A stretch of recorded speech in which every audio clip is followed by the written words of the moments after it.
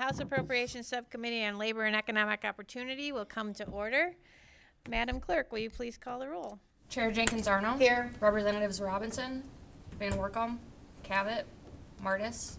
Madam Chair, you have one member present. You do not have a quorum. Okay, thank you very much.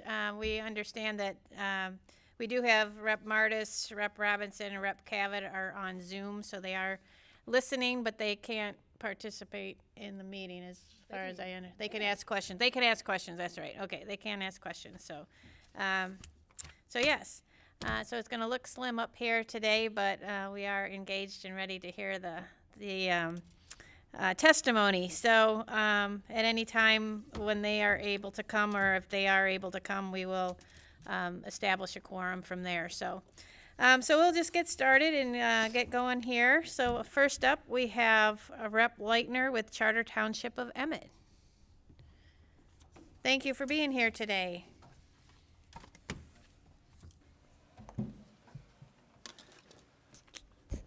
Good morning. Good morning. Chairwoman Jenkins-Arno. My name is Dave Biswas. I'm Legislative Director for Representative Leitner. And today I have here with me Tracy Myers, the Supervisor of Emmett Charter Township. Thank you for inviting me to speak today on the budget request that Representative Leitner has submitted to the Labor and Economic Opportunity Committee for the Charter Township of Emmett. This project is located along the Michigan Avenue M96 and the Columbia Avenue wastewater corridors within the Charter Township of Emmett in Calhoun County, Michigan. Reliable wastewater infrastructure is essential to protecting public health, maintaining environmental quality, and supporting continued economic growth. The request for funding is $34,750,000. This is broken up into 4 phases. The Columbia Avenue improvements, which is $6,900,000.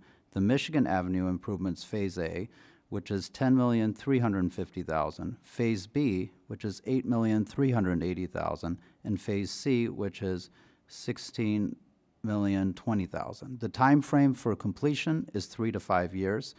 To sustain funding in the future, the routine operational and maintenance funding through the Firekeepers Local Revenue Board would be used to sustain the funding.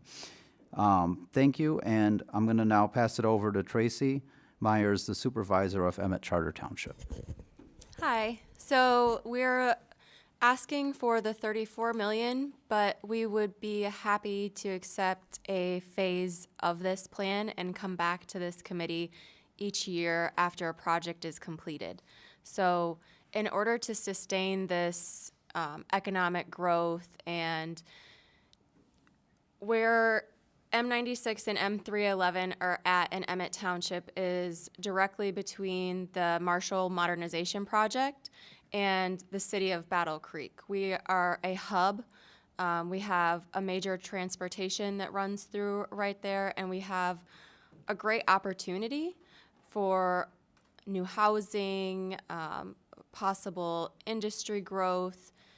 And without this infrastructure upgrade, we're not able to have any growth within our township. So currently, we are working on a project which is the elimination of Lift Station 38, which is located on M96 farther to the west. And we are taking that out, and then our plan for next year's phase would be to increase the wet well at Lift Station 37. So after those improvements and upgrades, then we would move on to the phase of upgrading the pipe size all the way down the M96 to the Michigan Ave M311 area. The Sacrider Mega Site Plan, Representative Steve Frisbee was a part of that in, I believe it was 2019 and to 2022. So there is a study on the land that was done out there for improvements, but those improvements can't happen without the infrastructure upgrades. Well, thank you very much. Yeah. Appreciate you coming in to talk about it. So, so phases. So, could each phase, if you, like you said, you could come in for one and then possibly another at another time. If a phase is completed, does that move you ahead enough to get some things done, or do you have to have the whole project completed before you're able to, see the growth that you're hoping for? I think the whole project needs to be completed before we see the growth, but I think the phases are extremely important, especially when you look at labor, and making sure that the engineering and the plan design is done correctly, and that I don't think that we would be able to even complete that project in a short time. Okay. And how many residents do you have in Emmett Township? We have 11,777. Okay, so it's a small It's township. a smaller community, yes. Okay, all right, very good. Have you sought other funds at all for this project, or? As of right now, we've looked at bonding. So we have Bendinsky doing some studies for us right now, and Andy Campbell is working on a water and sewer rate study for us. So once that's complete, they're going to do some different scenarios as to what it would look like if we did bond for these projects and put them back on the ratepayers. Okay, But we have not looked at any other funding besides that and coming to ask the state for help. okay, very good. Well, thank you very much. I appreciate you being here today. Well, thank you for having me. How do we know if other reps want to ask questions? They'll let us know. I don't think they. They don't? Okay. I just want to say to the reps online, if you have questions, should they get in touch with you, Dakota Soda? They can IM me, but they can also chat with ours. Oh, in okay. person, and Okay, he'll so let me know. just let us know if you have questions. Speak up too. Oh, yeah, okay, and you can also speak up. We can't see you, but we can hear you. All right. Well, thank you very much. Appreciate you being here. Thank you. All right, next up, we have Rep. Leitner again with the Center for Behavioral Health and Justice at Wayne State.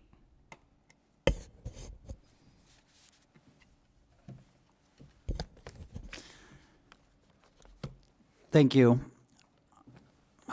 Thank you, Chairwoman Jenkins Arno, for inviting me to speak today on the budget request that Rep. Leitner has submitted to the Labor and Economic Opportunity Committee for the Center for Behavioral Health and Justice at Wayne State University.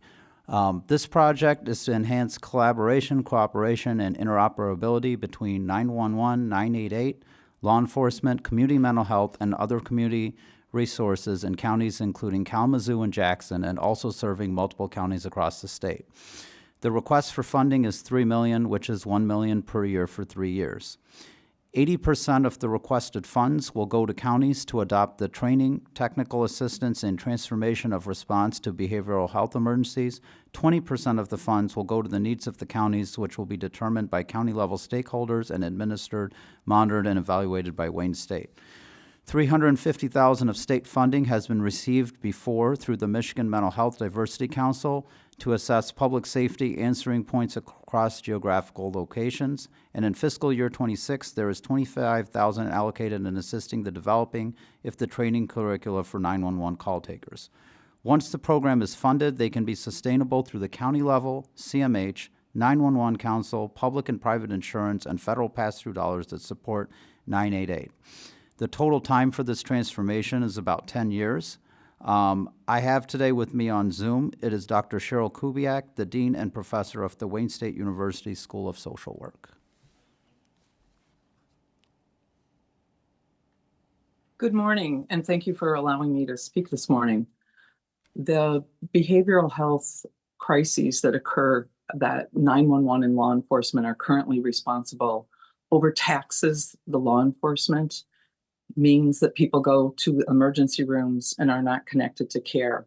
The transformation that we're talking about would be county by county, and also the PSAP or 911 call dispatch centers. And what we're really trying to do is collaborate and coordinate across systems. The Michigan Department of Health and Human Services, the State 911 Council, Michigan State Police, as well as the CMHs that are local and the PSAPs that are local.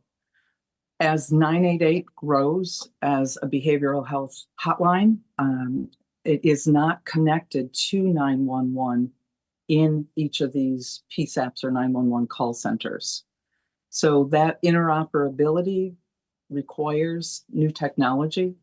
We also need an ability to code those calls as behavioral health so that the state understands what the proportion of calls are 911 or that are behavioral health related.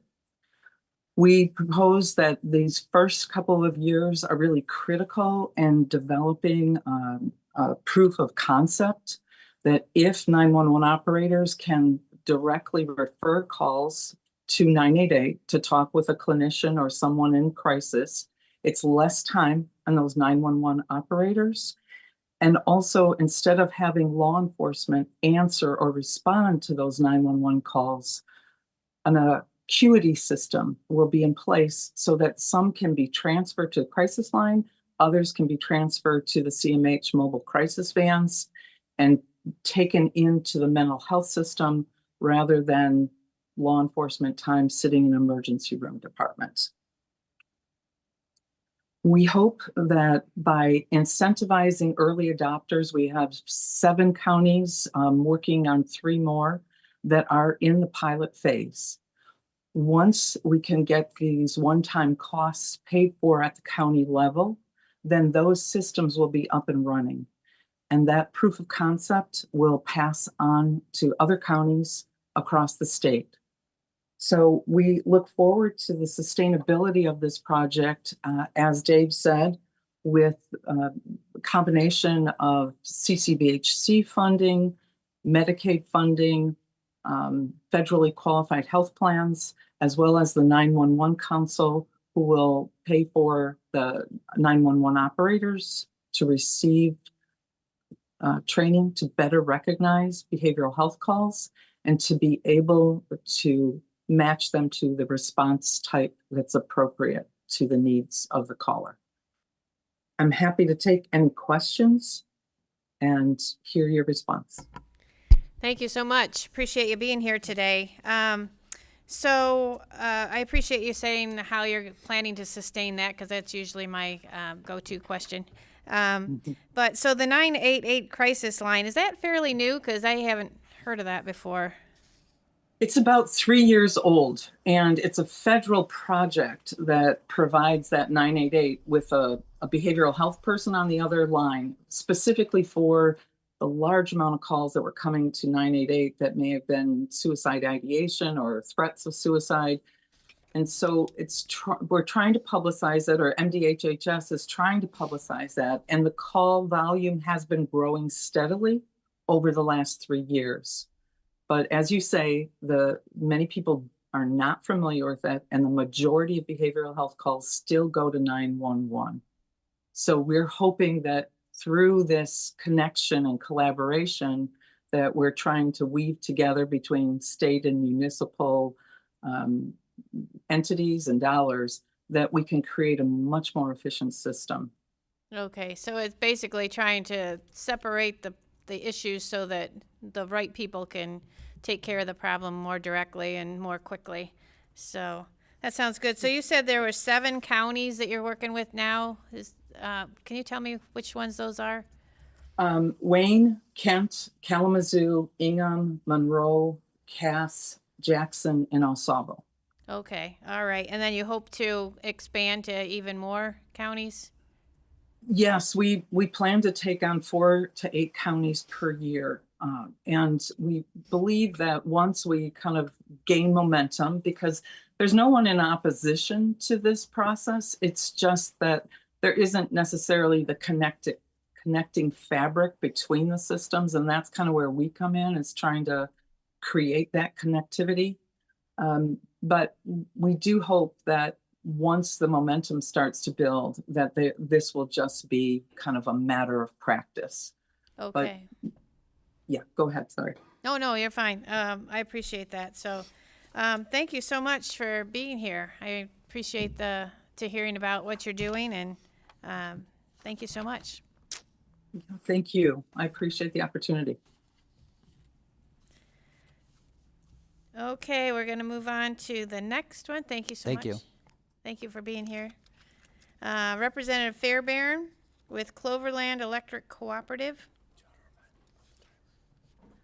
We do have a timer. I keep forgetting to remind people. We have 4-minute time slot and 2 minutes for questions. So we've got a lot of presentations today. So thank you for being here. Thank you, Madam Chair, members of the committee. Zach, Dakota. I'm pleased to be here this morning on behalf of Representative Fairbairn, who regrets not being able to be here in person, to seek your support for partial funding of the Cloverland Electric Cooperative's proposed Technology and Training Center, a cutting-edge technology and training facility in Sault Ste. Marie, Michigan. The facility will provide hands-on training for careers in electrical systems, alternative energy technology, broadband infrastructure, and advanced industrial maintenance, filling critical workforce gaps in Michigan's eastern Upper Peninsula. Madam Chair, given the tight timeline, I'm going to skip ahead, and if it's okay with you, I'd like to introduce Michael Heiss, President and CEO of the nonprofit Cloverland Electric Cooperative, to provide a more detailed description of the training facility and the benefit to the people of Michigan, as well as to answer any technical questions.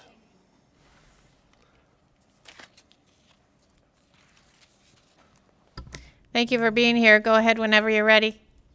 Oh, thank you. Can you hear me? I was saying I couldn't unmute. Yep, we can hear you. Perfect. Thank you.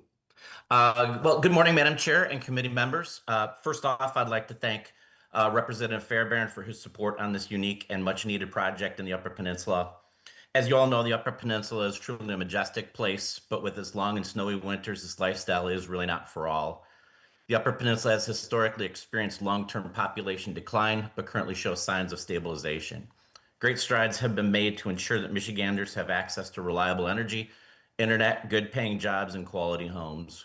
By offering hands-on education in these high-demand fields, the proposed Cloverland Electric Cooperative Training Facility will prepare the next generation of skilled workers with strengthening the region's energy and technology infrastructure. So our project consists of repurposing the recently shuttered Washington Elementary School in Sault Ste. Marie, which roughly has 15,000 square foot of classroom space. To the facility, we'll be adding another 8,000 square foot of indoor pole climbing arena that allows for year-round training no matter what the weather. The proposed facility will not only allow for retraining of currently skilled trades, but will allow support and workforce development in trades such as linemen, substation technicians, electricians, a broad range of energy production careers, broadband and fiber optic training as well. The location is adjacent to LSSU and offers broader opportunities for program development within the university. Through a strong relationship with the local school district, bringing viability or visibility to these high-paying jobs early provides a pathway for students to want to remain in the UP and will hopefully fill these much-needed positions. We plan to utilize the facility not only for retraining and training purposes, but provide community benefit and awareness and a safe environment to first responders and other local agencies as well. I believe the project provides a clear public benefit by expanding access to skilled trades, utility safety training of in-demand careers, strengthening the local workforce pipeline. So with that, I appreciate your time today, and I'm open for any questions you may have. All right, thank you so much. Are there other facilities like this in your area, or is this going to be unique? No, it's pretty unique, pretty much in the state. Again, because what we're looking to provide is, understanding that we have very limited time frame for construction. There's a lot of opportunity in the wintertime where, again, we can provide it through that indoor arena. So it's very rare. Working with a consultant across the United States here, there's a handful. They're starting to grow more and more just because the opportunity to have an indoor arena, if you will, provides much more flexibility. Okay. And did you say you're using like an elementary school that is being renovated? So I just unfortunately, Sault Ste. Marie has shuttered 2 schools. An elementary so this school was closed a year ago. So yes, we've been working closely with the school district to find a way to repurpose that building and save the taxpayer dollars from having to eventually demo it and find another purpose for it. Okay. And so I was just curious, so the $3 million, will that go towards the renovation of the building, or will it go towards the equipment you need for the school, or what? It'll go for both. So essentially the project is right around 8 to 10 million in all. So again, we have, there's some asbestos, there's some work that has to be done within the facility to improve it, new roof and things of that nature. And then, yes, we'll be, like I said, adding a 8,000 square foot, basically tall bay building. But then it will preserve kind of the integrity for the neighborhood, since essentially we can repurpose the school, and then basically add on what would look like a gymnasium onto the back. So it really doesn't alter what the view was for the neighborhood. But again, it does provide, that indoor arena as well too. So the funds would go for both. Okay, very good. Thank you. We do have a question from Rep. Robinson. Yes, thank you, Madam Chair, and thank you for your presentation. I have a question. As far as trade school opportunities up there, no matter what field, the opportunities are limited. But before this, I mean, right now as it stands, how many, where are locations up that high in our state, and how much interest is there? Could you talk on that, please? Definitely. Yeah, I mean, as far as in Marquette, I believe there is IBW has a facility that just looks at electricians. Most of the folks that go through Lyman School go to Alpena. So up in the Upper Peninsula, there is none that I'm aware of that would provide this level of training. But I have talked to other co-ops, municipalities in the Upper Peninsula, even in the lower. There's a lot of need for training, retraining. That's kind of what my passion has been, is one of the last things I want to have happen is to have somebody, not have the skills or the trade that they need and get hurt on the job. So ultimately, yes, there's a lot of need. I've talked to several, providers in the Upper Peninsula, even in Canada. Being in Sault Ste. Marie, there's some access to Canada as well too. Because again, having this access to do pull top rescue, things of that nature, are very limited in the UP with all of our inclement weather. So this provides an opportunity when we can to do the training, and when the weather is beautiful, to get out and do a lot of the construction activities that are very limited. Thank you, Madam Chair. Thank you. All right. Well, thank you so much for being here today. Really appreciate it. Thank you for the opportunity. All right. Next up, we have Rep. Schutte with the City of Coleman.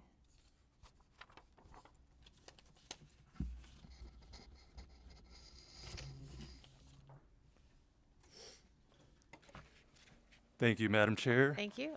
and members of the committee for allowing us to testify today. The dedication to transparency and due diligence shown by members of the committee here today is something that I greatly admire. My name is David Chum. I'm from the Office of Representative Schutte, who regrets not being here in person today. I'm here to testify on behalf of the City of Coleman for its sanitary sewer lift station improvement project. Coleman is a small town of approximately 1,100 residents in northwestern Midland County, and it is exactly the kind of small town that cannot afford the full-time grant writers often required to receive state funding through the current grant process. This particular sanitary sewer lift station serves the industrial district of the city, removing wastewater from the district to the city's wastewater treatment facilities, making the station vital to both public health and the local economy. The city is asking for $650,000 to make badly needed improvements and modernizations to this aging lift station. Without these improvements, the station is at risk of breakdowns and failures that could cause backups and discharges of raw sewage that would not only cause disruptions for the city's major employers, but also pose a risk to public health, both in the city of Coleman and in communities further downstream in the watershed. Mid-Michigan faces legacy flooding challenges, and those are not helped by sewage problems. This project is a straightforward application of public funds towards basic and critical public infrastructure that will mitigate the need for even costlier projects down the line. Today I have with me the City of Coleman Public Services Director, Eric Kozat. Hello, thank you for allowing us to come here today and speak to you guys. I appreciate your time. This is a unique opportunity that in my small town I typically don't get to do. A couple of points I'd like to add to what David said. This project will replace and rehabilitate key mechanical, electrical, and control components of the lift station to really improve reliability, pumping capacity, and system redundancy during peak and like our current situation, our wet weather flow conditions. Upgrades will reduce the risk of equipment failure, improve operational efficiency, and extend the useful life of the facility. the big point is by addressing these deficiencies proactively, it often saves, if you have an issue in an emergency situation, it's usually double the cost to do those repairs. We're trying to ensure long-term dependable service that supports both the current operations and future industrial growth. One more point I'd like to make is our current lift station, the pumps that we have are 25, 30 feet in the ground. So you actually enter through a tunnel and a ladder.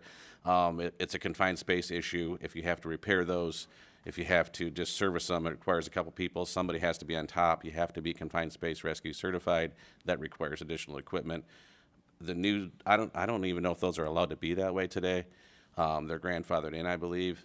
But if we were to get this money to do this project, all of that would be eliminated. There'd be no more confined space. It'd be modernized to today's standards. Thank you so much. So is this a type of project that you could seek other funds from other places? Like, does the federal government have funding for that, or anything under the, I don't know. whether it be To my EPA? knowledge, I don't believe so. Okay. So it's difficult for your city to, the city of Coleman to budget this $650,000 in. Yeah, That would be a it's difficult thing. very difficult. We just recently completed a water project where we bonded for, so we've already hit our residents with those fees. This Okay. would just be an addition to that and probably not go over very well. And a couple years ago, we really are good stewards with our money. We saved a lot, but we did through an ICE grant, we updated our lagoon facility and basically wiped out all of our reserves to be the match money for that. Okay. And so with this, by improving this, would it benefit residents as well as industry, or is it strictly for like an industrial No, area the or lift something? station is located in an industrial area, but adjacent to that is the residential side, and then this flows through Forest Main to the residential area, and then completely through town to the other side of the city. Okay. So then if you did not receive the funds, what would be like your plan B for this, or? Well, that's a good question. We would just try to keep, we'll keep doing our due diligence and saving what we can, and just keep making repairs and monitoring closely, and Okay. continue to save until something could change where maybe we could. Yeah. Okay. I appreciate that. I know cost of things are going up, and it's, it just makes it difficult. So, Very tough, yes. yeah. Well, thank you so much for being here today. Yeah, thank you guys for the time. I appreciate it. All right. Next up, we have Rep. Schutte with the County Clerks of Michigan, 35th Senate District. Thank you again, Madam Chair, for allowing me to testify. Having just heard from me and having a full agenda before you, I'll You keep don't this have to one introduce short. yourself again. Yep. This request is to fund early in-person voting for the upcoming special election in May for Michigan's 35th State Senate District. Currently, Midland and Bay counties are not providing early in-person voting due to budget constraints, and as I understand, Saginaw County is. The idea is to provide all residents across the 35th Senate District the same access and provide these communities the same reimbursement allocated for special elections held in the 13th and 25th State House districts in 2024. Thank you again, Madam Chair, and I would be happy to answer any questions the committee has. Well, thank you. That was quick. Okay, so this is for the special election in May. So if we're not able to get the budget passed by May, how are they able to utilize the money? The funding could serve as a reimbursement as it was in 2024 for the 13th and 25th State House districts. Okay, all right. And then, so let's see, early in-person. So can you kind of tell me, so in-person voting, is this to hire people to come in? Do you need more machines? So I don't have that information readily available. The figure is based on the previous appropriation from fiscal year 23-24. Okay. Be happy to get you that information if you Yeah, if you that'd need be that. great, just Yeah. to kind of have an idea of what, the county itself does not have the funds to cover the cost of the special election? Yeah, no, due to budget constraints, as I understand, Midland and Bay counties are not offering early in-person voting, but Saginaw County is. Okay. Well, very good. I don't see that there are any other questions, so I appreciate that. Thank you. Thank you. All right, next up, we have Rep. Preston with the City of Escanaba.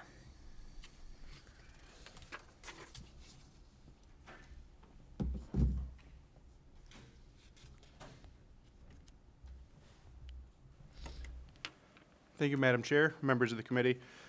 I'm here today on behalf of my name is Cameron Bruno, here today on behalf of Representative Preston's office in support of his request for $350,000 to help purchase a new ladder truck for the Escanaba Fire Department. The City of Escanaba is seeking to replace a 35-year-old 1991 ladder truck that's no longer reliable for today's emergency needs. The new apparatus that they're looking to purchase is essential to safely protect the city and its historic buildings. That currently the vehicle that they have simply cannot serve effectively at this point. The total cost of the truck that they're looking to purchase is approximately $2 million.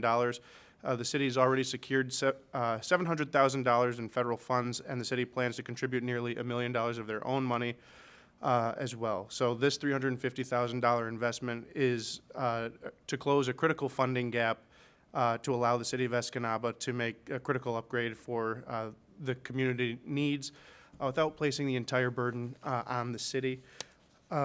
Here with me on Zoom, I have Jim McNeil, who's the Escanaba City Manager.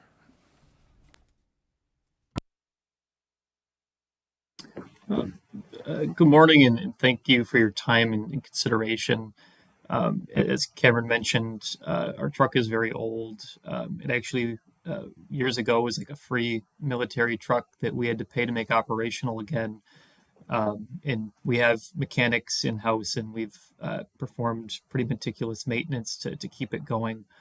But we certainly are faced with a challenge now where equipment failure can leave the asset out of service for a long time. Many parts are obsolete and just plain no longer available. And then we've heard a lot about price increases, and with ladder trucks especially, we've seen a doubling in price in just the last 5 years. So we have to order now, and we have been able to strip down many of the bells and whistles to get really a pretty bare bones truck to do the job and save a few $100,000 there. But certainly in Escanaba, it's a challenge. Our household median household income is about $45,000. So our hope is to receive a little assistance, purchase this truck, train on it, and maintain it meticulously as we have. We are a very busy department. We've had a few high-profile fires just in the last year. And with mutual aid, we've received, I believe, 184 fire responses in 2025, of which 28 were actual fire suppression events. So certainly a lot of pre-planning in many industrial and commercial type structures that do require us to have a ladder truck of this size. But I'm happy to take any questions from the subcommittee. Again, really appreciate your time and consideration. Well, thank you so much for being here. So I appreciate the fact that you've raised part of the funds already. So that's always a nice seeing that there are other funding sources as well. So that's always helpful. So do you have a truck already in mind that you are ready to order, and I know it takes a while to order them, but do you have something in mind that you want at this point? We do. So we've been working with the federal grant coordinator with USDA, in the My Deal Sourcewell process satisfies their requirements. So we've been working with Pierce. I believe they're out of Oshkosh, Wisconsin, which is about 3 hours from us. We've been working with them to try and reduce the cost of the truck, and we have a model that we're pretty comfortable with now. Okay. And then how long does it usually take from the time you order it to the time you get it? Because I know it's a while. It's come down. It was over 4 years, and now we're being told 3.5. Yeah, that is a long time. So your 1991 apparatus will be quite a bit older even then. So you said you do mutual aid, and you have quite a few residents. How many residents are in Escanaba? about 12,000 residents in Escanaba. And we do serve with mutual aid the whole county, some by mutual aid and some actually by contract, but about 36,000 in the county. Okay, all right. Well, thank you very much. I appreciate your being here today. Thank you so much. Thank you. All right, Rep. Preston is up again with the Upper Peninsula State Fair Authority. Thank you very much, Madam Chair. Representative Preston's request for $7 million for the Upper Peninsula State Fair. The Upper Peninsula State Fair is Michigan's oldest continually operating state fair and the largest single annual event in the Upper Peninsula. The UP State Fair celebrates agriculture, industry, education, and the unique regional heritage of the Upper Peninsula while drawing tens of thousands of visitors every year. This funding will support essential infrastructure improvements at the fairgrounds in Escanaba, modernizing their facilities to improve safety, accessibility, and capacity for the annual fair as well as its year-round events. The benefits are clear. The fair is able to generate millions in local economic activity across the region through visitors spending on lodging, dining, retail, and more. It supports jobs, boosts tourism, and provides valuable educational opportunities for youth in agriculture. And there's a lot of community pride as well in the UP State Fair. With me on Zoom today, I have Vicki Michaud, who is here on behalf of the UP State Fair Authority.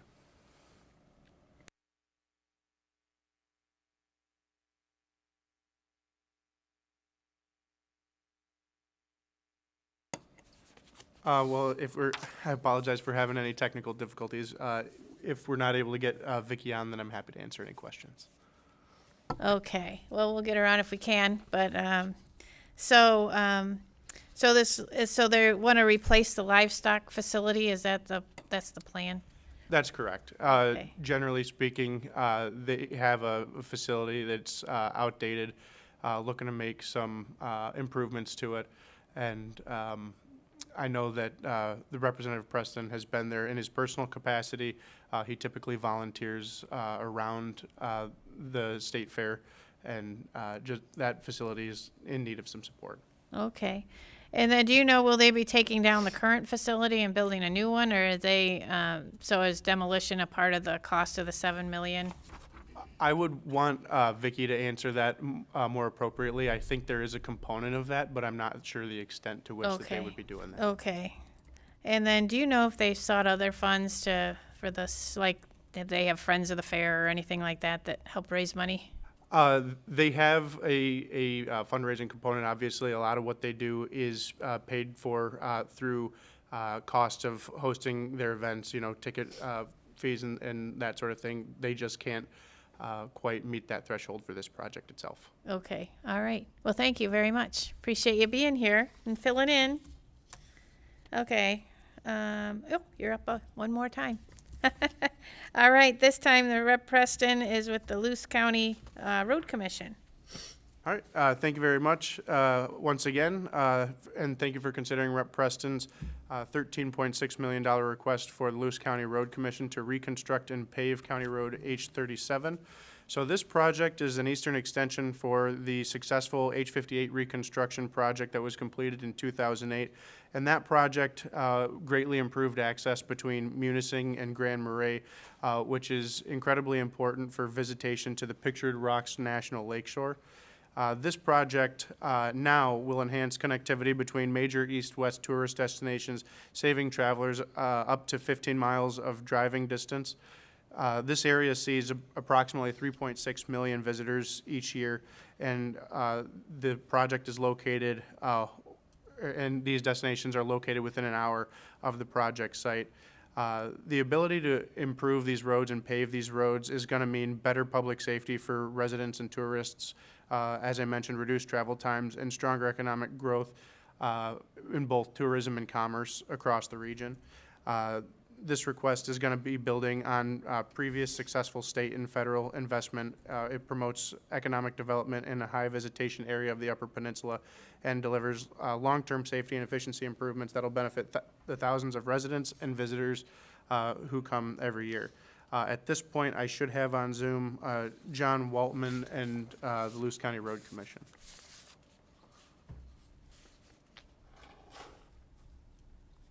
Good morning. John Waltman here. I want to thank you very much for your time. This project is very beneficial for both Lewis County and the eastern UP region. We used an economic model from the U.S. Department of Transportation. It shows a benefit to cost ratio of $21.33 of benefit for every dollar investment.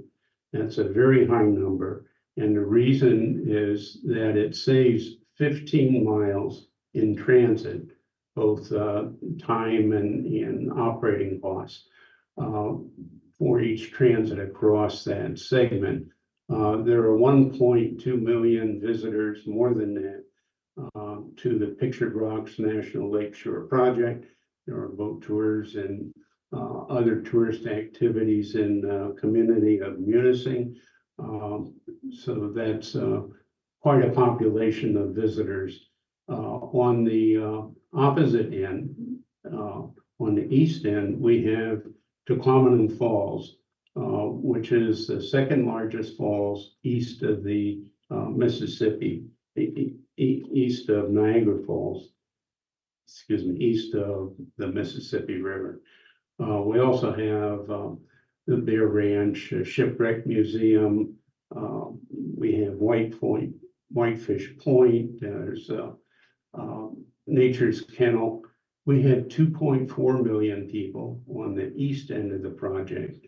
So this saves 15 miles transit for all those visitors between the east end of 2.4 million and the west end of 1.2 million for each transit in either direction. That's a big number. It's a wise economic investment, but the real benefit that is not quantified in this model is the economic development impact that it will have on Lewis County. The Michigan Economic Development Corporation each year assesses economics in each of our 83 counties. Lewis County average annual income is $36,931, which places Lewis County number 83 in average annual income. So we're a very poor county. Economic development is absolutely critical to our county. And this road will elevate our economy permanently. The construction jobs total 326 good paying construction jobs. In addition, using national statistics for projects of this size, there will be 77 permanent jobs going forward, which is pretty important to our county. All visitors, all tourists need four things. They need food, fuel, merchandise, and lodging. There are a couple of businesses in town that are looking at expanding lodging based on this project. There is going to be a need for capital investment to meet needs for fuel and merchandise. There's a 4 Mile Corner. There's another business that is willing to put together a gas station at that corner, one near this project, if this project is approved. So this is, from a long-term perspective, very critical for Lewis County, and we are hoping to receive your favorable consideration for this project.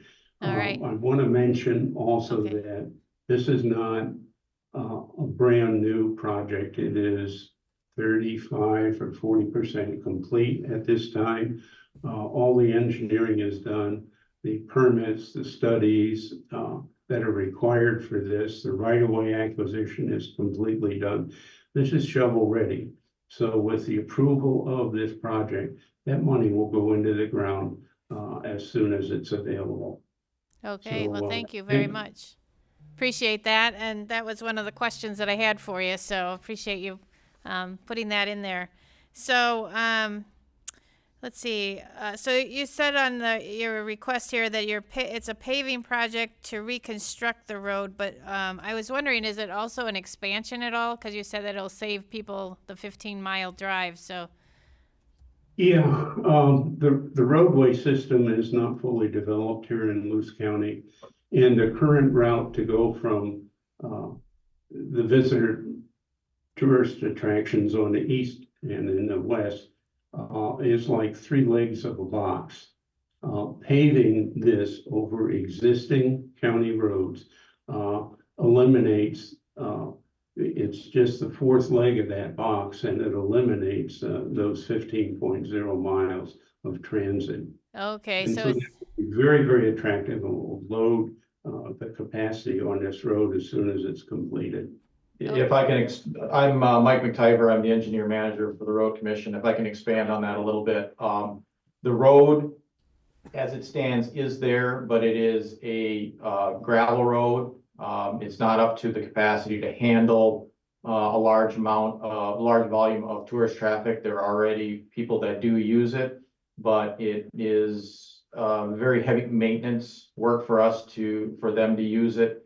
And currently, visitors are going down state trunk line on 3 legs to get to the same destination, where this would essentially be more of a direct route for tourism to cross, rather than coming down one state trunk line, coming across another, and then back up on the third being the current route that it goes through, which mixes in tourist traffic with heavy commuter and commercial, industrial, logging trucks, etc. So you get that speed differential between the tourist pace versus your heavy commuter pace. So that is part of the safety aspect that we're looking at. okay, thank you. And then how many road miles would be repaved with this? It would be essentially 15 miles that would be paved. Currently, there is 6 miles that have been previously reconstructed up to gravel, a good wide gravel road. There would be another 8.5 miles. There's 6.5 miles currently, and there would be another 8.5 miles that would have to be built up through gravel base. Of the 6.5 miles that have been reconstructed, 3 of them have been paved with a base course, so it would have to receive another level of pavement on 3 miles of it, and then the rest of the 12 miles would receive 2 full coats of pavement to bring it up to a Class A standard. Okay, and then is this a project that could be done in phases, or does it need to be done all at once? This would be done in phases. We do have shovel-ready plans for it, but it would look something to the effect of a portion that has already been constructed through base would be paved 1 year, while the other portion would be worked on in gravel, and then the following year you would complete the paving portion of it, so you would not be tripping over each other with multiple contractors. Okay, well, thank you so much. I appreciate you guys being here today. Thank you so much for having us. You're welcome. All right, next up we have Rep. Kelly with Eden Lakes.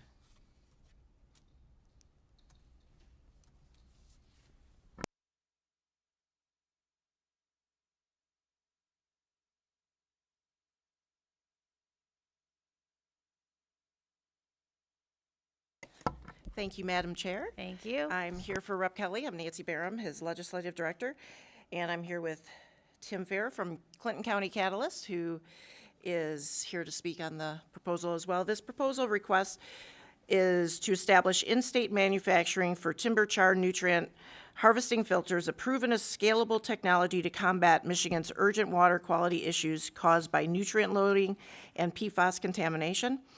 By producing these filters locally, the initiative, which has successfully treated 4,000 acres of Michigan lakes, will turn forest products into high valuable environmental remediation tools, create jobs, and sequester carbon. The request is for $6 million. And I will turn it over to Tim from Clinton County Catalyst. Good morning. Thank you for this opportunity. Eden Lakes is doing some amazing things across our state, and they have an opportunity to be the trigger across our country and internationally. One of the partners is in Australia and New Zealand right now, and they've virtually captured the entire nation of Australia, and they're working on New Zealand right now for biochar and for biochar consumption or work within lakes and rivers to rid them of all types of contaminants.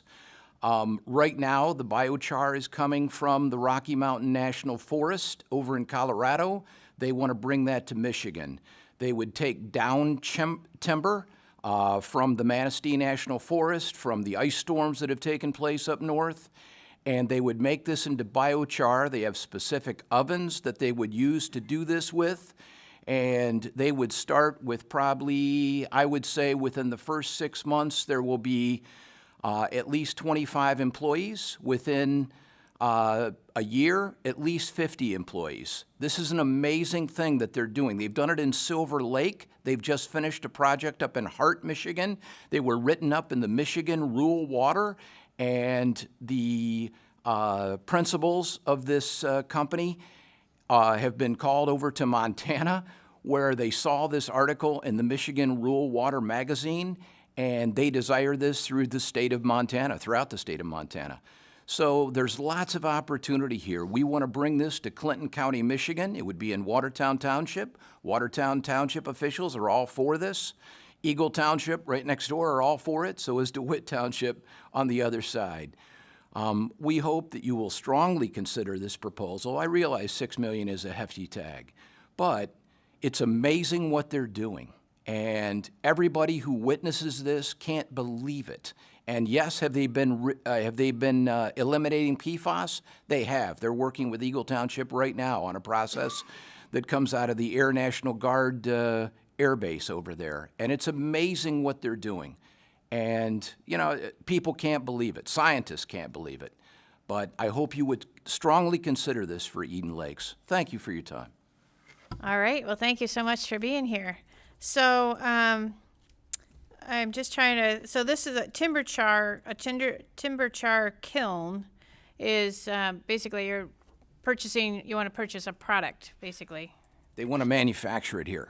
Oh, okay. It's So being Timber Char manufactured wants to. right now in, been manufactured right now in Massachusetts. They want to move the operations here to manufacture the char ovens here, but also gain the char from within Michigan. Okay. All right. So so just kind of help me understand. So are we bringing this? What is the $6 million specifically going for? Is it going to provide a location for them to start their operation, or? They have a location already. Okay. In Watertown Township. Okay. And they are looking to bring the manufacturing of the ovens here and go full bore on manufacturing those ovens and gain the biochar throughout the state of Michigan. Okay. So there you're going to use the down timber that we have basically, and that sort of thing. So That's correct. The Okay. ash borer timber up in the Manistee National Forest and the down timber from the ice storm up in the UP and around that region. Okay. So yeah, it sounds like it's a. It sounds like there's a lot of product for them to use in the state. So There is, and it's a big win for the state of Michigan. Nothing is like this across the fruited plain. And we have an opportunity to bring in a company from another state, which is very rare right now for Michigan. And this is a great opportunity for Clinton County, Watertown Township, and we hope that you would consider this. okay, and then what they do with the the kiln, is that going to benefit the rest of the state? Then is there a way for that to go out to the other waterways and things around the state of Michigan? They have such a demand right now. Okay. It's huge. They have orders out and I hate to say it this way, out the wazoo. And Okay. it's amazing, and they need a place to manufacture this. Okay. That's what it is. The demand is everywhere. They are getting asked to be in every lake in the state right now. And they just, like I said, they've cleaned up several, but the demand is high for them to come there because people are seeing this. I was at a pond in Clinton County where someone is using this right now, and you can clearly see the bottom. And the individual who's a fish scientist looked at me and he said, I've never seen anything like this before. Oh, that's great. Ever. That's Yeah, good. it works. Okay. Well, very good. Well, I thank you for coming in today. Thank you. Appreciate it. We have another one. You're up again. Okay, so we have Rep. Kelly with Clinton County Catalyst. Yes, and this proposal is a $400,000 one-time state investment that will extend water and sewer infrastructure to the M21 US 127 interchange, unlocking immediate shovel-ready private development at a critical logistics hub. This funding removes the sole barrier to constructing various businesses, including a truck stop, hotel, and housing, and they would, that demonstrated market need in that area for for the freight corridor while supporting regional manufacturing and expanding the tax base. So I'm going to turn it back over to Tim. Okay. Well, and I should have said earlier, thanks to Tim Kelly, our representative, one of our representatives, and thanks to Nancy for being here and representing the people of Clinton County. This is an amazing project, and the ask obviously is not that strong, but we need it for water and sewer. It's taken 2.5 years for the city of St. John's and Bingham Township to put together a water authority. And this project has been sitting and waiting. In Clinton County, as you may know, we have the second largest cheese plant in the world, NWC Glanbia. They take 8 million pounds of milk per day. That's 7 days a week. We also have Michigan Milk Producers Association in Ovid that takes 4 million pounds of milk per day. That's 50 tanker trucks for MMPA. That's 100 tanker trucks for Glanbia. They come from as far north as just south of the bridge, the Mackinac Bridge. Our truck stop, the closest truck stop, is 30 miles away. This is a great opportunity by someone who is in the truck stop world, who has been looking at this site and contemplating this opportunity for 2.5 years, sitting on the sidelines waiting for the money to come through for water and sewer. So that's why we're waiting on this $400,000. He's also very willing to put in a hotel, a chain hotel. There is no chain hotel from Lake Lansing Road all the way up to Mount Pleasant. Rex Wheeler, who owns the Owasso Speedway, is desperately wanting a chain hotel. This individual would provide that. If you drive north on 127, you come to M21, you look around, it's a ghost town. There's nothing there. When this comes in, this is going to create, if you know Cabela's down on exit 17, US 23, it's going to look like that in about 10, 12 years. So it's going to blow up this exit, and it's going to be amazing for Clinton County, something we desperately need. Okay, thank you very much. So is this, is this the new construction of the infrastructure? So this is kind of like building it along. It's not there, it's not existing, you're not repairing what's there right currently? No, there is no water or sewer to this site. Okay, so this is putting it in so that it's going to help with the industrial development and probably residents along the way as well, so. Commercial, and there are residents there that will tap into this. Yeah, I would imagine as well, so, okay. So let's see. So what would be the time frame for finishing, like putting that in? It seems like, do you have to require easements to do that, or is that? No, we could start today. Okay. And then what would be like the finish date, do you estimate? This will take 3 months, 3 according months, to engineering okay. folks. Yeah, this will go in quickly. Yeah, I guess so. Okay. All right. Well, very good. And is this something that you could have, that other funds are available, like federal dollars or anything like that? We've gone to federal. We've talked to our Senator Sam Singh. We've talked to Roger Houck, our 2 state senators, and nothing going there. We've talked to Tom Barrett, our U.S. congressman. We've talked to Alyssa Slotkin, our U.S. senator. We've talked to Gary Peters, another U.S. senator. We haven't been able to move too far on this. Okay. That's why we're here, and we Okay. so appreciate what Tim Kelly has done in getting this before you. Thank you. Okay. Yeah. All right. Well, thank you very much. Appreciate you being here today. Thank you. Thank you, Madam Chair. Thank you. All right, next we have Rep. Harris with the City of the Village of Clarkston.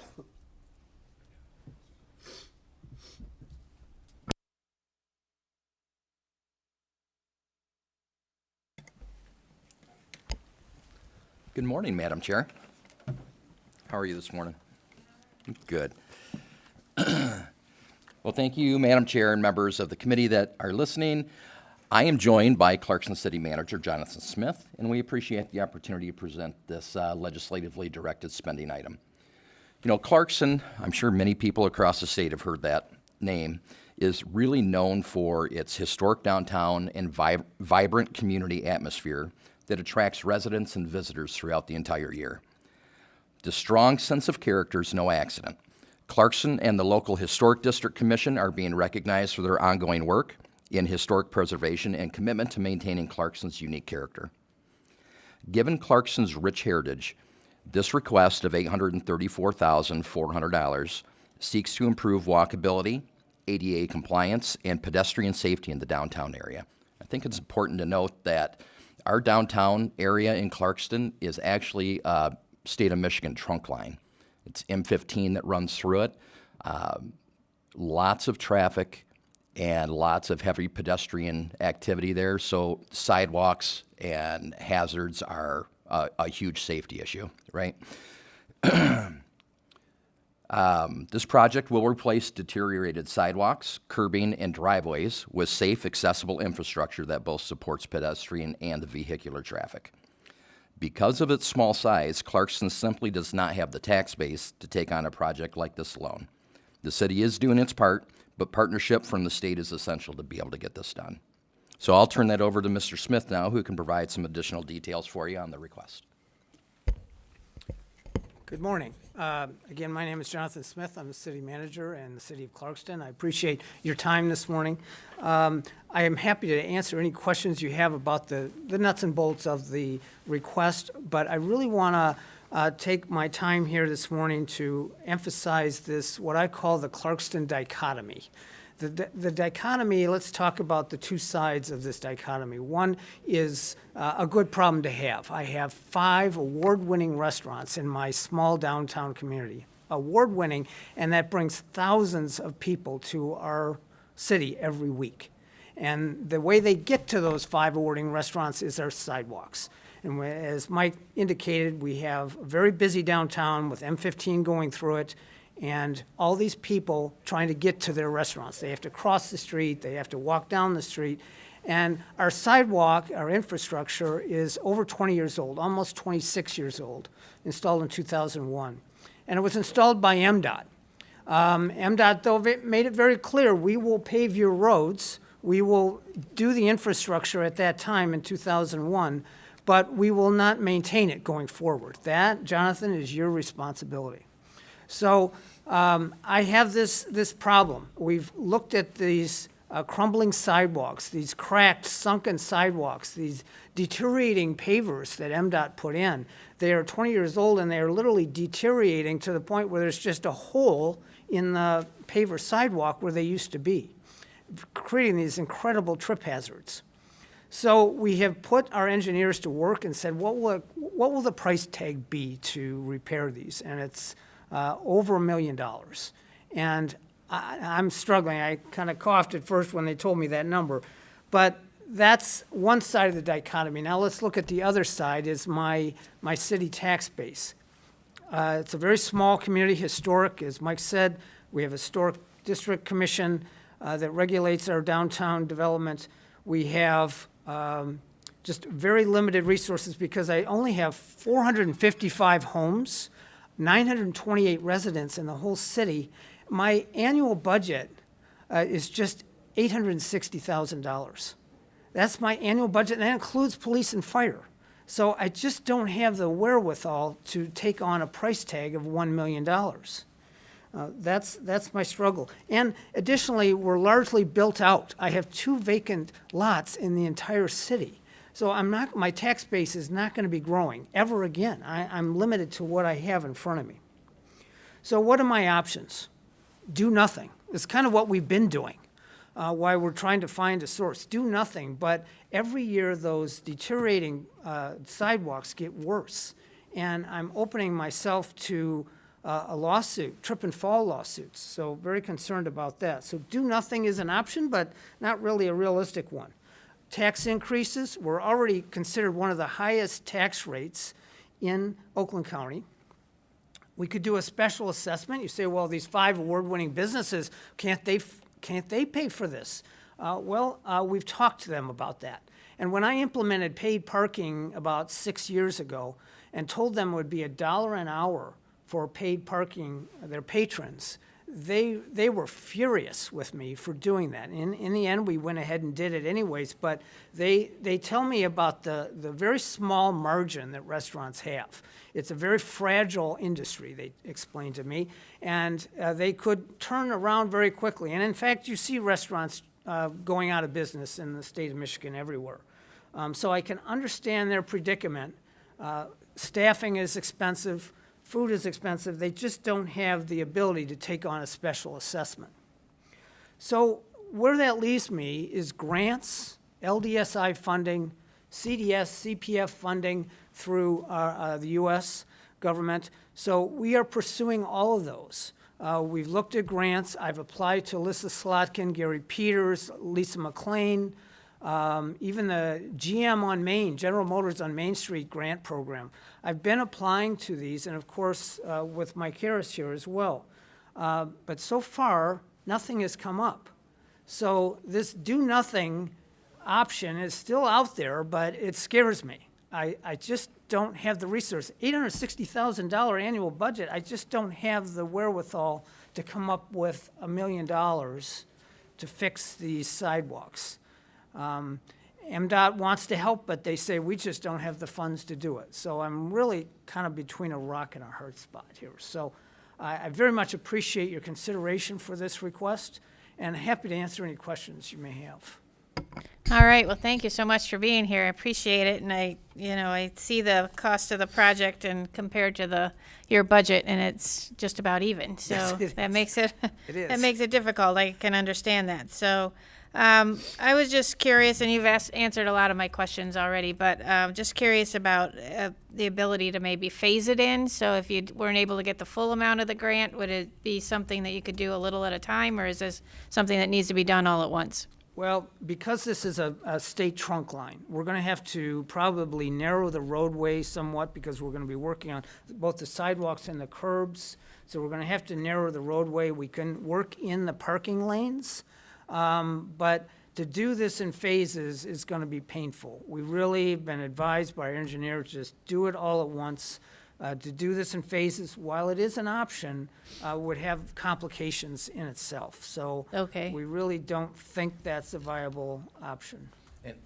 Madam Chair, if I can throw this at you as well, with having to work with MDOT on the major trunk line, I'm sure we're appreciative of anything, obviously, and we'll try and make accommodations for anything, but it substantially increases the cost doing it in phases, and the permitting process with MDOT and whatnot becomes a huge, huge lift, Okay. as I'm sure you can imagine. Okay, yeah, yeah.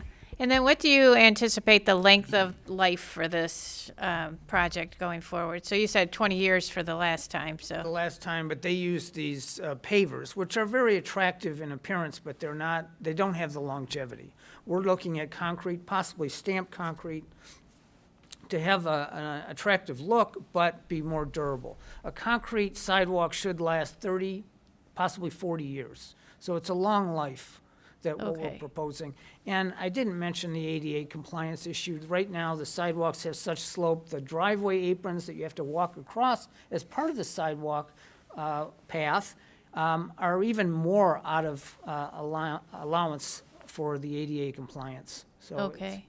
it's a And then real as challenge. far as maintenance, you'll be able to maintain that going forward? My DPW staff would Okay. maintain it going forward, yes. Okay, very good. Well, thank you so much for being here.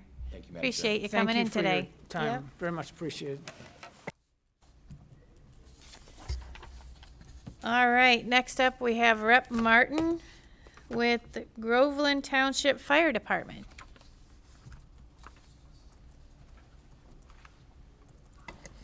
Well, thank you, Madam Chair. My name is John Michkowski. I'm Rep. Martin's Legislative Director. He sends his regrets that he is not able to be here for this hearing. As mentioned, this is for 10 fire wells to be installed in Groveland Township at the amount of $950,000. This would help improve the reliability and ability for the fire department to respond across the areas of this rural township. And with us on Zoom, we have Groveland Township Fire Chief John Williams for more details on this request.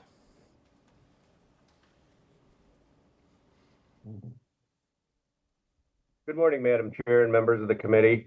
Thank you for this opportunity to speak today. My name is John Williams. I serve as Fire Chief for the Groveland Township Fire Department in North Oakland County. I'm here to respectfully request support for funding in the amount of $950,000 to install 10 strategically placed high-capacity fire suppression wells throughout Groveland Township. This project is essential public safety infrastructure for us. Groveland Township is a 36 square mile rural community with approximately 5,900 residents and no municipal water system. When a fire occurs, we must rely on tanker shuttle operations from distant water sources, requiring water to be hauled back and forth to the scene before a sustained fire attack can begin. That takes time, staffing, and increases risk. Every minute spent getting water to the scene is another minute for the fire to grow, threaten lives, increase property loss, and place added strain on our limited apparatus, personnel, and mutual aid resources. This challenge is magnified by the risks within our township. Nearly 1/3 of Groveland Township consists of state land recreation area, creating elevated wildfire risk. We also protect major transportation and energy corridors, including Interstate 75, M15, Dixie Highway, and the Buckeye and Enbridge pipeline corridors, all of which increase the potential for high-risk fire hazards and hazmat incidents. These factors add to the seriousness of the emergencies we may face and reinforce the need for reliable emergency water supply infrastructure. These 10 high-capacity fire suppression wells would provide permanent emergency water infrastructure where none currently exist. They would allow faster establishment of sustained fire flow, improve suppression effectiveness, reduce property loss, and strengthen firefighter safety, and lessen our dependence on tanker shuttle operations and large mutual aid water supply responses. Groveland Township Fire Department operates one of the smallest fire department budgets in Oakland County. Even so, we have taken steps to thoughtful and strategic approach to this plan, looking at coverage gaps, response areas, access, and where the wells will have the greatest operational impact. These locations are not random. They are intended to create a meaningful improvement in critical emergency response. This project would deliver long-term public safety benefit without placing an unreasonable burden on local taxpayers. These wells would also be available to surrounding departments, enhancing fire protection throughout the region. Most importantly, this investment would help protect lives, reduce property loss, and strengthen emergency response for years to come. Thank you for your consideration. Do you have any questions? Thank you so much. Appreciate that. So with these wells, do you have to purchase the land to put those on, or does the Groveland Township have the property already, or how does that work exactly? They would be placed in the right of way, just as same as a municipal water fire hydrant would. Okay, so do you have to request easements or pay for those or anything like that, or?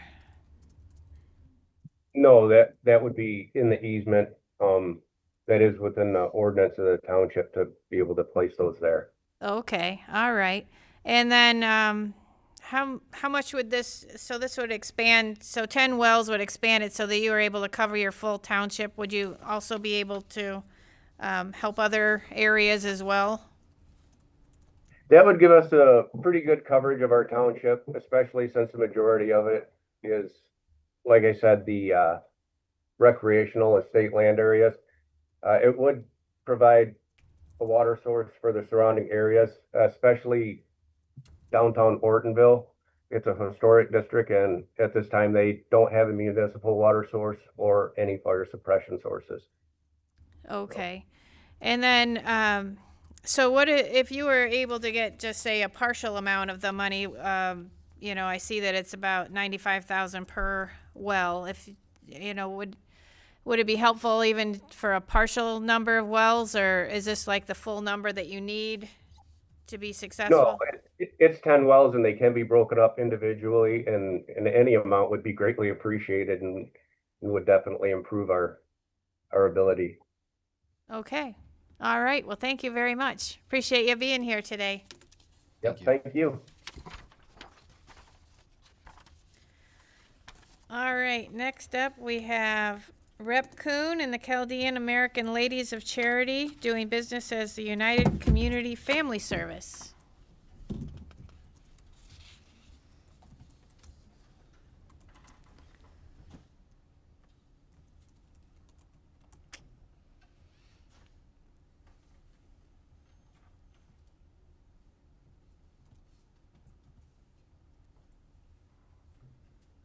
Good morning, Chair. Morning. And, you know, I have to start these things with thanking you and your staff for the incredible amount of hours you spend on it. I'm sure the public doesn't understand, you know, the full extent that you have dedicated to assure this open and transparent process for all these, you know, these critical projects that people have throughout the state. Thank you. Yeah, and our first request here is for the United Community Family Services.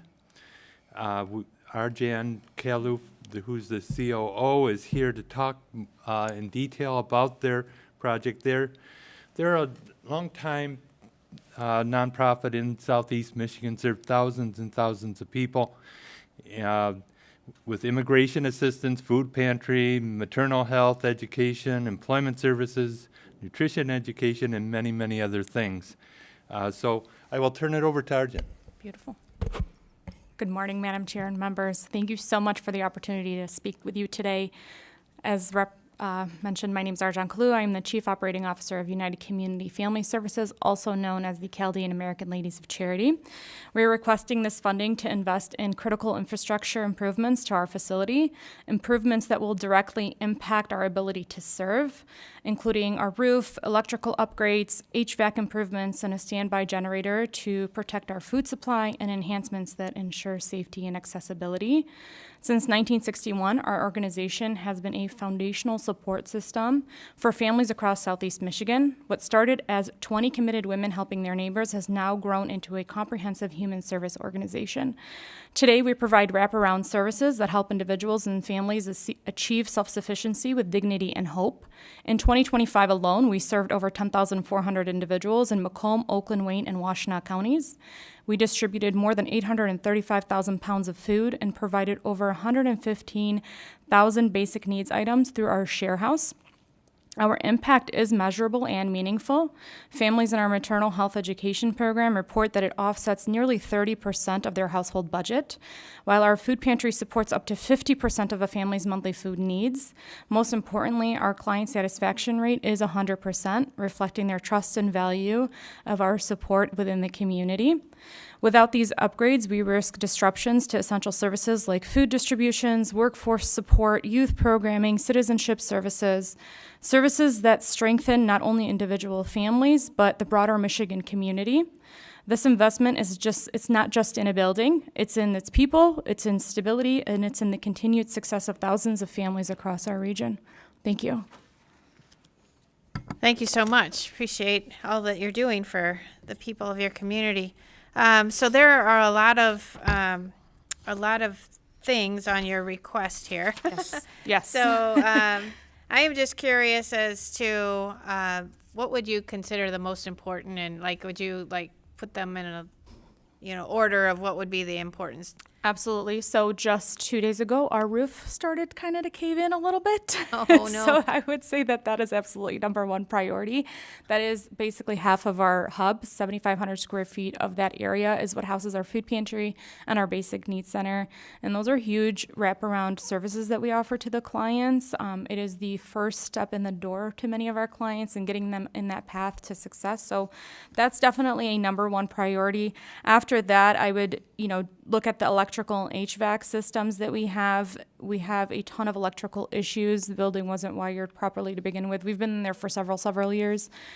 So it does need a little bit of an update. You plug in a little mini heater because it's so cold it'll fuse out the whole building. So definitely there are some priorities in this project. Okay, all right. So if it was, it's able to be done in phases. So if you weren't able to get the full amount of the funds you're requesting, it could be done over time with different things. Yes, Yeah, okay. absolutely. Have you sought other funds? Like, have you done fundraising or sought other grants or that sort of thing? Yes, we have sought other funds. Whenever we see a grant opportunity that, we can focus on certain things, we do. We have been able to, recently within the last 3 years, we were able to fundraise and fix our parking lot, which had potholes up to my knee if I would stand in them. So yes, we do try to fundraise and, raise the capital for certain projects, but these ones have been most difficult to get funded. Okay, all right. Well, very good. I appreciate you being here today. Thank you so much. Thank Appreciate you. it. Uh-huh.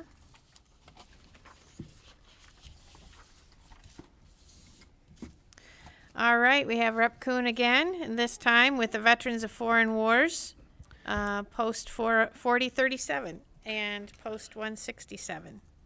Yeah, thank you, Chair. Today we have Commander Todd Wadzinski from the VFW Post 4037, who's remote, I hope. And the VFW and the American Legion serve like over 1,000 individuals in basically eastern Oakland, western Macomb County, with a wide variety of projects of benefit to veterans. So I'll let Todd give his presentation on their needs and answer any questions that you might have. Thank you. Thank you. Good morning. How's the audio on your end? Fine, we can hear you. You hear me? All right. So good morning. As Rep. Kuhn mentioned, my name is Todd Wadzinski. I'm a Navy veteran, over 10 years of service to our country, both active and reserve. And I also use the VA health system down in Detroit at the Niggle Center, and I was exposed to those benefits through attending meetings at my local Veterans of Foreign Wars hall. So today I'm representing VFW Post 4037, American Legion Post 167, and I'll be the incoming commander for the Oakland County Veterans Council. So in that capacity, I'll represent 28 posts and 5,000 veterans here in our communities. So I want to thank you for the opportunity to speak in support of the Veterans Community Facility Modernization Project here in Troy. This building will be the benefits hub for Oakland and Macomb County veterans, representing over 28 posts and over 5,000 veterans. And I believe this initiative will become a model that other veteran organizations will follow after we're successful. So this request is for $1 million. It's a one-time capital funding to modernize the shared home of both posts. This facility is much more than a post. It's a working veterans hub that provides benefit assistance, peer support, mental health outreach, emergency coordination, meeting spaces, and community space for the broader public. And our proposal is clear. We need this investment to fix aging HVAC, plumbing, electrical systems, accessibility barriers, and an outdated layout. The building itself is over 100 years old. We've been in the building for 87 of those years. And we believe that this will help us to better serve the area's veterans and citizens for decades to come, without creating any ongoing state operating costs. So this capital improvement will be a one-time request. We're able to fund ongoing operations in all of our programming. It's the capital needs that are the hurdle to get over. So why is this a smart investment for Michigan and its taxpayers? Because we understand these are taxpayer dollars we're asking for. We believe that helping veterans connect to their federal VA benefits saves the state and local resources that can go to other needs. So Michigan's own Medicaid data shows that the average state spending on a veteran that's enrolled in Medicaid is about $3,000.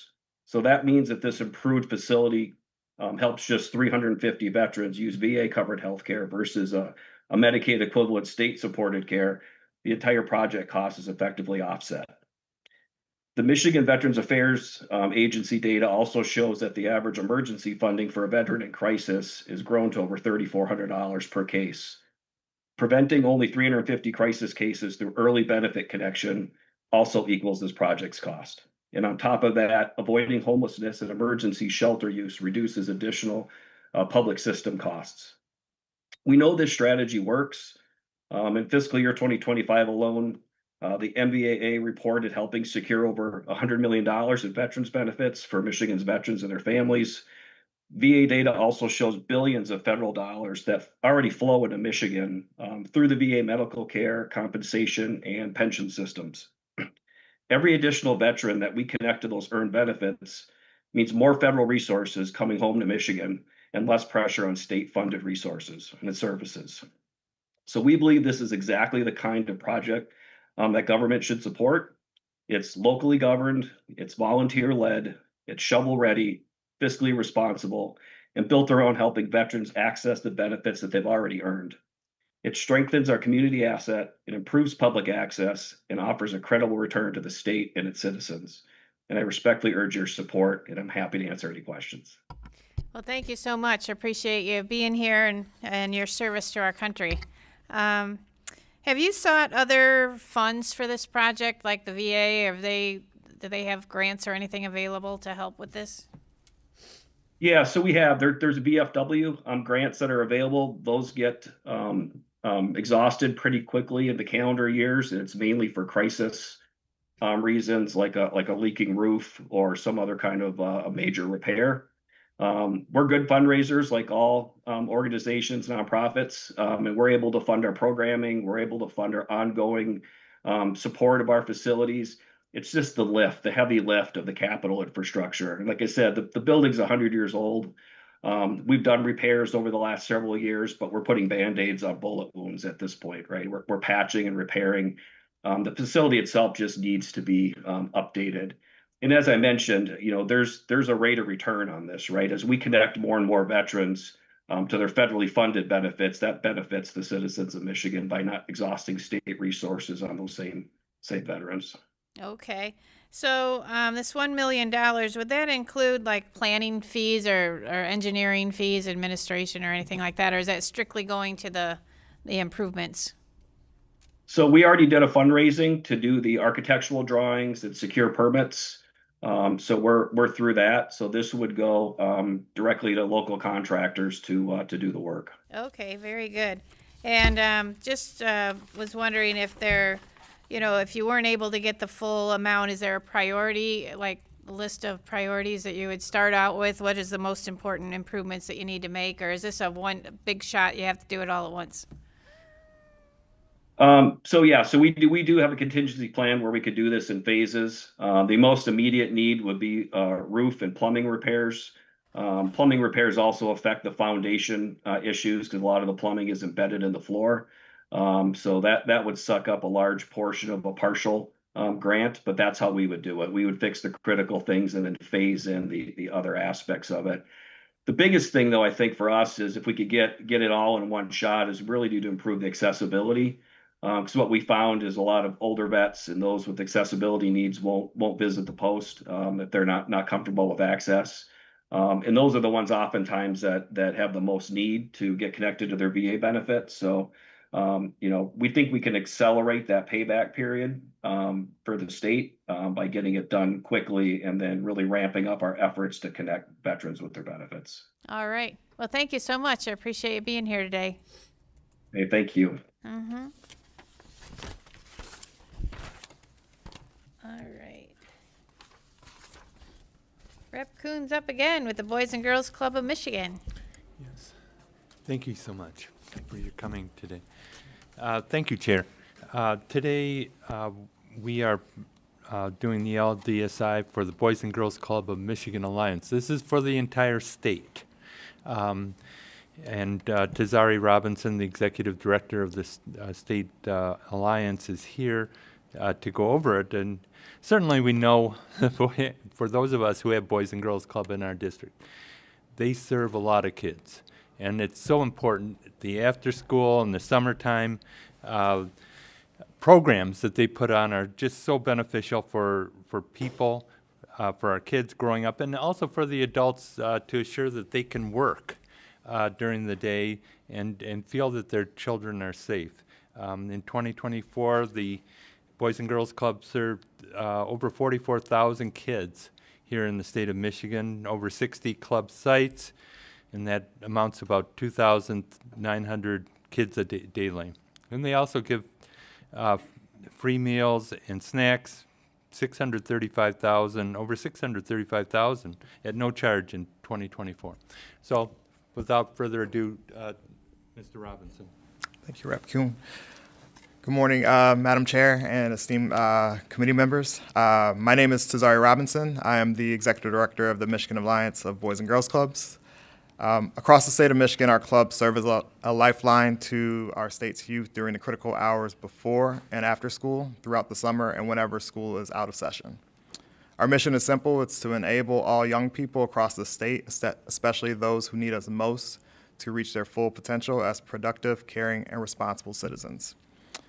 Currently, we operate 60 sites across the Upper and Lower Peninsula. We support youth in 29 different communities, managed by 16 different Boys and Girls Club organizations. And we are here today to request a $9 million investment to support the growth and expansion of our workforce readiness programs at all of our clubs across the state. We believe that Michigan's #1 asset is its people, and enhancing the workforce of today and tomorrow starts at our clubs. These funds that we're requesting will allow us to prepare young people to meet the evolving needs of their employers, build essential life skills like financial literacy, resume writing, interview prep, and public speaking, and much more. Help students fulfill their post-secondary aspirations, whether that involves technical education, vocational certifications, entrepreneurship, apprenticeships, college or military service, and receive vital work experience and job training in the safe environment of their clubs with the support of our staff and our partners. We have a tremendous amount of demand. 85% of our clubs are currently running workforce readiness programs, and the remaining 15% are eager to do so, but currently lack the necessary resources.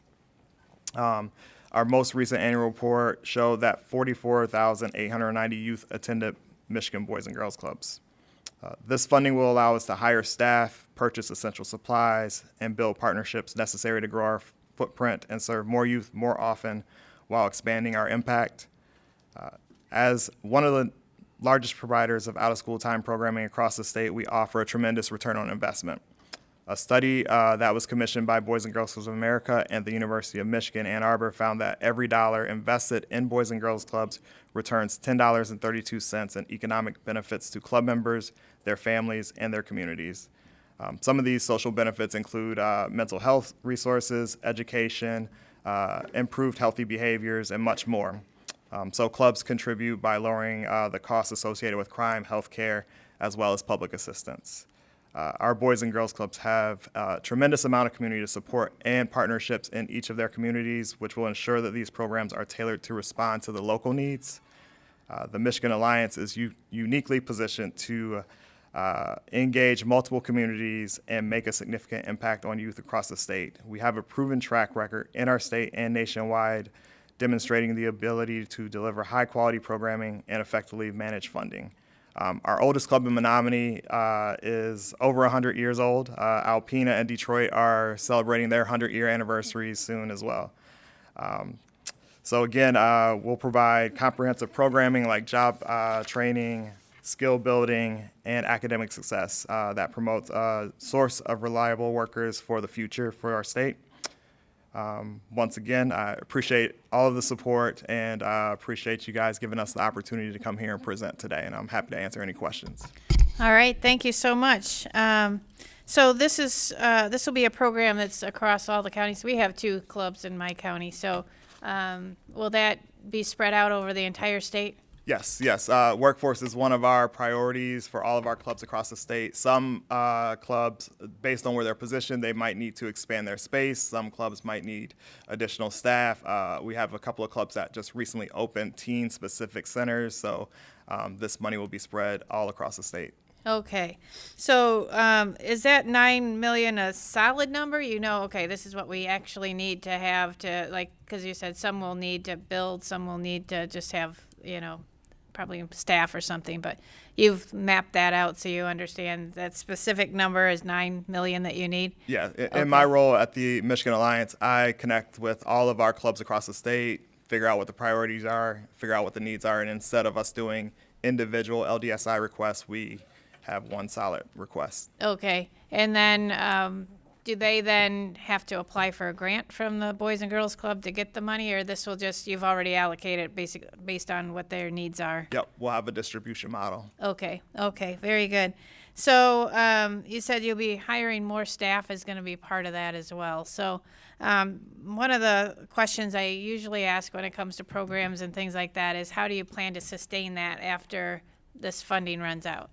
So we just actually wrapped up our strategic plan as a state, and one of those things includes we created a work group. So we have all of our fundraising professionals focused on raising funds in order to make sure those programs are sustainable. Okay, all right. So it's not going to be something you have to come back to the state to ask for more money on or anything like that. Okay, very good. All right. Well, I appreciate you coming in today. Thank you. Thank you so much. Absolutely. Thank you, Chair. Thank you. All right, next up we have Rep. Mueller with the City of Linden. He's got cards that he's just hoping you can read in. Okay. It's just like some others that. Okay. Yep, all right.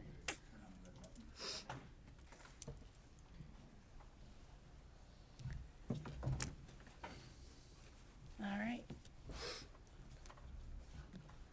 All right, go ahead whenever you're ready. Thank you, Madam Chair. Today I have with me the Director of the DPW for the City of Linden and the City Manager.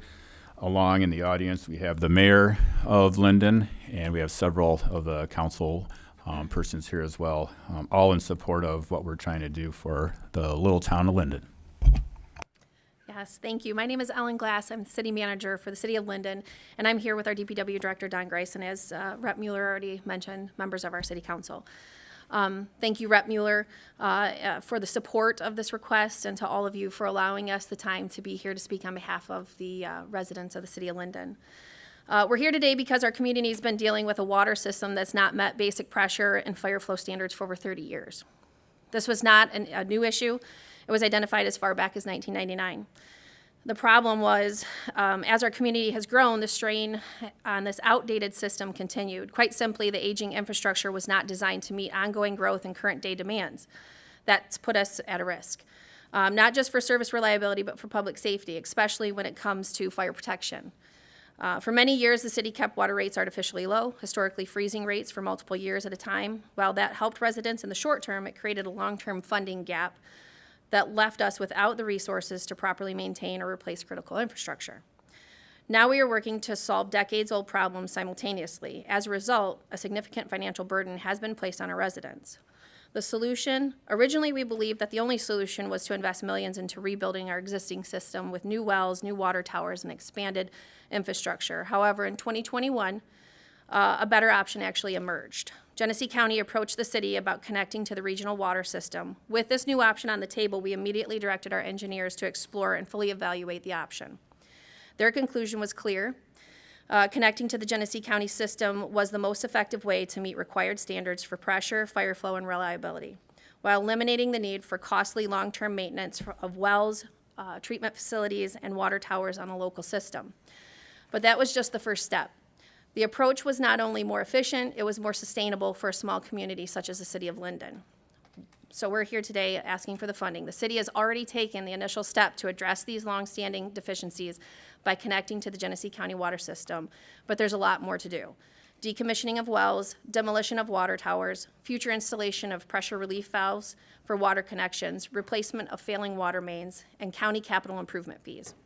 While we're doing our part locally through rate adjustments and planning, the reality is this: our residents are already experiencing significant increases as we continue correcting decades of underinvestment. Without legislative support, additional capital improvement would further burden our ratepayers, many of whom are seniors or families on fixed incomes. This project is about fixing the past and building better infrastructure for the future. In closing, this assistance will further ensure reliable water pressure and fire protection, help eliminate aging and costly infrastructure, help ensure safe and reliable drinking water, help stabilize long-term costs for our residents, and most importantly, it solves a 30-year-plus problem with forward-looking collaborative regional solution. We're asking for your support in helping us continue with this critical investment, not just for today, but for the long-term health and safety of our community. Thank you for your time, and we'll consider any questions you guys might have. So, All right. Well, thank you so much for being here. And it looks like a huge project for you guys. How long have you been working on the project? Has it been a couple years or? It has been. It's 2022 was when the original idea from Genesee County came up, so that's when we start investigating. And start Okay, all right. So this request is for just you'll finish it out if you get this money from the state? Correct. Okay. Have you sought other funds or from? Yep, the first portion of the project has been bonded in conjunction with Genesee County. Okay, all right. And then what's the total cost of the project? So right now, we have over a $5 million investment as of right now. Okay, all right. Okay. So just real quick, the population of the city of Linden? Just over 4,000. Okay, so yeah, that would be a hard ask for them, wouldn't it?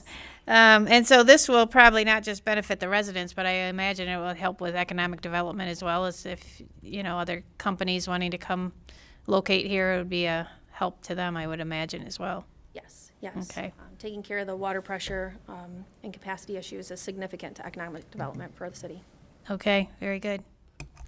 And I'd like to add, they can explain a little bit more, but Linden is kind of a bedroom community, so but we do have outside businesses coming in, and we need to attract those businesses because it's a bedroom community. My family's been there since 1941. I used to put up the lights with my grandpa with a tractor, right? So, it's a small town, and it operates like a small town, but they've also taken the steps in order to, when things like this come up, they have plans to make sure that this infrastructure is in place. They're going to manage it and maintain it because there have been, there's been some problems in the past. But now once we have it new, we have new members on council. We have some old members on council. We have new city managers coming in, and they have a plan to make sure that, in another 30 years, the representative that represents this area isn't coming back and asking to get more money from the state, because they are going to be self-reliable and self-sustaining once they get this infrastructure in place. Okay, good. So it's one-time ask. Yeah. So if you weren't able to get the funds from the state, what would your plan be for this project? What would you? So ultimately, the rates would have to reflect enough to be able to take care of the capital improvements for the system, and that might have to be, happen over a longer period of time than what originally intended. So. Okay. And I'd like to add, there is one of the county's largest senior centers in the town of Linden that service not only Linden, but Shiawassee County, Oakland County, Livingston County. And we also have a retirement mobile home park within the community too, where the people that live in there are aging, fixed income. And we do have a lot of building going on and bringing more people in, but we still have we have to make sure we take care of our seniors that have been there as well. And their plan does that. Okay, so it would be a hardship for your residents. So when would you be able to finish the project if you were able to get the money?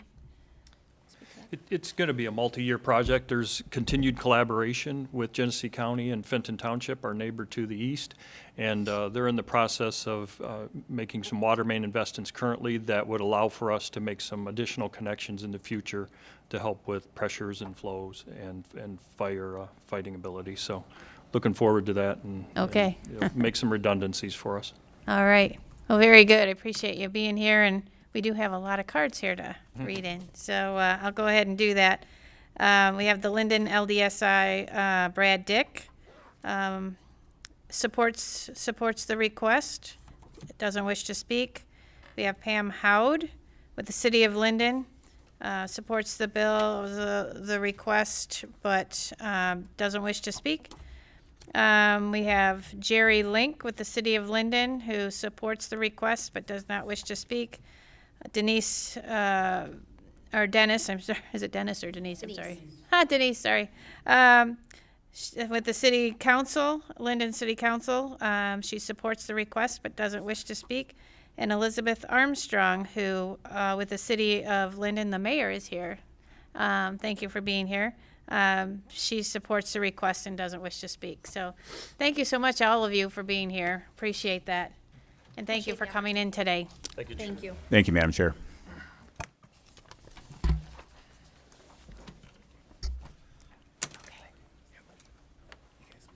Thank you. All right, next up, Rep. Mueller again with the Charter Township of Fenton. Okay, I'll make this introduction really quick. Today we have Supervisor Vince Lorraine.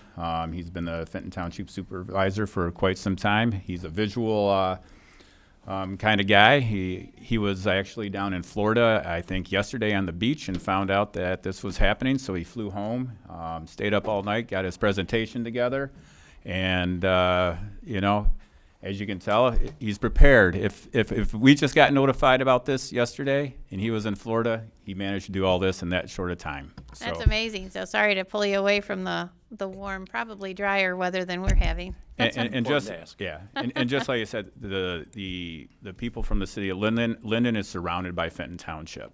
Okay, and so Vince has been working with Supervisor Lorraine has been working with the county and the city, and with the water thing, and it's a big collaboration between the county, the city, and the township. So everybody's trying to work together to provide better infrastructure for the residents of Fenton Township and Linden, and the county of Genesee. And with that, I'll turn it over to Supervisor Lorraine. Well, thank you. And again, Mike, Representative Mueller, I'd like to thank you for this opportunity today.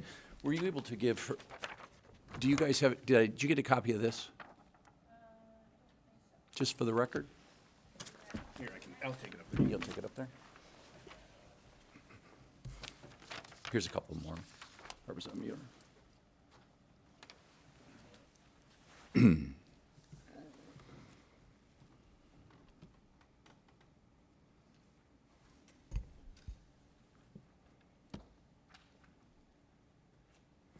Again, I want to thank you for giving me this opportunity this afternoon. I want to start this off today with a little bit, since I'm here for two requests. I want to start out this talking about the water project, which will kind of go into tear into what Linden is here for. Is we started this water project actually since 1998. Fenton Township has been trying to bring water to. Hold on just a second. Is this? Do we have the right one in here? Is this the? Nope. So this is the water project chart. Okay. Correct. The 2.5 million is what you're looking for this one? Okay, I just want to make sure we had the right. I'm starting with the water, and there's a reason. Sorry about that, not a problem. Can you hear me? Okay. So anyway, this is the water project. Since 1998, Fenton Township is trying to bring water to the township. It's been, as you know, water's very expensive. Fenton Township, when the arsenic levels were at 50 parts per billion for arsenic, it wasn't a big deal. Federal government came in and changed that to 10. So all 4 of our schools had to be, the water had to be shut off. And arsenic mitigation in the township is very expensive, not only for the residents, but like I said, for the 4 schools. They had to put in arsenic mitigation. And even in doing so, those systems failed after several years, very expensive to replace. So I had an opportunity to pitch with some ARPA money to pitch Genesee County, and they gave me $6.5 million to start the project to bring it to Fenton Township. And again, first phase brought it down, connected all 4 of our schools, and now we're bringing it all the way down. We had, Eagle came into one of our large developments that has a community well, told them that they had to get off the well. Luckily, I mean, it's just like the dominoes fell in the right direction. We were able to bring them water.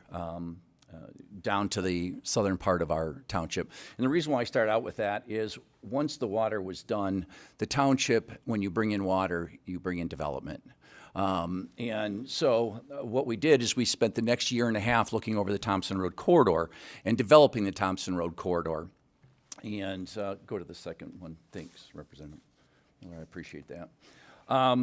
So over the next couple of years, we put on public meetings. We had, I think, 6 public hearings, bringing people in to find out what the residents were interested in seeing in the Thompson Road corridor.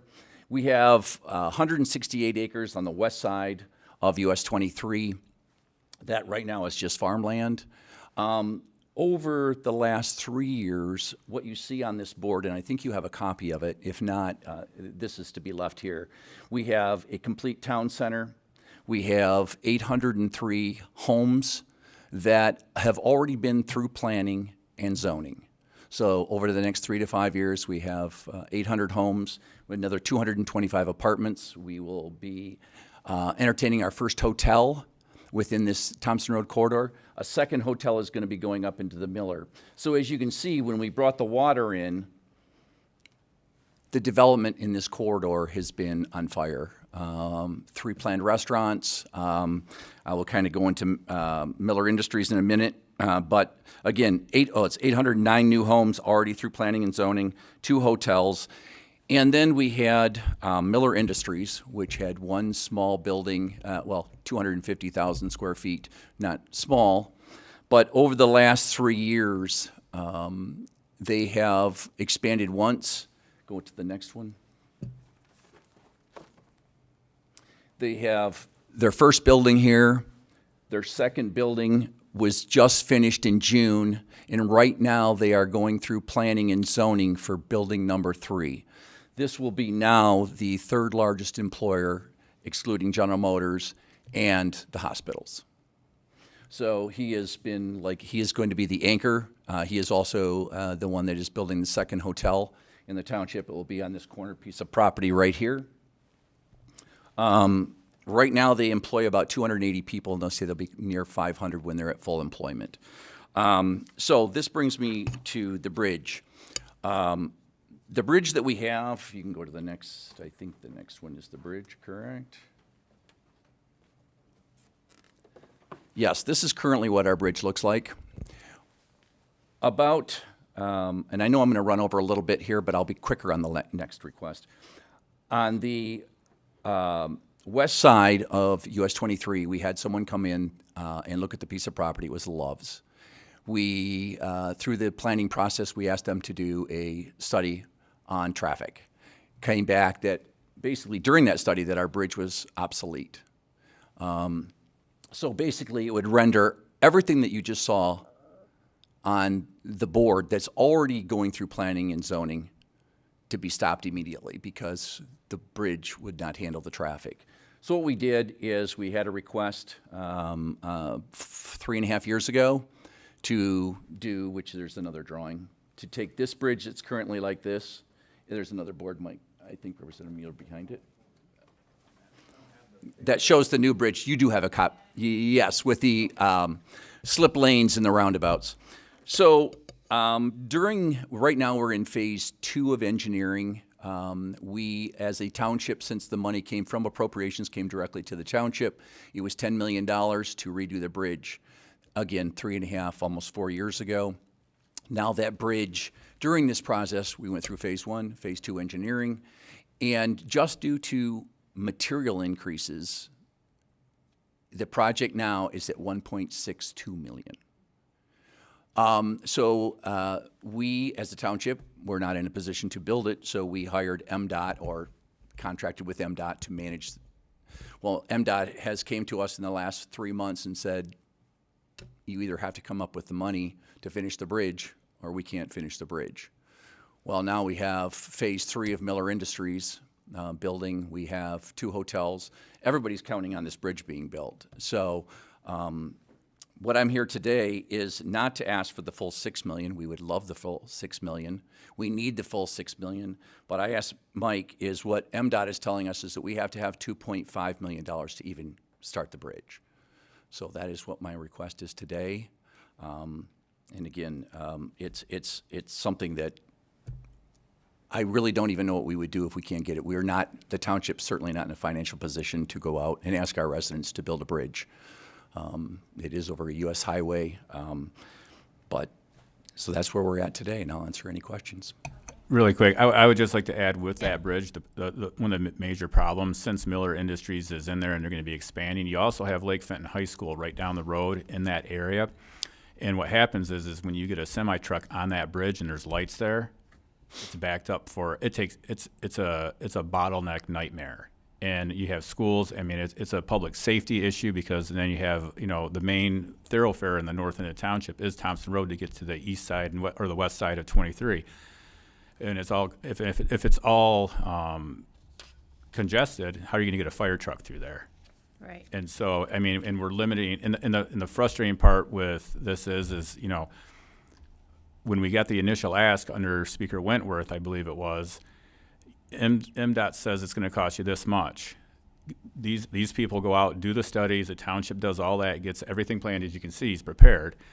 And then they come back and say, oh, wait a minute, because of the permit process and the delays and everything else, now the material costs more. They're coming back. The same people that told them what to do are now coming back and saying, well, you need to pay us more money. Well, that just doesn't make sense to me. So that's why we're here. And like you said, it costs $6 million more, but they're going to figure it out eventually. But the $2.5 million is critical in order for Miller Industries and that whole development to move forward, which will also bring a lot more tax revenue into the township, along with the water going into the Linden. So then they'll be self-sufficient, because they'll be able to have the taxes on this big corporation that's coming in, and that way it will relieve residents of having to do a millage. We already pay enough millages in Fenton Township. We're in Genesee County. We don't need any more on our residents. Thank you. Okay. Thank you very much. And just so you know, the investment just by Miller alone, and I think the governor's going to be there in 2 weeks, has been about $640 million. Okay. Well, all right.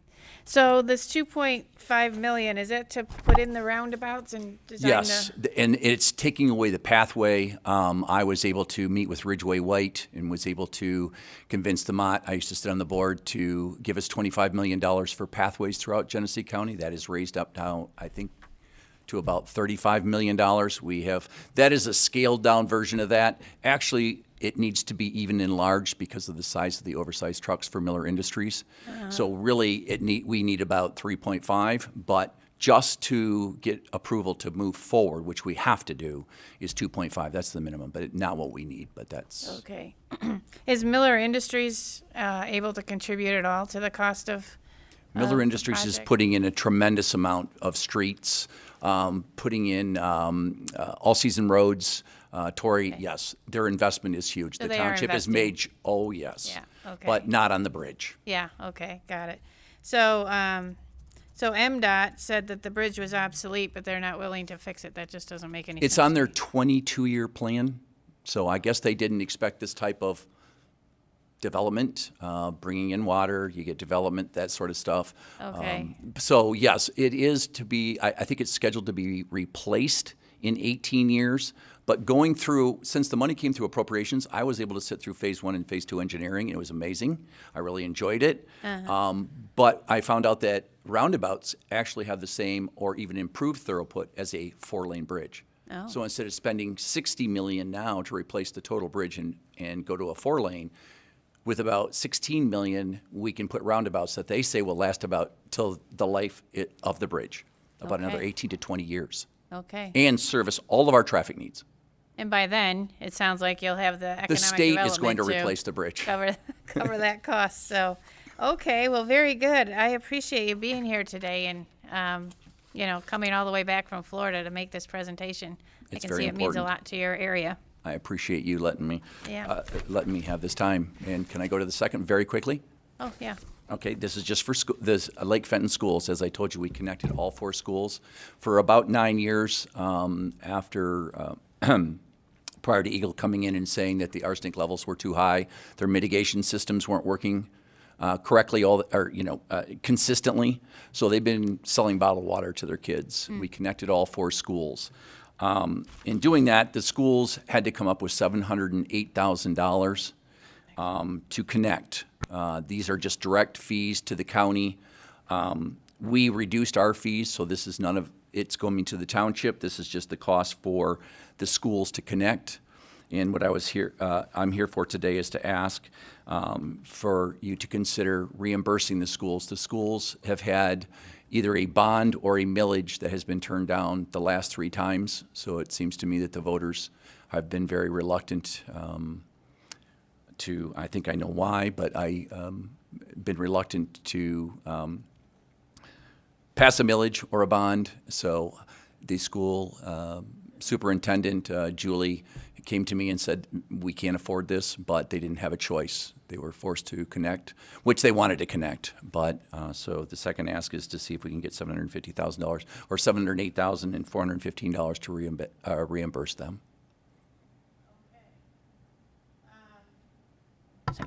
So, hold on a second, I'm just looking here. So they will be connecting to what municipality? The city? Ours. Well, it's the county system. Oh, So the county it's the system. system that I was showing you there when we connected all the schools. They are already connected. They have already paid that fee Okay, with the help of the township. okay, and the county has the capacity, their wells or whatever, their water supply. Oh, has yes. a They capacity. were, I think they were planning on the development of like the mega site, things like that. So they have, Okay, great. yes. Um, And the kids are now able to drink safe municipal water.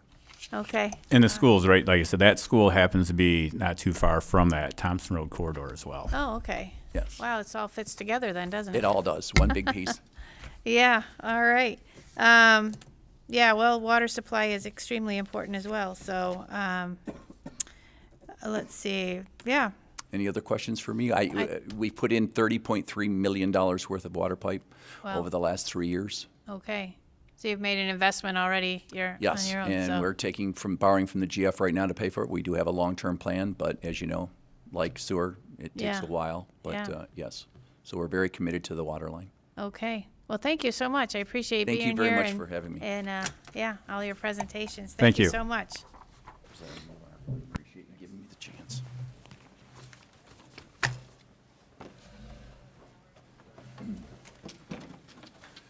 Have a good day, guys. Yep. We'll be here a while. Hey, how are you doing? That's pretty. Seen you in a while. Where are you doing? I'm with Representative Green. Oh, okay. Yeah. Sorry about that.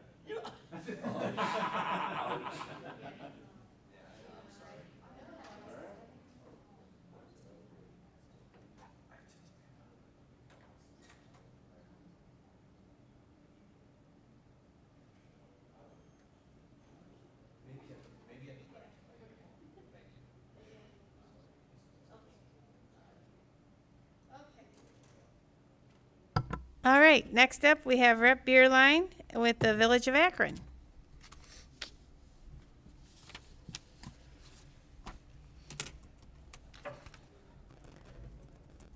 Hello, Madam Chair. Hello, thank you for being here. Of course. Village of Akron, we had to reschedule that one. They weren't able to make it on the timeline. They weren't able to join Zoom. We should have a member of Tuscola Township. So Supervisor Ted Fackler should be here for the other ask. If you want to present the Village of Akron, and then we'll move on to the township after that, and, you know, we understand if you're not able to answer the questions or anything, so. Okay, Yeah, thank you. that's fine. Uh-huh. Again, my name is Michael Rogers. I'm here on behalf of Representative Matthew Beerline. We're here to thank you for the opportunity to speak in support of this request from the Village of Akron.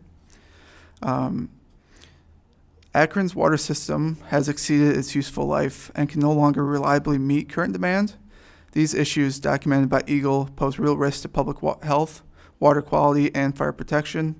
This project offers a practical, long-term solution: a new municipal well, elevated storage tank, system upgrades, and a backup generator. Together, these improvements will increase capacity, stabilize pressure, and ensure reliable services, especially during emergencies. This is an implementation-ready project that will prevent more costly failures down the road and reduce long-term burdens on local ratepayers. It's a responsible investment that protects public safety and supports a small rural community. I was just reading through as you were making your presentation. So the project is modernizing installation of a new municipal water supply well, construction of an elevated water storage tank, upgrades of the pumping and electrical system, installation of a permanent emergency backup generator. Okay. So do you know, does the village have, the land currently? Will they be using that for the installation of the storage tank and that sort of thing? I would have to get back to you on that. Okay, that's fine. So yeah, it just sounds like it's just a time for this is one of those things that is probably outside their budget capability to do. So, okay, well, I appreciate you presenting that for us. Of course. Thank you. All right, thank you. Do I move over to Tuscola? Yep. Okay. You want to move on to the next one? Tuscola Township with Rep. Beerline. Thank you. Thank you again, Madam Chair. My name is Michael Rogers. Joining me via Zoom will be Supervisor of the Township, Todd Fackler. He's here to support the project. This project would install new sanitary sewer along the M15 corridor, supporting a growing commercial district just outside the city of Vassar. Right now, the area relies on an aging septic system that simply cannot keep up with increased commercial demand. That creates real limitations on growth and raises potential environmental concerns.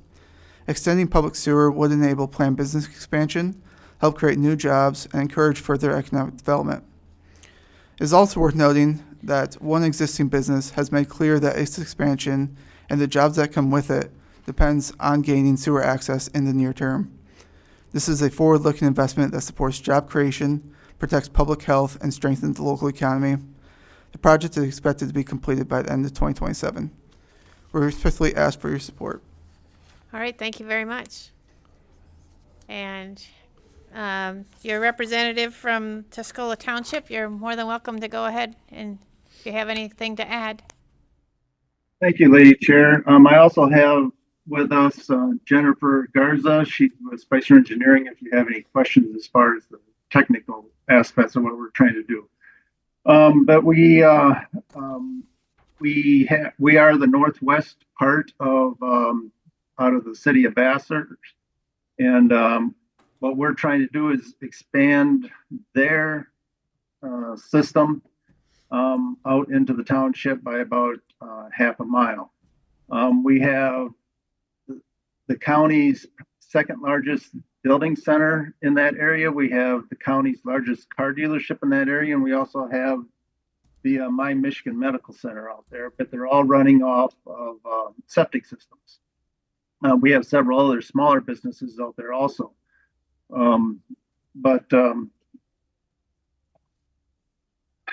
Basically, especially the dealership is basically telling us that they cannot expand anymore, that they're going to have to basically, if they can't get anything, they're going to have to move out. They want to spend a $5 million project to expand it right now, but they can't do it unless they have sewer out that way. With this expansion project, that would create 30 jobs estimated. That also, if we get the sewer out through there, it will make all the area out through there more usable because they won't need such large areas to handle these septic systems, and then the type of businesses that use more water. I guess that's, if you have any questions, I'll try to answer your questions. Okay, well, thank you so much for being here. I appreciate it. The area is currently on septic, and it can't, they can't expand without moving into a sewer system, you said. So has the township, is this project 3.5 million request, that's outside the budget? They're not able to find that within the budget over time or anything like that? We're a relatively small township, rural township. Our annual budget is $440,000. Okay. So this is our basically commercial and population center up there along that M15 corridor. Okay, so it would be difficult for you. Have you sought other sources of funds? Of course, we're looking, we have talked to the county commissioners. We've talked to the USDA Rural Development. But as of yet, we haven't lined up anything. Okay, very good. And so with the expansion of the sewer system, you said that will increase your capacity for economic development. So that would help your township quite a bit, I'm sure. It helped our township and also helped the city of Vassar, because we're right side by side. Okay. And they're willing to, they had to do engineering to check to make sure that they could handle the capacity, which they can. So that means that we can go ahead and pursue this further. Okay, very good. And will residents also be benefit from the expansion as well? Yeah, we'll have the jobs there, but we're hoping if we can get out there, we can take care of the businesses first along the M15 corridor. We don't have a whole lot of residential along M15. okay. It's mainly businesses. But we're looking at down the road that we can go in and service the subdivisions that are in behind the business. Oh, okay. All right. Well, very good. Well, I appreciate you being here today. Thank you for letting us know about your project. Thank you. Uh-huh. Okay, thank you so much. Thank you. Next, we have Rep. Green with the Lapeer County Road Commission.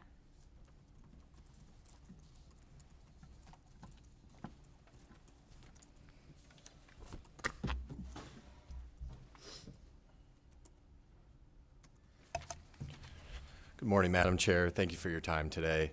My name is Nick Miller. I'm here on behalf of Rep. Green's office to testify in support of the Bowers Road reconstruction project.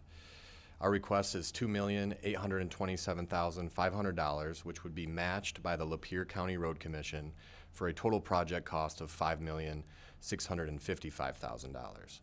The funds would go towards reconstructing the section of M53 that stretches from Bowers Road to Wilder Road in Lapeer County.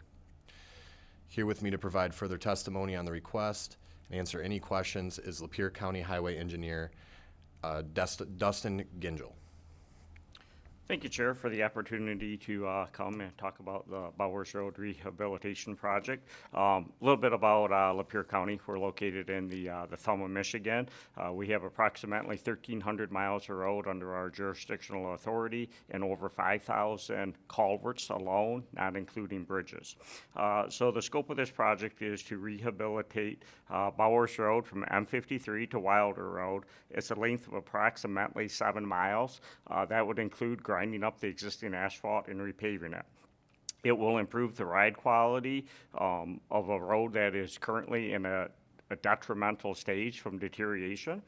Once the road has been rehabilitated, we'll be able to maintain it in a condition that will provide funding through our preventative maintenance program at the Road Commission. So right now, the road is past preventative maintenance. We're cold patching it at $130 a ton for the cold patch to fill the potholes, and it's deteriorated to the point that cold patch just isn't working anymore. Lapeer County Road Commission has limited funding due to the lack of a road millage. The asset management study and the Michigan Infrastructure Council analysis both have confirmed that counties lack adequate road funding to maintain the road systems. We're providing a significant match of 50% towards the cost of this project because the commitment is vital to our community in Lapeer County. We have a very strong agricultural farming community, and maintaining the road system is integral for the farmers. The poor roads with their products bouncing up and down in their trucks and that, it damages their produce, their grain, and if they get it to the market and it's damaged and that, it reduces the value of their product that they are hauling. This project improves direct access to M53, which is the main state trunk line out of Detroit to the top of the thumb. And then it also will connect to through the Wilder Road corridor, which is an all-season route, to I-69. So it's the one of the main county primary roads that serves the access to Canada, to Detroit, and to the markets. Another unique thing with this project is it has a 60-inch water line underneath the center line of the road that serves to the city of Lapeer. With the poor road condition on top of that, the additional bouncing and the stresses and strains places additional demand on that water line. The 60-inch water line that is underneath the road is the one that used to go to the city of Flint. It is still going to the city of Flint, but now this primary serving the city of Lapeer. So very important asset underneath this infrastructure of the road. Well, thank you so much. I appreciate you being here. So let's see. So so you're taking it down, you're grinding it up and taking it down to the dirt and then rebuilding it? Correct. So, It's in a condition that it has to be rebuilt from the ground back up. okay. So are you upgrading the grade of the road or whatever you call it when you like to make it a higher standards for the agricultural trucks that are going by, or is it going to maintain it at wherever it is? The current plan for the road is to maintain it at this current level of status. Once the road has been rehabilitated, we would go back through and look at the process to make it an all-season route. Okay, all right. And, you know, one thing I've heard when people talk about roads is the materials that you use. Sometimes they're not always, not you guys, but, you know, generally in road building that they don't seem to be the highest quality or something so that they break down quicker. Are you able to use higher quality of materials so the road will last longer? That is one of the things that we do strive for in Lapeer County. We always try to aim for the materials that come with warranties. This project, if awarded, we would bid it out with a warranty on it, that a contractor would have to provide a warranty to for the materials and that used. Okay, so that's good. So what's the expected age of the road once you're finished? How many years will it last, I guess? Well, the design life when you do a pavement design is typically 20 years. Okay. However, a crush and shape project like this right here is anywhere between $625,000 to $675,000 per mile. Once this road has been rehabilitated, we would hope to get at least 10 years out of it before we would have to go in and do the first remedy, which would be a crack seal, to crack the seal off the transverse cracks. We would do that. We would hope that would buy us another 5 years to that 20-year life expectancy. As the condition of the road would start to wear in that, then we would do like micro seals to it, chip seals, less expensive fixes to the road. Okay.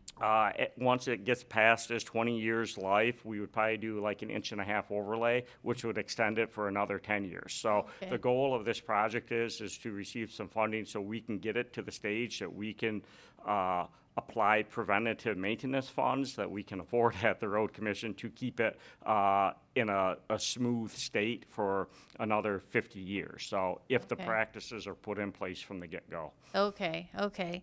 So that sounds good. I mean, so you'll have a maintenance plan in mind as well. So it's not like Correct. you're just gonna get this and then hope for the best going forward. Do the road funds that are gonna be starting to flow towards local roads, would they apply at all to this project? The road commission has not seen any of those additional funds to date. Okay. So would they apply? Yes, the funding is still not enough to rebuild all the roads within the county. Just alone, we have over 1,300 miles of road under our jurisdictional authority. Okay. At over $500,000 per mile of road to fix them. Okay, all right. Well, thank you so much for being here today. I appreciate it. You're welcome. Yeah. All right, next up we have Representative Johnson with the City of Portland.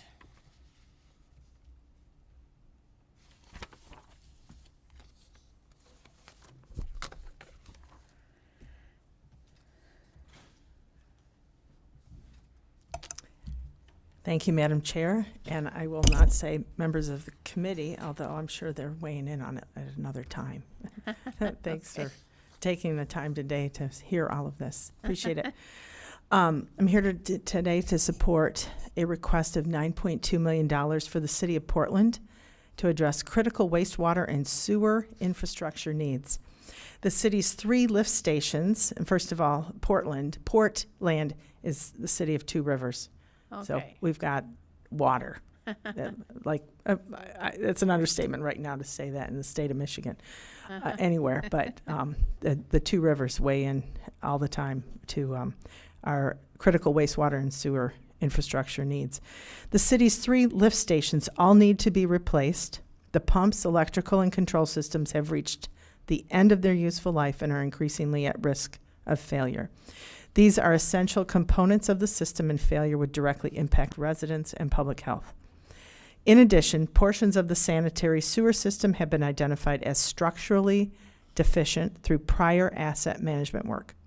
There are ongoing issues with inflow and infiltration, where excess water enters the system, reducing capacity and increasing operational costs at the treatment plant. The project also includes important upgrades to the wastewater treatment plant. While the city has made progress in recent years, several key components had to be deferred due to cost overruns. This funding will allow those remaining improvements to move forward and bring the system up to a reliable, long-term standard. These are core infrastructure investments that every community depends on. This project will help protect water quality, maintain compliance, and ensure the city can continue to provide safe and reliable service to its residents. It's a clear public benefit and an appropriate use of taxpayer dollars. With that, I'd like to introduce Adam Demchek, City Manager for the City of Portland, who can speak to this more fully.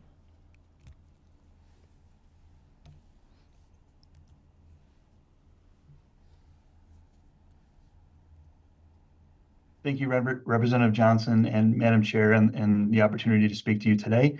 These projects have been identified within the city since 2023. We did go out to bond at that time, and to make sure that we were under our cap, or what we could do, some critical infrastructure was removed from that project scope. That was done in 2023. And at that time, our residents received a 60% increase to facilitate the plan improvements that were completed. The request today is $9.2 million, and that is to sustain those areas identified already within that scope in 2023 and to continue to maintain. For our community of 3,800 residents, this 9.2 would translate to $2,400 per resident. And with already receiving a 60% increase in their sewer bills, we are looking for some state assistance to address this. The city has plans to continue to make progress in this area, but as Representative Johnson indicated, being the city of 2 rivers, infiltration and inflow, maintaining our sewer infrastructure integrity is absolutely paramount and critical. And so we would look for state assistance to make sure that we are addressing this need adequately and maintaining our great natural feature of the Grand River and the Looking Glass. And I'm happy to answer any questions that you may have. Okay, well, thank you very much. I appreciate being here. I guess you said that you went out for bond, so you've attempted other ways of funding this project, but it's outside your scope, basically? Back in 2023, that was the primary feature for funding. And so we had a bond ceiling there of 13 million. And so when bids came back over that, we had to radically reduce the project scope. Right now, we're looking at funding these mechanisms, if not successful, with state assistance through our ratepayers and in a much gradual fashion, trying to address these critical needs. Okay. So you have basically 2 parts to the project. So you've got the 3 wells that need to be replaced, or the lift stations that need to be replaced, and then replacing the sewer lines. So could this be done in phases, like one project over another, or do they have to be done together? They can absolutely be done in phases. We would certainly accommodate any assistance that would be put forward. The priority for us would be the collection systems, and that is slated at $3.6 million.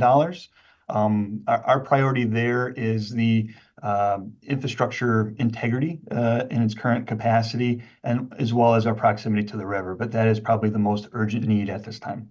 Okay, very good. I think that's all the questions I have now, so I appreciate you being here today. Thank you for accommodating me Thank very you. much. Uh-huh. Bye.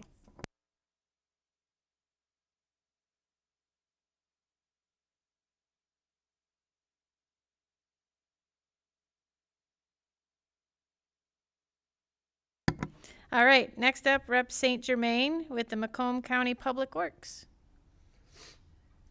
Hello.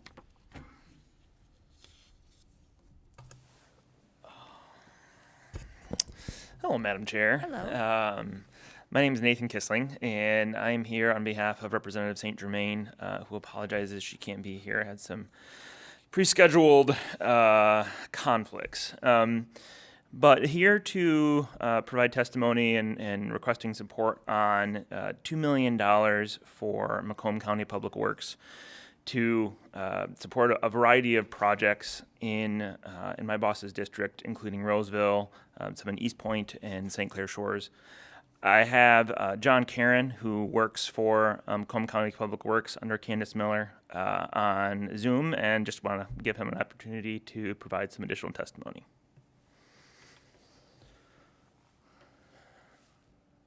Hey, good morning, everyone. I'm John Karen.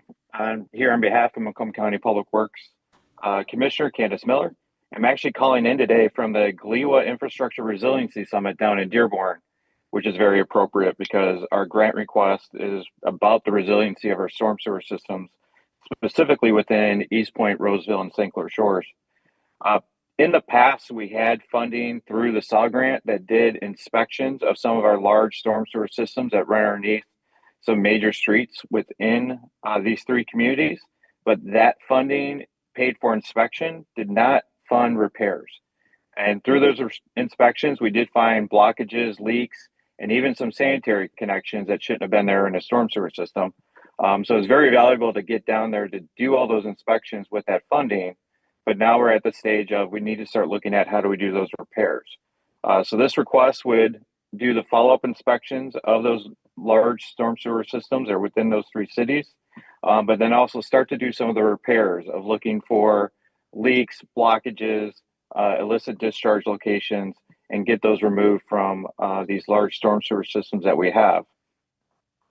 And it's very important to utilize this funding to find these early fixes because it prevents large failures later. And that is one of the things that we've incorporated within the Macomb County Public Works Office of doing inspections of our large sewer systems throughout the county, get the fixes in place, whether they are small fixes of could be just grouting certain leaks, or whether we have to do major lining of the sewers that not only extend the life of the sewers, but it also prevents any type of catastrophic failure that in the county we did experience in the past, going back to 2016, the infamous sinkhole we had at 15 Mile. So since then, we've had a mantra of no more sinkholes by going out, finding these issues, fixing them early, so we prevent the more expensive catastrophic failures later that will cost a lot more money than doing the inspection and the early fixes early on these systems. In terms of other funding sources, these are county drains per the state drain code. Any funding would have to come from local communities. And for most communities, that would be coming out of the general fund.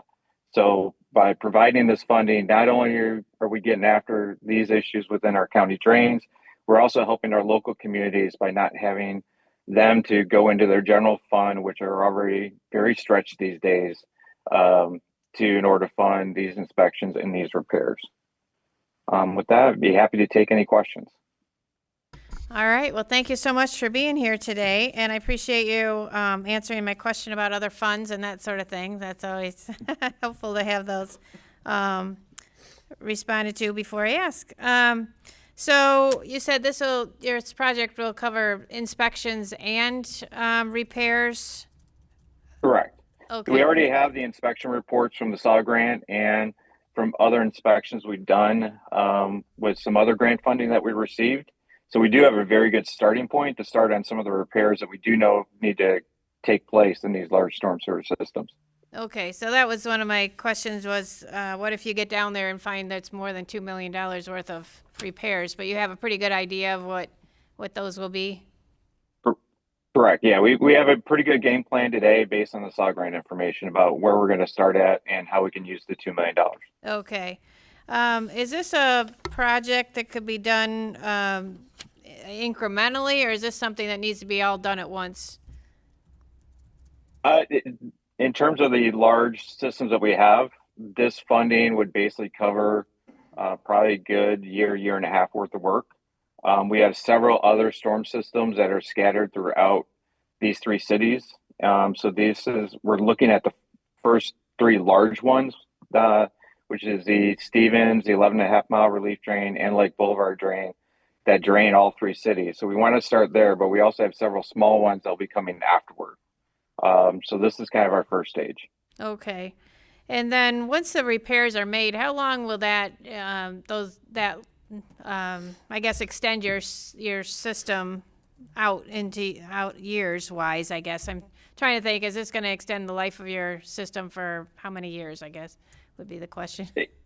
Yeah, it's a little hard to answer just because of how just the use of the system could be changing just based on the different storms that we have.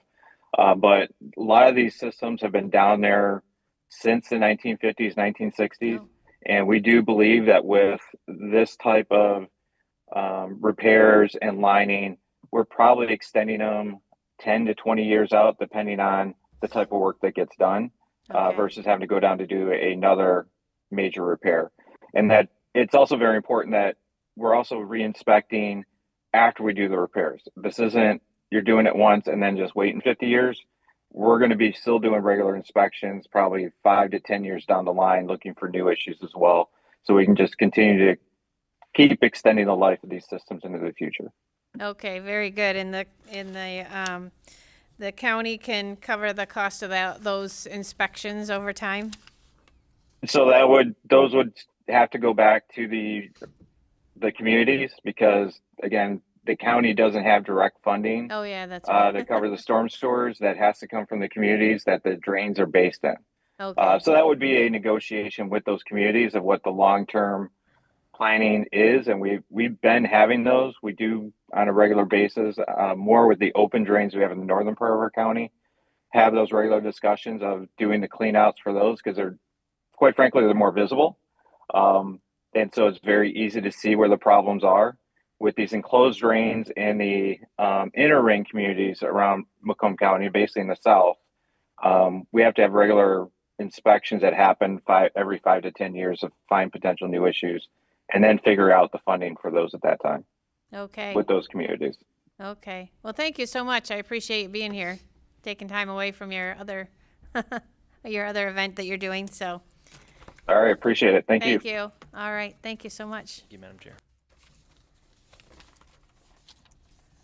All right, next up we have Rep. Meerman with the City of Coopersville. Thank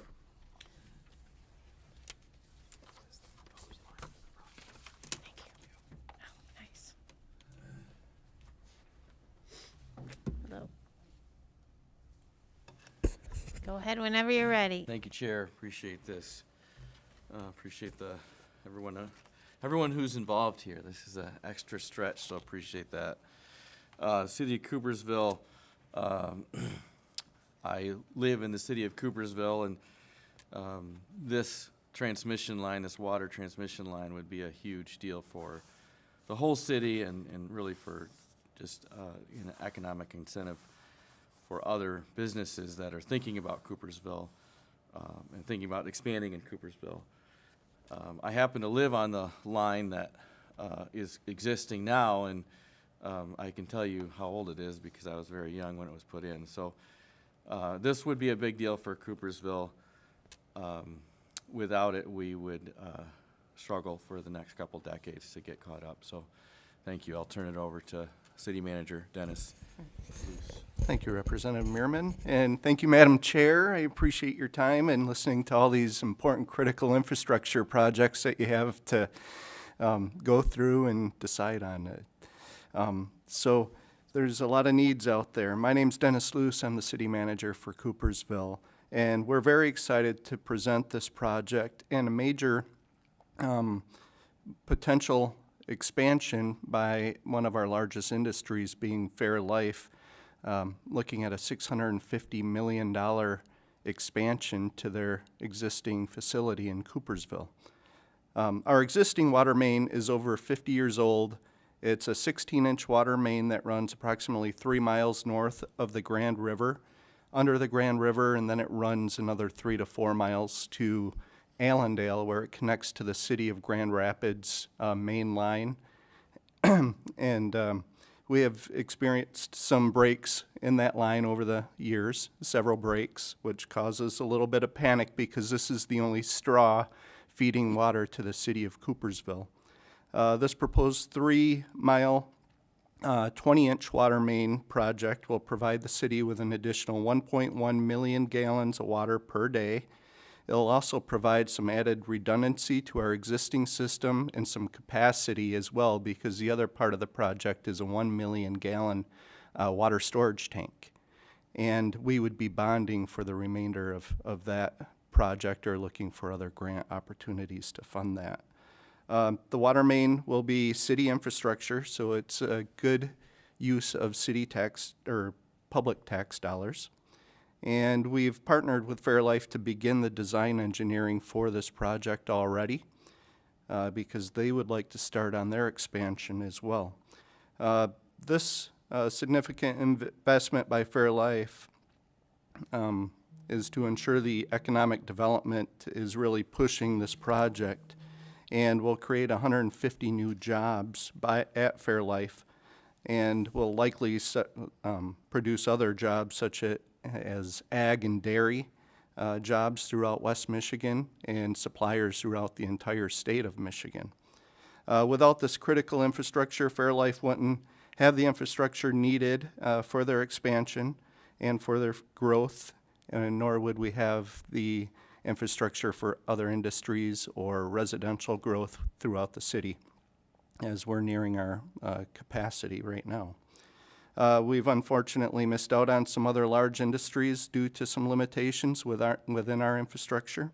This appropriation request is for $17 million to help cover the 3-mile, $15.5 million water main and $1.5 million toward the $8 million 1 million gallon storage tank. The city's prepared to explore other grant opportunities and or bond for the remaining dollars. Madam Chair, could I add just a few words concerning agriculture and the impact this would have on the region, really, well beyond West Michigan, throughout Michigan. When there is processing capacity in the state added, it means that the milk in Michigan is worth more because it doesn't have to go as far. It's the value-added piece of this, I think, that is really exciting to me, and I probably should have mentioned it early in my comments. It literally means, 50 cents more a hundredweight to dairy farmers, and 10 cents a hundredweight more for dairy farmers is a big deal. Just for kind of scope understanding of how this could make a difference. It means that milk doesn't have to travel to Indiana or another state to get processed. It can get processed right here. In fact, at some point, I think we'll become a state where milk needs to come into. But it will all, I think, really help to encourage and grow agriculture in the state of Michigan. Thank you. Okay, well, thank you very much. So this water main, it's a new system that's going in? It's a new water main that will connect to the existing system. Back in 2020, we did a secondary river crossing. I think you have a map that was given to you. And the northern part that's in red is the proposed 20-inch main that will run into the city, and it connects to a secondary river crossing that the city did back in 2020, because if we were to have a failure in that line, the concern was it would be underneath the Grand River, which that would put the city out of commission for several months. So Okay. did a secondary water main, and that's what we'd be connecting into. Okay. So do you have easements, or how do you propose to put that line in? Do you have to purchase those, or is that part of the 17 million, or? It would be mostly all in the road right away. Okay. Yep. All right. So you don't have to worry about that. So that's good. Let me see. Are not just Fairlife, but are there residents along the line or anything that will benefit from that as well, or?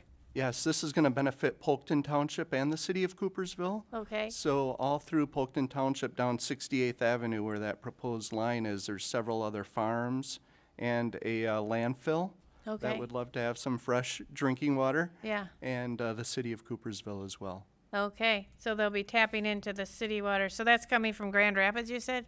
Yes, Ottawa County purchases the water from Grand Rapids and we purchase it from Ottawa County. Okay. All right. Well, very good. Let me see if I had any other questions here. I don't think so. Are these good? Okay. Nope, I think we're good. Thank you so much. Thank you for Appreciate your you time. coming in. Have a good weekend. Okay, Rep. Meerman, you're up again with Muskegon County Road Commission. Oops. I think we're getting them up on Zoom, but I can start, I think. Sure, if you want to. Go ahead. Okay. We might be a few minutes ahead of schedule. So,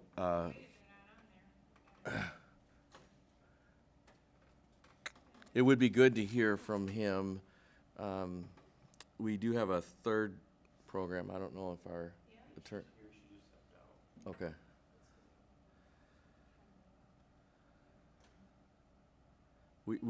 We've been trying to contact him. He's not picking up. Maybe that was him that was calling me. I don't know.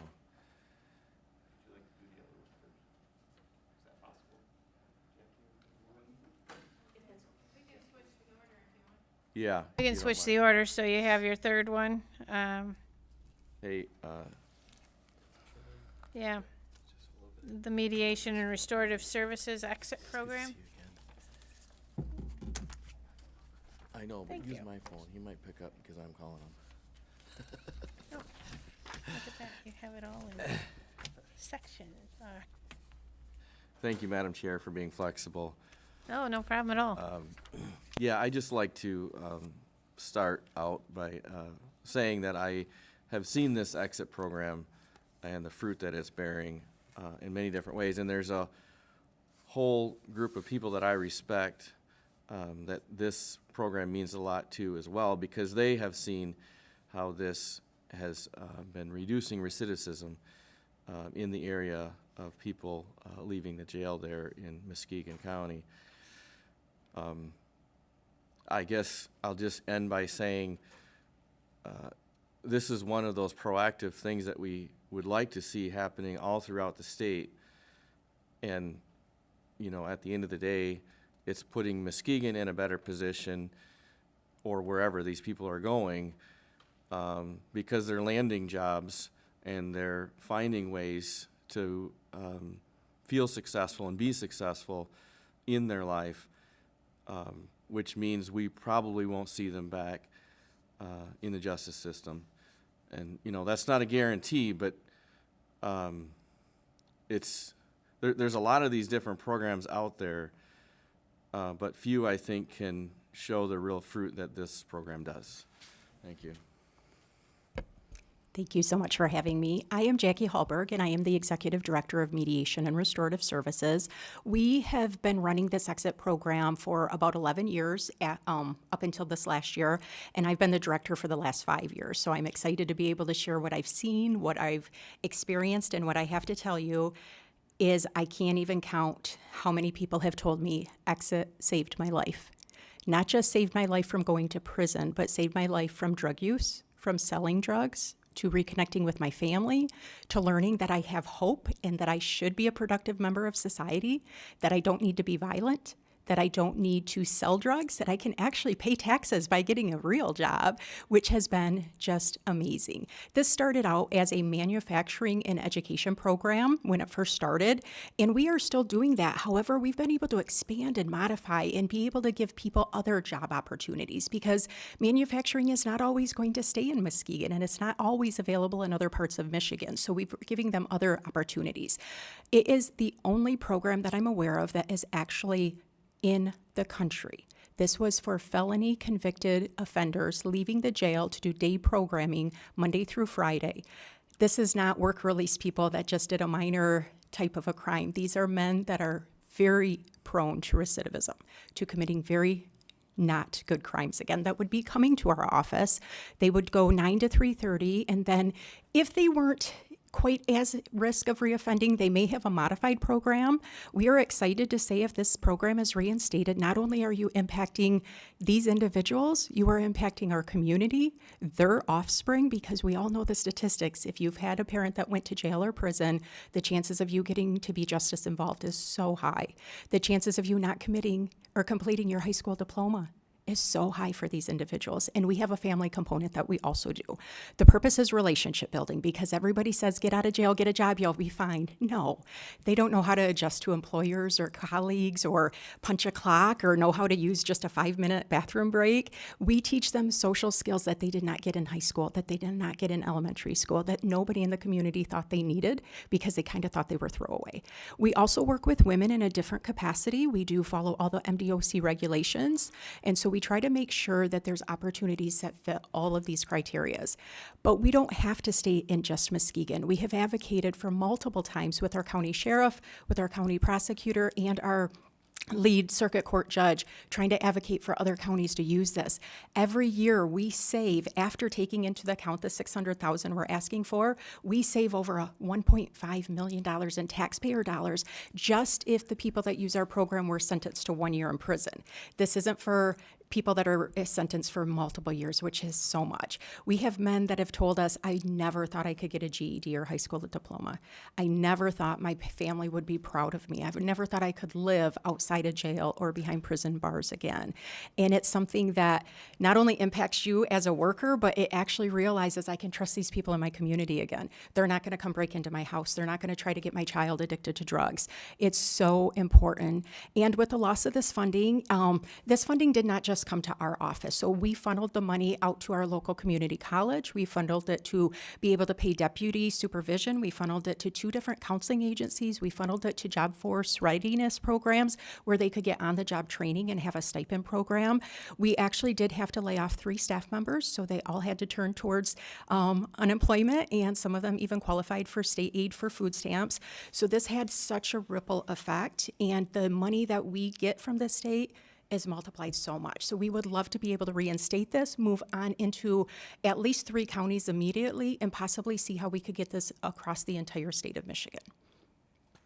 Okay, thank you so much. So you might have answered my questions. I was going to ask what specifically the money was going to be going towards. So That's actually a really good question, because a lot of people say $600,000, why does a nonprofit need that? Our specific nonprofit does not earn a dime from this money. It all goes back into programming cost or operational costs. We have to install a very intense surveillance system while these individuals are with us. We have to actually transport them or walk them from the county jail to our office so that they are under supervision at all times. I am so proud to say in those 5 years, we have never had any incidents of violence or anybody running. We have had really great opportunities, and because of that, we have been able, like I said, we've been able to take them off-site to get hands-on training at different locations, which takes a lot of money in terms of being able to get them back and forth and to make sure that the people that are supervising them off-site are trained as well. okay. So you said you might want to expand into other counties. So how many counties would you hope to? So my office, we are actually part of the CDRP program under SCAO through the state of Michigan as a mediation center. We all have different jurisdictions. So right now I cover Muskegon County, Oceana, Mason, and Manistee. I would love to officially start in them day one, but if any other counties are interested in partnering, we could always do certain types of programming off of this anywhere in the state of Michigan if their community is willing to do this, because it does take a lot of work. And our Judge Casel, he sent me a note saying, that he was thankful I was going today. He said, tell them the impact was immediate. I have sent more people to prison in the past 6.5 months than I expected to. Okay, all right. Can you cover what the local community's putting in? Sure. I mean, Yes. they own this as well, Yes. financially. Yes, thank you for that. The county invests quite a bit of money because we actually have a designated pod for the people that are in our program, so they're not in what's called general population in the jail, so there's no issues of potential contraband or anything. So they have a lot of that money that they're able to do for us. We also have a lot of matching dollars in terms of people that Reed Muskegon and Orchard View Adult Education, where they can actually use the numbers of the people that are incarcerated for WIOA funding. So they are actually able to do in-kind programming, and that takes them staff. So they're paying staff to come right to our site so the gentlemen don't have to be transported. And that's a huge investment. And then we have local churches, we have local nonprofits that come in and give free instruction and training, because during that 9 to 3:30, they're doing shop math, they're learning how to tie a tie, learning how to do a resume, they're doing their GED education, and then they're learning some construction skills and how to make a circuit for electricity, and they're learning how to repair bikes, because most of them won't have a driver's license when they get out. So the community has just supported this program, and it has had such a tremendous negative vibe. People have came to us, how has this been gone? We also have people from years ago that were in this program that still come to us today. Hey, I lost my birth certificate. Can I get a copy? Hey, I don't know how to apply for this job. It's something bigger than I ever did.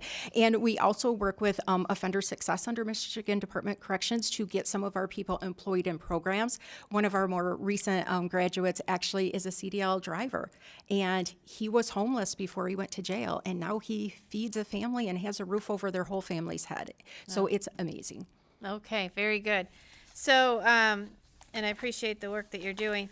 So one of the questions I ask any programmatic request is sustainability. So how do you plan to sustain this after the grant runs out? So the good thing is with the tax dollars that we save, we are hoping to be able to open that up to local municipalities and, of course, work under offender success in any capacity possible. But the cool thing is that this $600,000 was all set way before I started on who got what money. We have opportunities to actually have other people step up and try to offer other services, or they can see that success and they want people in their community to not be reoffending and go back to jail, that they will actually help fund the program, including we're trying to work, Representative Meerman really wants us to work with local businesses because they're going to be hiring these individuals. And we know manufacturing jobs specifically, people will start and they'll be gone by lunchtime and they just don't come back. All right. Well, thank you so much. Thank you so Appreciate you being in here today. Thank you, Rep. Meerman. And we will go back to Muskegon County Road Commission.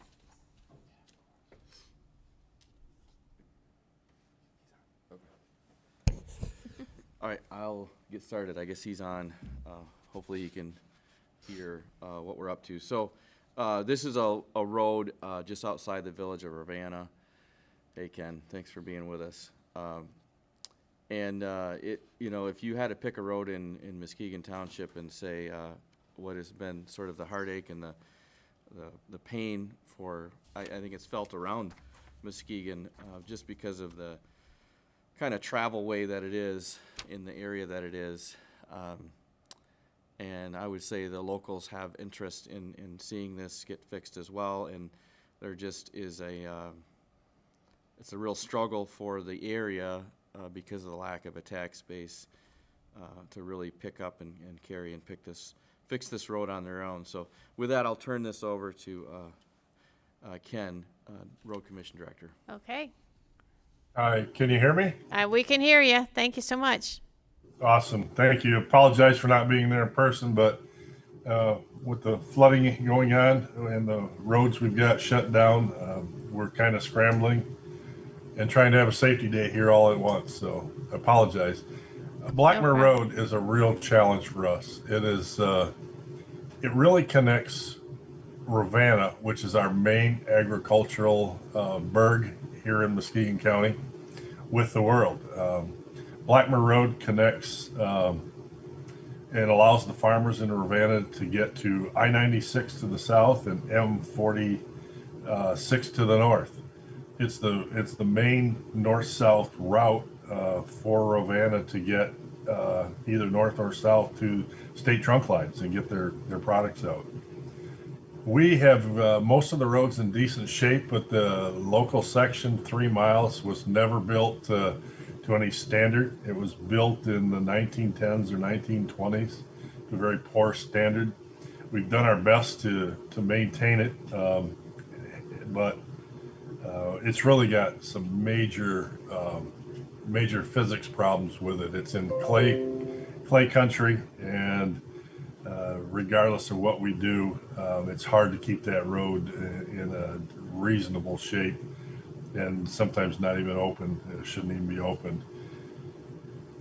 The problem is the clay needs to be dug out. There needs to be a sand base, and then then gravel and a decent top on it. And, unfortunately, we're in about the $3.3 to $3.5 million range for those 3 miles, and that's just not something we can are ever going to have enough money in our normal budget to be able to accomplish for those folks. We're looking for whatever help we can get, and we'd appreciate anything that the legislators can do for us. I know a couple of years ago there was a road up in Mason County, the same thing, and they were fortunate enough to get it. And I went up and looked at it. Had the same problem, same issue, clay base, and they were lucky enough to get an appropriation from you folks. We'd sure like the opportunity to fix our road and get those farmers to a place where they can get their stuff to markets in a much better format than what they've got now. Be happy to answer any questions. Okay, thank you so much, and appreciate you being here and being flexible with us as well. So, I guess how many residents live on that road, or residents or businesses? Well, I guess I don't have a firm count. It's some relatively large farms in the southern end, so not very many. The north end of this bad section, the houses are a little closer. I'm guessing it'd be 70 or 80 homes on that stretch. But Okay. it's not really. It's mostly connecting the village of Ravenna, which is all farms and farmlands, and giving them the connection to the state trunk lines is what we're after. Okay, that's kind of was The my gravel roads in question. that area, and this is like I say, this is the most straight shot for them to get anywhere. Okay, that was kind of my question: is how many people will it affect? I mean, do they have to drive around this road? Is it so out of so bad? Yeah, I think a lot of the traffic tries to find alternatives, but there's not the best alternatives in that area either. Okay.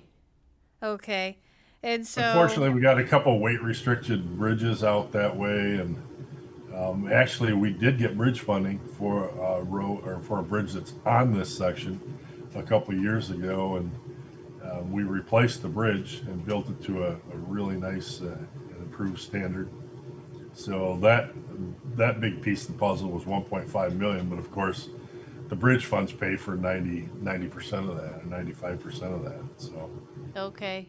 All right. I know I've seen some of those bridges that are really nice out in the middle of nowhere, and connecting a road that's not so great. So, so if you were able to get the money and repair the road, how many years will that road last, do you think? oh, it built to a proper standard. I think that road's going to last without doing much of anything to it 30 years. Okay. Let me. And then, I mean, we've gotten much better. The whole road industry's gotten better at maintenance. We put preservation chip seals on them. Some of the material we have now to fix cracks on the roads is so much better than it was even 10 or 12 years ago. That it's amazing. Just to add a little bit to that, starting with a base and building that base right means that when you do have to fix it potentially 30 years from now, you're still then just kind of grinding that and putting new asphalt down instead of, I mean, right now you could put a beautiful asphalt road on top of this, and in a few years, it's just gonna be a whole mess because the whole situation just moves so much with this clay. Correct. Yep. Okay. Oh, yeah, it's, the real fix for the road is underneath. It's not so much the top. You can still top a road for 100,000 a mile. I mean, that's not the issue here. I mean, it is, but the big dollar fix is what's happening down below. Ah, okay. All right. Well, very good. Well, I appreciate you being here today. Thank you so much. Thank you so much. All right. Thanks, Rep. Meerman. All right. So we are going to take a break and be back about 12:30. So I will say the committee is at ease. Remember to wait.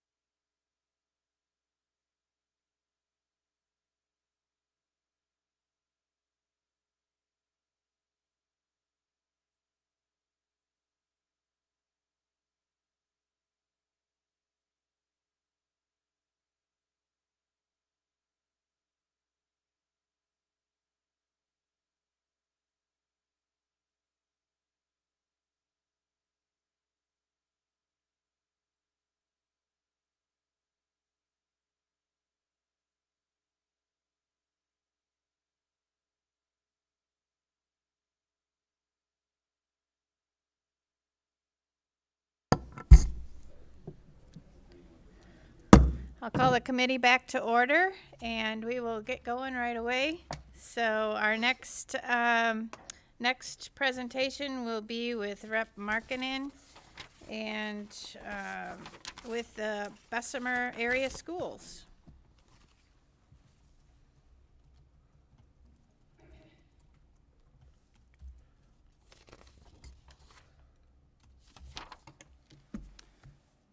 Thank you, Madam Chair. Members of the committee, the opportunity to testify. First of our LDSIs is Superintendent Rich Michella is on joining us via Zoom. He has an elevator project. The school district was notified that their elevators are going out of compliance. They maintain 2 buildings, so there's 3 elevators that have to be brought up to code. So I'll just turn it over to him. Well, good afternoon from the Upper Peninsula. It's actually still morning here because we're on the Eastern time zone. We were told that there was going to be some code changes and require us to do some updates on our elevators. We were told roughly for all 3, roughly in the $100,000 range, which obviously I would not be sitting here today if it had come in at that because it's doable. Then when all the information came across, and it's not even necessarily a solid number for each elevator, it came out to be about an estimated $165,000. The cylinder replacement, the drilling's not included. That's going to be a labor cost. We have no idea what that'll cost because it's 3 different elevators, 2 in one building, 1 in another, how much work it would come down to. It's just one of those situations where we're asking for help for a code change. Our district houses basically 2 schools in a sense because we also house the MOCI program with the GOISD. They do pay us some rent for the facility and that, but it is crucial for both buildings, as we know nowadays, to be ADA compliant, and this puts a pretty good hardship on the school district. This is not something that we've put off. I mean, just the other day, and I shared this, and we're not asking for money for this or anything, but we got sent another thing by Otis, who services our elevators, for packing in the realm of $32,000 because it's just getting old, and it helps with the movement of the elevator up and down, avoids the bouncing and rough rides, and sometimes the stalls that can sometimes hit elevators when they get older. Our 2 elevators at 80 Johnson High School were put in 1996 when the school did a bond, plus adding on to the building. That's where obviously when you add on to old buildings, you get different floor spaces and can be a little bit more complex. That's why we have 2 here. And then the Washington School around 2004 or 5 put an elevator in when we did a sinking fund. That one touches on 3 floors, has 5 stops, and they're both roughly the same age. So. Okay, well, thank you very much. I appreciate you being here. So these are to replace elevators that are already there? It's not even to necessarily replace them. It's actually just for the pricing breakdown to update those elevators. Okay. I believe it's to bring them up to code. Oh, just to bring them up to Yes. code? Okay, okay. I was thinking you had to replace them I altogether. apologize for that. Well, essentially, Okay. they are replacing much of it because the cylinder that raises and lowers the car is part of what has to be reworked. And if anyone can relate to elevator issues, it's those of us in this building. Okay. Okay, so there's a lot involved in the elevator project, I'm sure. So have you sought other funding or other funding sources for this? Are there grants available out there? To my knowledge, there's no grants available. I could look a little further. I did reach out to the Region 1, which is our Upper Peninsula Michigan superintendents. This is the route they suggested to me. I know the other day, 61D opened up in the School Aid Act. Looks like it's mostly for like boiler repairs and HVAC type stuff that's been identified in the SSRF study, which was the Michigan Statewide Schools Facility Study. And matter of fact, when those engineers went through our school, they highlighted in the Washington Elementary School updates over the next couple of years, about $100,000, $150,000.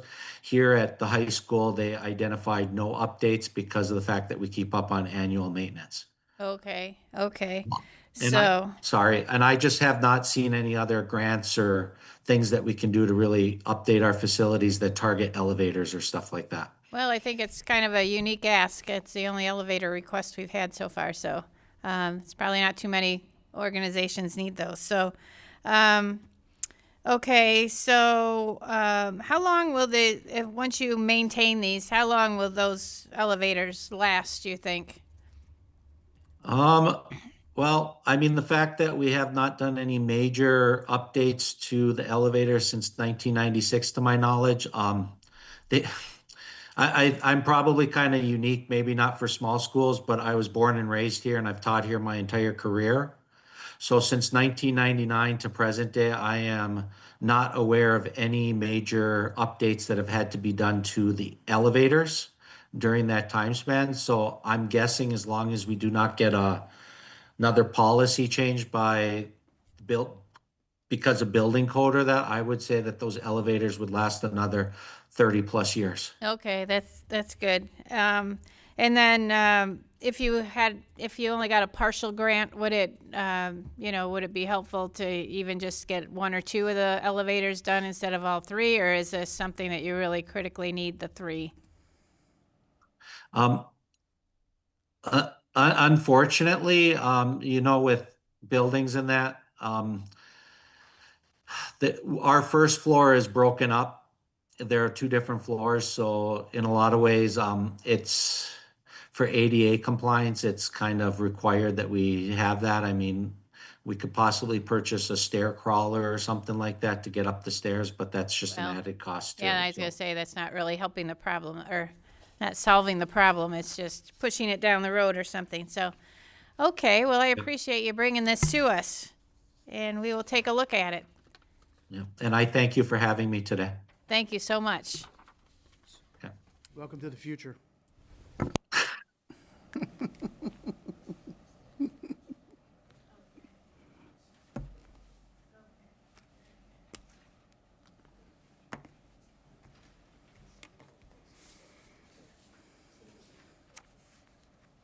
All right, Rep. Markkinen's up again with Gojebek Community College.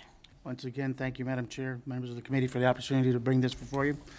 Spoke a little too soon. We have another elevator project. Oh. So I think Otis may have hired a new inspector up in the UP and is making their rounds. So without further ado, we're going to be joined by Chris Petrito, president of Gojebek Community College, also with an elevator issue. And so at this point, I'll just turn it over to you. Thank you, Mr. President. Thank you. Thank you very much. First of all, I want to thank Chair Jenkins Arnold and the committee for allowing me to address you today. Also, thanks to Representative Markkinen and Mr. Houston for putting our request forward. We really appreciate it. And I think Mr. Matrella kind of gave a good summary prior to me of the issues that we have going on here. So I'm here to ask for your support with this, again, specific state required need at Gojebek Community College as far as upgrading and repairing the elevator systems to meet safety and compliance concerns. Right now, our elevators at Gojebek Community College are anywhere between 30 and 50 years old. As Richard said, he grew up in this area. I grew up in this area here also, went to Gojebek Community Colleges in the early 80s.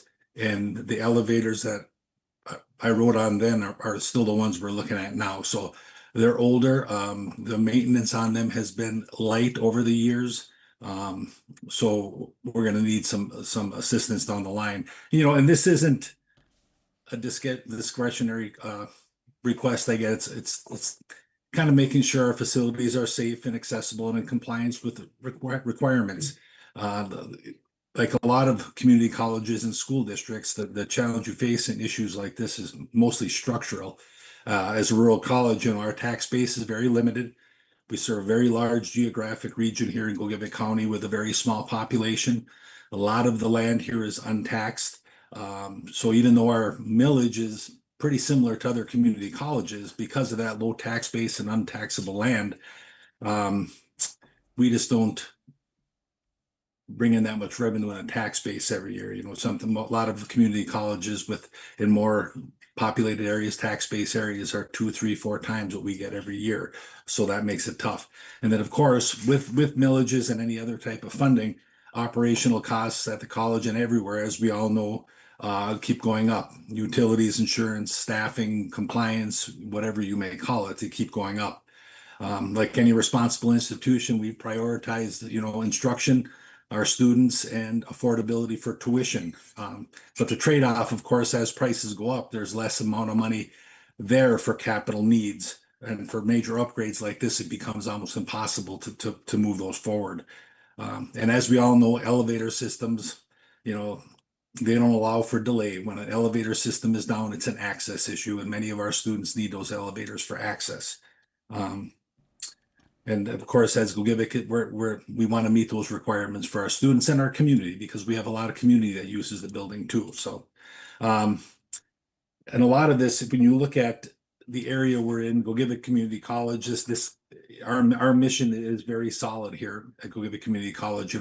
We are the leader in workforce education in the Western UP. We're the only college within a 2-hour span, so we're a necessity to this area. We prepare future nurses, future teachers, engineers, skilled trade workers, nursing staff. We do the whole gamut. Workforce development is a growing need in this area that we're trying to meet right now. So with the elevators, with the mission, with everything, you look at where we are with Gogebic, and if you have a strong college here, just like strong schools, you have a strong community, and we want to provide safe and accessible facilities. So I appreciate your consideration, and if there's any questions, please feel free. Okay, thank you so much. So yeah, I think there must have a new elevator inspector up there. Six elevators and they're getting old and beaten up. I guess so. Okay, so similar questions, I guess, to the last one. There aren't really any there other sources of funding for elevators. It didn't sound like, at least from the school district's perspective. Yeah, we kind of looked around too, and we really couldn't find anything. We heard a couple replies that maybe the state will come out with something down the line because other facilities are dealing with the same issue. Okay, all right. And then, so do you need all 3 of them at once, I guess, is the question. Yeah, I guess looking at the cost of each one, I just don't see how, with our tax base and not being able to, should we say, put a fund balance toward these capital projects like this, I think it becomes necessary that we take care of all 3. Okay, all right. It'd probably be easier maintenance-wise as well to just have it all Right. same time frame. So, Right.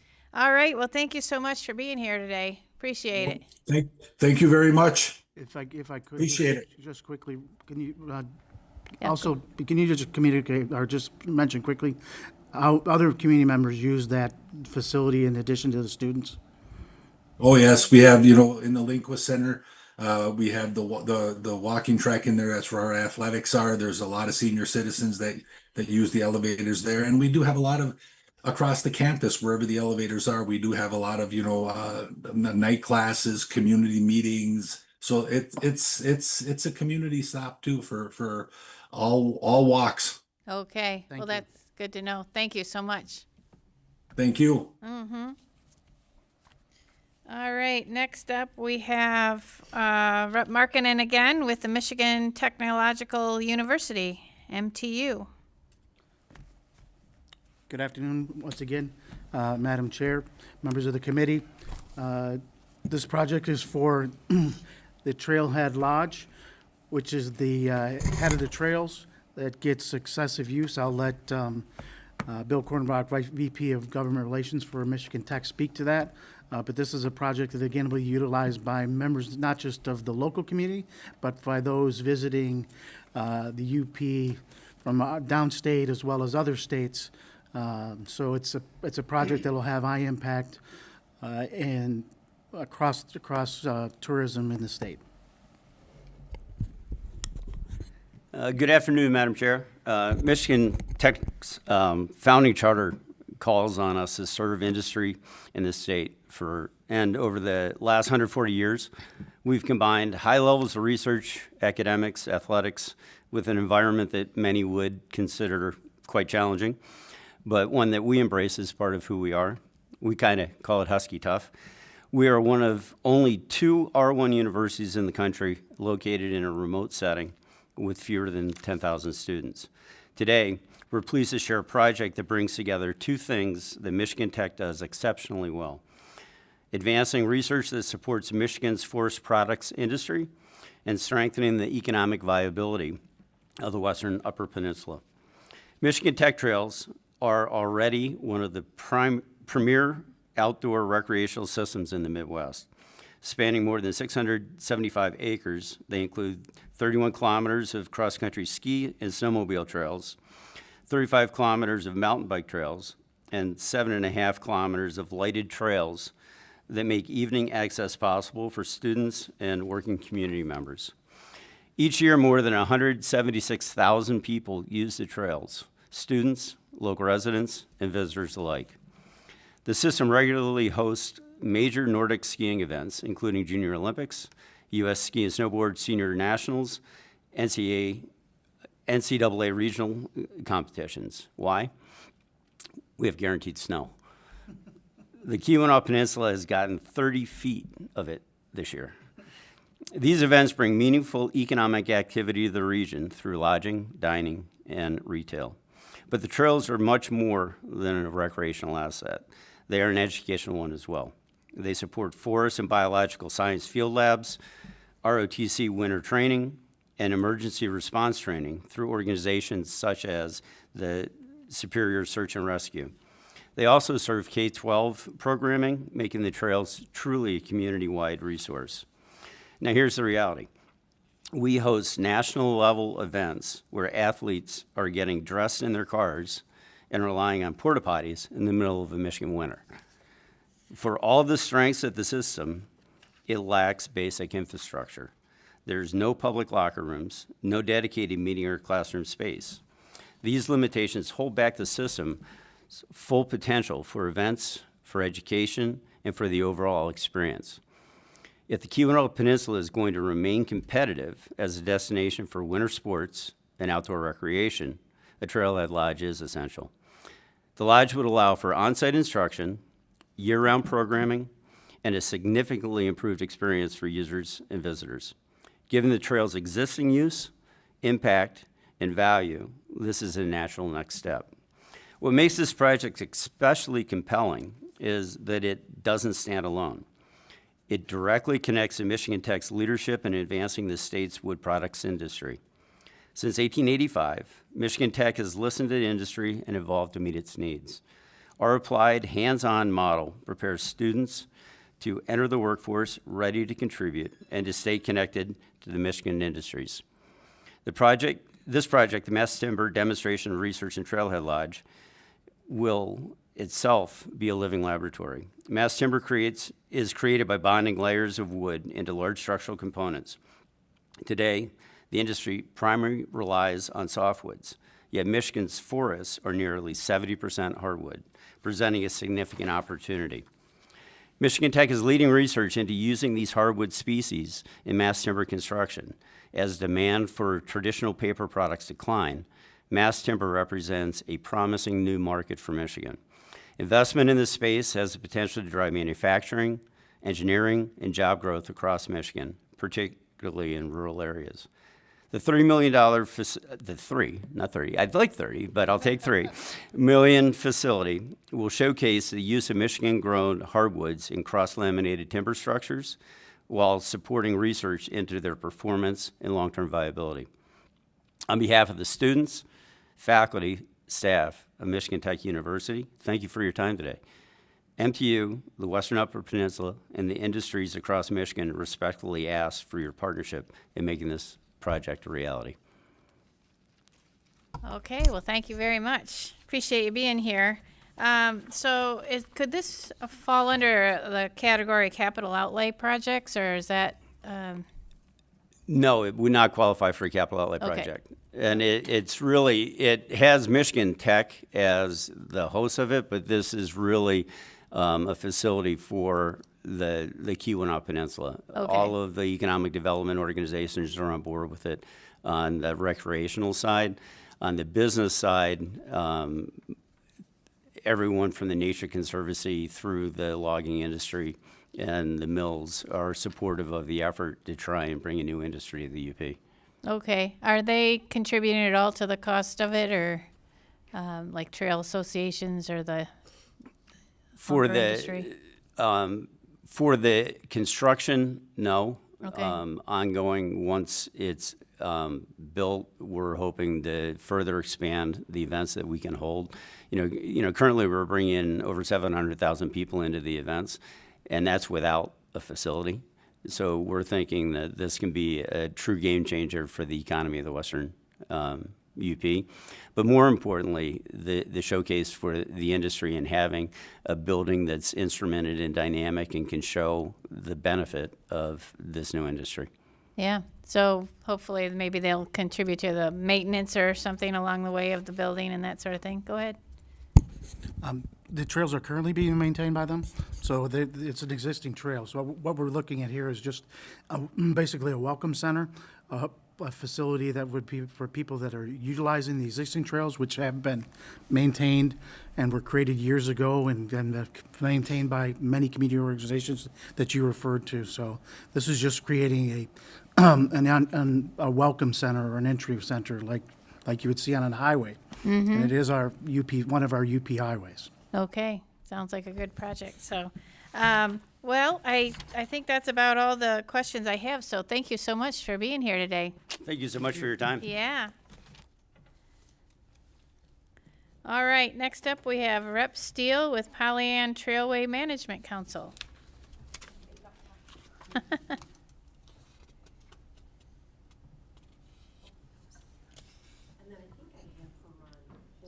Oh.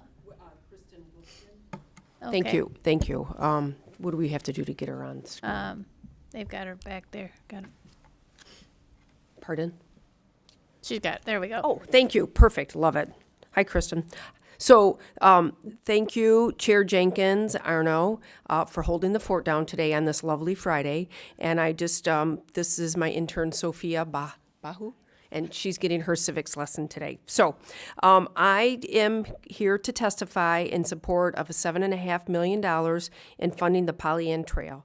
And 10 years ago, I came to Lansing to advocate for this trail, and here I am still advocating for the same trail that still has not been improved, starting probably 20 years ago when Kristen started all of this.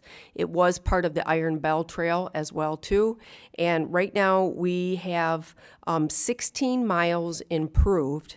That means you can take bikes and strollers, even wheelchairs going down the improved portion of it, which is in Oakland County, and there's 17 miles that's unimproved in Lapeer County. Basically, you go from a perfect trail to a 2-track. So the ask is not only to make that a trail where you could actually utilize, but also make improvements on the 16 miles that is already improved. So it connects, literally you can go from downtown Rochester all the way to Imlay City on the same trail. So it's huge in connectivity across the state. It will address critical safety deficiencies, AASHTO standards, dangerous road crossings, repair aging infrastructure, necessary upgrades and safety features, and accessible multi-transit partnership within the state, the cities, the businesses, and the communities. So it's not just the state that would help advocate, but all the communities are all along for the ride too. So I'm just going to pass it over to Kristen, so she is the expert. Thank you, Representative Steele, and thank you to the committee members for the opportunity to speak today. Before you today is a request for funding, as mentioned previously, for the safety enhancements, modernization, and new construction on the Pollyant Trail within both Oakland and Lapeer counties.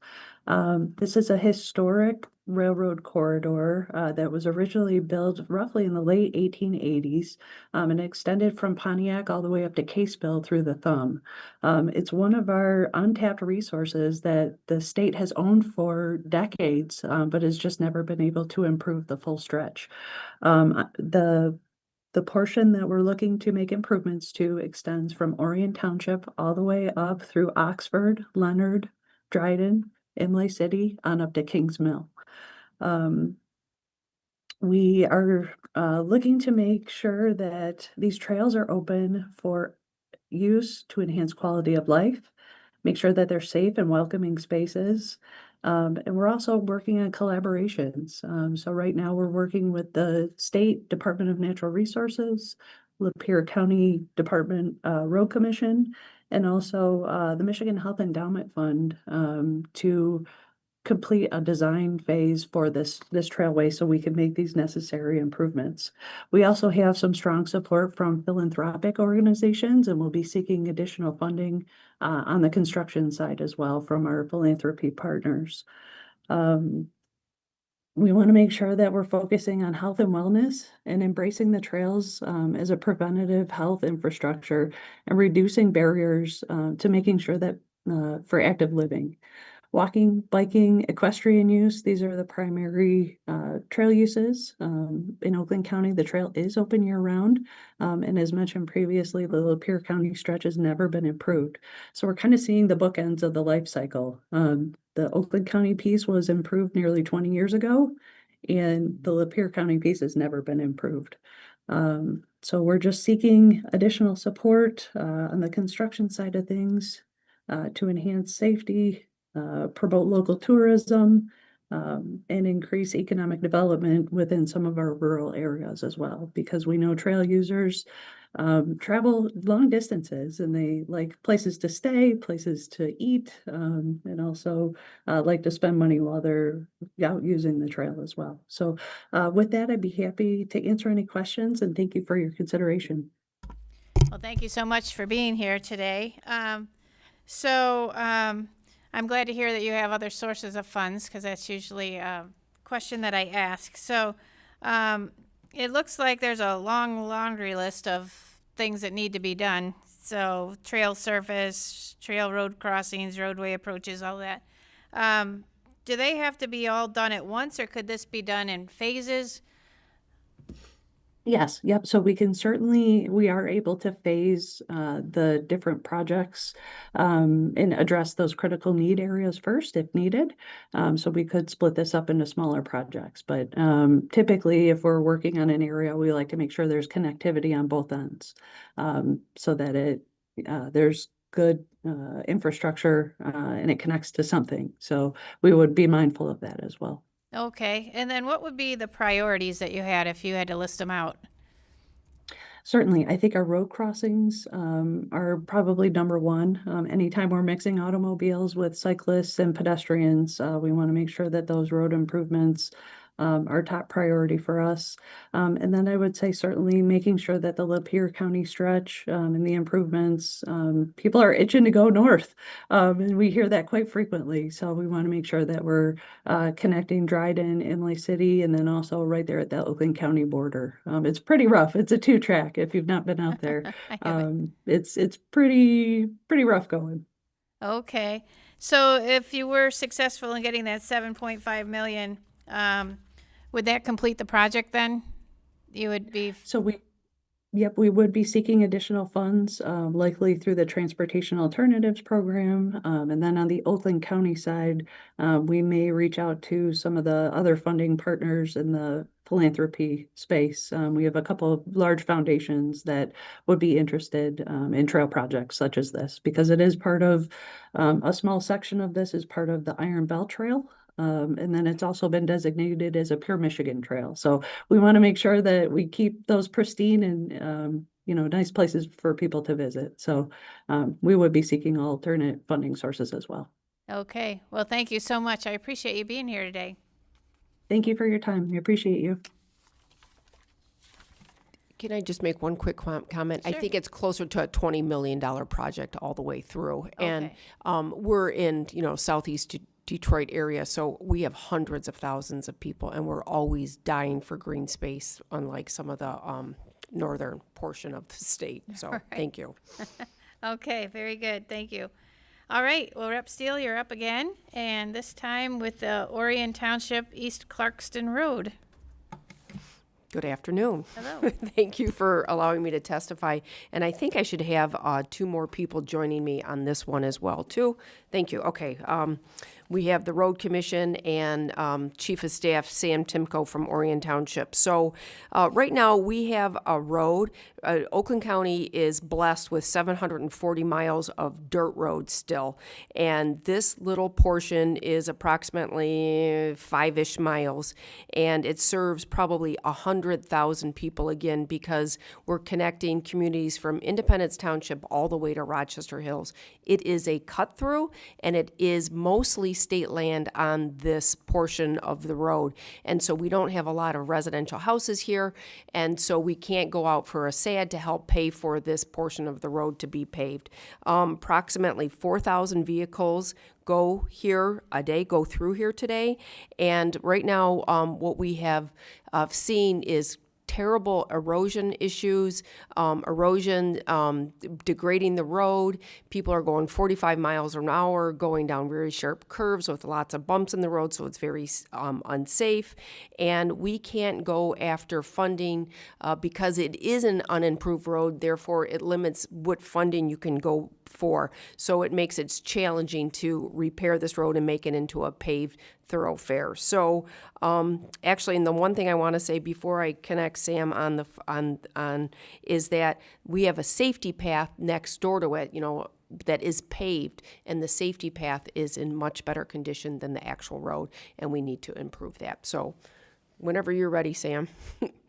Okay, thank you, Representative Steele. Good afternoon, Chair Jenkins Arno and members of the committee. So I'm Samantha Timko, Chief of Staff here in Orion Township.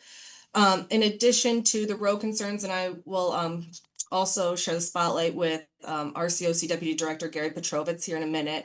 I wanted to talk about the additional challenges that we face with stormwater and water quality control along this portion of East Clarkston Road. So this segment of East Clarkston Road drains directly into the Paint Creek, which is one of Southeast Michigan's last remaining cold water trout streams, and it's a vital part of the Clinton River watershed. This stormwater runoff carries the road sediments into the creek, especially during major rain events like what we've been experiencing over the past few weeks. That sediment's degrading the water quality, damaging the habitat, and accelerating erosion. That routine grading and maintenance just cannot fix or keep up with. This project will address the problem of its source by paving the road and installing proven stormwater controls such as mechanical treatment units and bioswales that will capture and treat the runoff before it enters the creek. We see this as a long-term preventative solution that protects a critical natural resource. It supports recreation for anglers, paddlers, and visitors to the Paint Creek Trail, and it will just ultimately avoid higher costs in the future. So that is it for the stormwater. And then, like I said, if Gary is available, he can talk more about the traffic and funding concerns with this road. Thanks, Sam, and thank you, committee, for giving us the opportunity to speak about this. My name is Gary Petrovich. I'm the Deputy Managing Director at the Road Commission for Oakland County. In most cases, the Road Commission uses federal aid money to do major road work such as this. However, in growing counties like Oakland, many of the gravel roads get overwhelmed by traffic, and in this case, like East Clarkston Road, they're not federal aid eligible.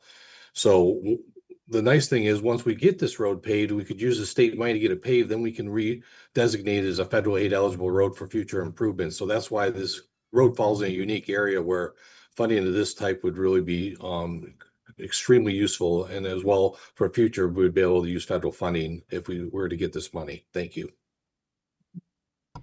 Okay, well, thank you so much for being here today. So I appreciate that. You answered one of my questions as far as other sources of funding. So it isn't available for you, it sounds like. Is this something that could be like an assessment on any, are there many houses on this road or anything? As you say, there's not too many. This It's is not a primary residential road, no. And it Okay. receives, the majority of the traffic is cut through traffic. Okay, all right. And you said it is a dirt road, so you'd have to basically build it from scratch, sounds like, for the most part. Okay. Would you be upgrading the, I don't know what you call it, the standard of the road, or the, from a primary road to a whatever, I don't know what all those are, but would that be allowing for heavier traffic and that sort of thing to go on the road once it's built, I assume? That's correct. Okay, and then would that allow then for more like economic development in the area, or would just be helpful for the traffic going back and forth? Yeah, absolutely. Especially in this area, it's right off of M24, which is an extremely over-congested route, and there's not a good way to get around, which forces trucks and other undesirable people to go through undesirable vehicles go through downtown Lake Orion. So this would help allow a bypass of that, as well as improve the economic development in that area. Okay, well, very good. So the 3 million that you're requesting, that would complete the project, or would you need more funding from other sources for that? That is a little less than half the funding that we would require. So our recent estimate from March of this year put the total project cost at about $6,340,000. The match would be contributed by both the Road Commission and Orion Township. Okay, all right. Well, thank you so much. I appreciate you guys being here today. Thank you. Thank you. Thank you. And just one point on that one too, is that they've graded it for so long, you have 4-foot dirt banks that are creating literally a tunnel of water to go right into the Paint Creek trail. So, yeah. Okay. All right, well, Rep. Steele, you're up again with the City of Auburn Hills. Thank you again, and I think I have Tom Tangi, who is the city manager from Auburn Hills, and he's here to join me as well too. So I'm just going to give a brief overview and have him give you more specific details. So the City of Auburn Hills is requesting $450,000 to purchase a new advanced life support ambulance, and it's just to meet the growing emergency medical needs in Auburn Hills and the surrounding communities for EMS responses. And they make up approximately 75% of the calls in the region, and the ambulances are frequently committed to locally and around the area. So with that, I'm just going to turn it over to you, Tom, and so you can fill in all the gaps if you would. Okay, thank you, Representative Steele, and thank you to the committee for inviting us today. I actually asked our fire chief, Chief Trevin Robinson, to be on the call so he can speak to this issue, but I'll just make a couple of opening remarks. First of all, by saying that the timing is perfect that we're here before you today, because we have 4 ambulances and 2 of those 4 are reaching their life expectancy. And sadly, about 5, maybe 6 years ago, an ambulance of this type that we are requesting funding for was about $300,000. And just 6 years later, they are approaching $450,000. And again, when I speak to timing, this is the first year that our fire millage here in Auburn Hills is no longer covering the expenses associated with fire department operations. So our request is actually addressing for us a deficit situation with our fire millage. We've never had that happen before, but there's becoming more and more demand on fire service. Obviously, we're a growing community, but we're also seeing just many, many more calls that really relate to not only the typical medical call, but unfortunately social ills that have come along with, it seems like related much to the post-COVID era we are in. And that is often having to do with drug issues and responding to a number of calls that are related really to social ills. So again, 2 out of our 4 ambulances are aging out, and now we're facing not only a fire millage deficit, but having to replace 2 of our ambulances very soon at an increased cost of now $450,000 each. So with that, I may have really stolen his thunder, but I want him to speak because he's got this great mustache that you have to see. So anyway. Thanks, City Manager Tangi. Again, my name is Trevin Robinson. I am the fire chief. And thanks to Representative Steele for advocating for our project and to the committee for having us here today and considering our request. So I'll just piggyback on a lot of what he had mentioned, the idea that it's a new ambulance that we're asking for us to be able to provide ALS care, which is advanced life support. And that's the highest level care that you can provide in the pre-hospital setting. And then a little about our department. We run just over 4,600 calls for service a year. And as mentioned, 75% of that relates to EMS calls for service. So that's really the lion's share of what we wind up doing. We do have 4 total ambulances. We do this through 3 stations. So we have 3 frontline ambulances and then 1 that we keep in reserve. You have to have 1 in reserve and you have to have 1 that's, quite functional because you wind up with preventative maintenance, just maintenance that happens, repairs, factory recalls. So you have to have at least 1 more there to, take the place of something that's getting repaired. 2 of those ambulances are at 100,000 miles and 1's at 130,000 miles. And something we realize is once you hit about 100,000 miles with an ambulance, that's when you start seeing that time increase for it being out of service and needing more maintenance. So our EMS demand does continually rise. It keeps growing.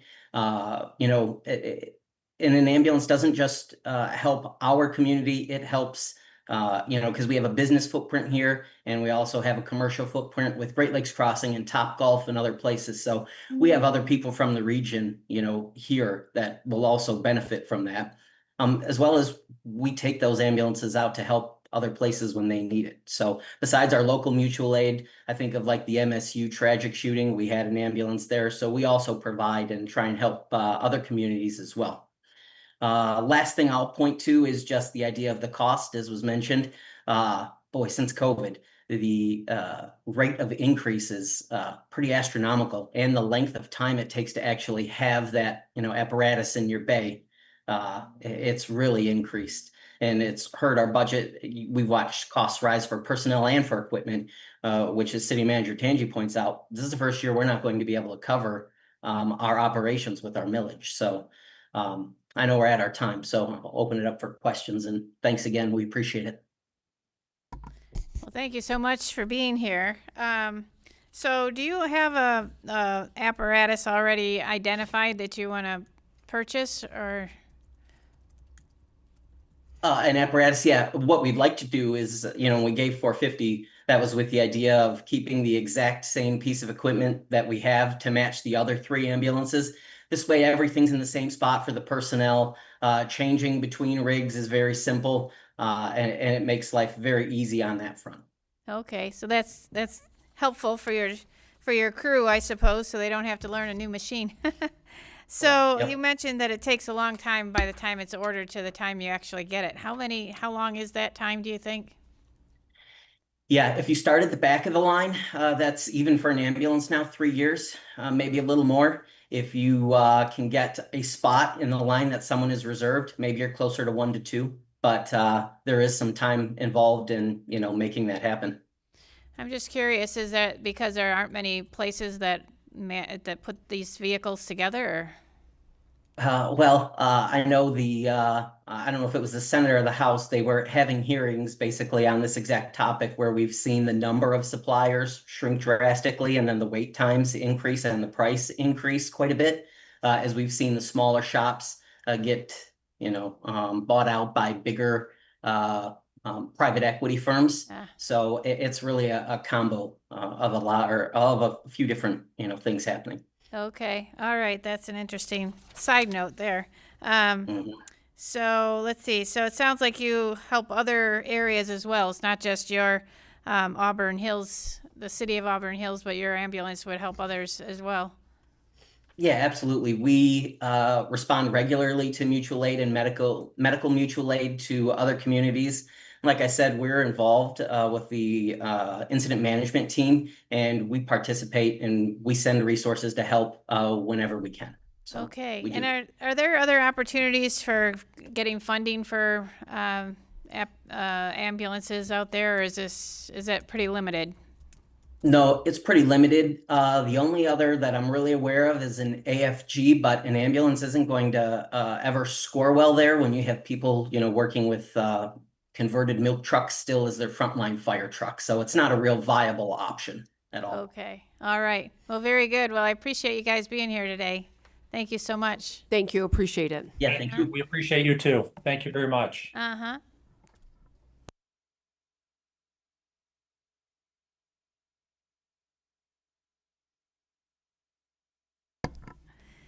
All right, next up we have Rep. Wolford with Crime Stoppers of Michigan.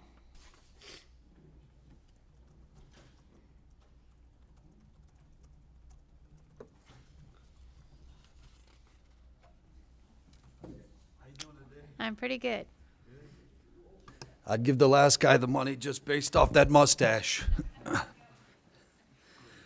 First, thank you to each of you. I can't imagine having to sit in that seat and do what you're doing. So thank you for that. Appreciate you. So first, I would like to highlight the impact of Crime Stoppers. Are we good to go? Everybody online? Okay, wonderful. I'd like to highlight the impact of Crime Stoppers of Michigan and why continued support for their work is a small and smart investment in public safety. Since 1992, Crime Stoppers has provided a safe and anonymous way for citizens to report crimes through the 1-800-SPEAK UP program. That anonymity, the privacy of that matters. It allows people to come forward with information that they might not otherwise share. The results speak for themselves. In just the last 6 years, Crime Stoppers has received more than 43,000 anonymous tips, paid out over $600,000 in rewards, and helped recover millions of dollars in property for victims and law enforcement. But beyond tip reporting, their Center for Crime Prevention plays an important role in educating communities and helping prevent crimes before they happen. This is a proven model that works. It strengthens the law enforcement and empowers communities and delivers real results for victims.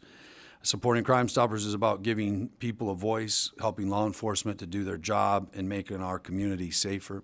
I think it's also worth mentioning that Sheriff Mike Murphy of Livingston County is a supporter of that, along with one of our current representatives, Representative Bagul. Thank you. And we'll turn it over to you or whoever's next. Dan. Okay, Dan, go ahead. Thank you, Representative Wolford. Thank you so very much. Committee, thank you for the opportunity to be here today. My name is Dan DiBardino. I'm president of Crime Stoppers of Michigan.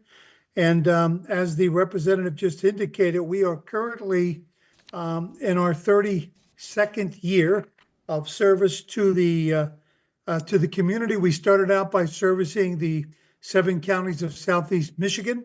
We now provide and offer our services to the entire state of Michigan, and not only to the citizens, but also to every law enforcement agency, federal, state, county, and local, who operate within our state.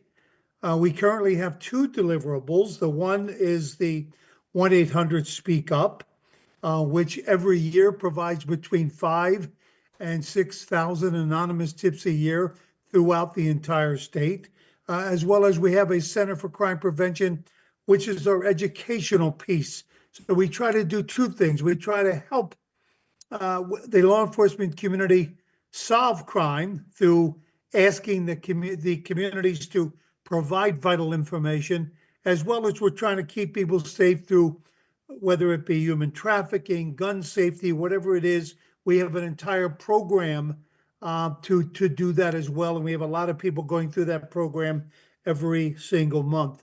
Along with that, we're very involved with many community organizations that have a goal of maintaining safe neighborhoods and safe communities, as well as crime prevention.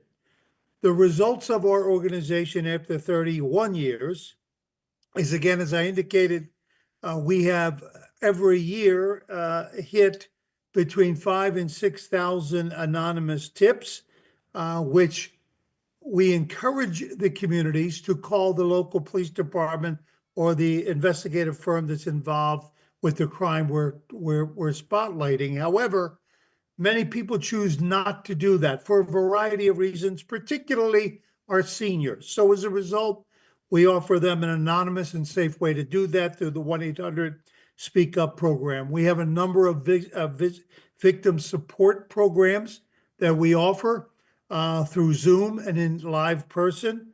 And of course, our law enforcement support.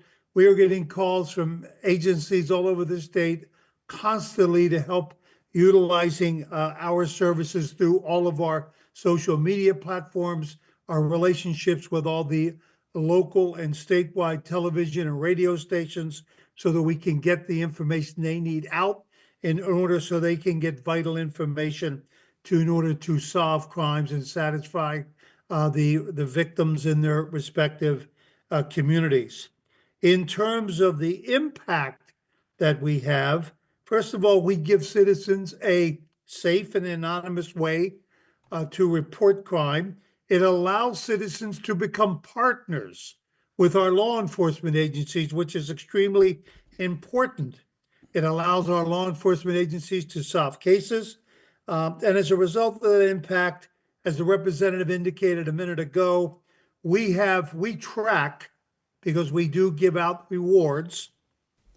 Dan, We just so you know, track- Dan, just so you know, we got about 15 seconds left because I have two other ones and I only got 6 minutes. So whatever you feel is most important. We track $3.8 million in recoveries back to the community. We are reducing our ask from $500,000 to $250,000. We are at a crossword. If we don't get some support, I'm afraid we're not going to be here, and I don't know what's going to happen with 5,000 tips that our citizens provide. Thank you so very much for allowing us to be here today. We appreciate it very much. Have a great weekend. All right, thank you so much. Just a question. What does the money go specifically for? Does it go generally towards operations, or do you have a specific thing that you use the money for, the $250,000 that you're requesting? The $250,000 would do one of two things. It would allow us to bring our workforce back from 9 people. We're now at 3, so I can get a few people in. That includes a grant writing person to help us get some other funds, but the majority of money would be for the delivery of our programs. Okay, very good. And what I ask with every programmatic request is how you plan to sustain this going forward. It's a good question. If we just get some breathing room right now, because we're at a crossroads, I'm able to bring in a part-time grant writer, and we're also able to generate more funding activities. We have a golf outing, we have a big dinner. We'll do more of that so we can sustain ourselves. Our budget's not that gigantic. Okay, well, thank you so much. I appreciate you being here today. Thank you so very much to all of you. I appreciate it very much. All right. Chair, if I All may, right. I would just like to add, if this was something that they weren't doing and the state needed to do, it would be well into the millions, and it's something that's needed. So thank you for your time today. Okay, thank you so much. All right, Rep. Wolford, you're up again with the VFW Post 6464. Sure. Well, obviously I want to highlight this request for the post in Fowlerville. This facility plays a very important role in the rural part of Livingston County. As I mentioned, for our American Legion in Howell, this place is much like that in the sense that it's a lifeline for not only our veterans and some active duty, but also for people in the community that need togetherness. And so this is more than just a veterans post. As mentioned, it's a community hub. This building regularly is opened at no cost for local events, for public gatherings and communities that need help. So in times of need, it can also serve as a heating center and cooling center or emergency center. It's done that. Right now, the facility is showing its age. There are 2 furnaces that are more than 40 years old and need to be replaced. And just to put that into perspective, that was when they had gotten those, that was the end of the Cold War. It was when the first laptop and desktop, the first CD player, and the first disposable camera was there. And so you can imagine having furnaces that old, they need help. The roof is worn and need replacement. The parking lot is deteriorating and creating drainage and safety concerns. And there's a lot of plans also to add some showers for also those times where their units, buildings used for free for people in those heating and cooling places. So these are practical upgrades that they need.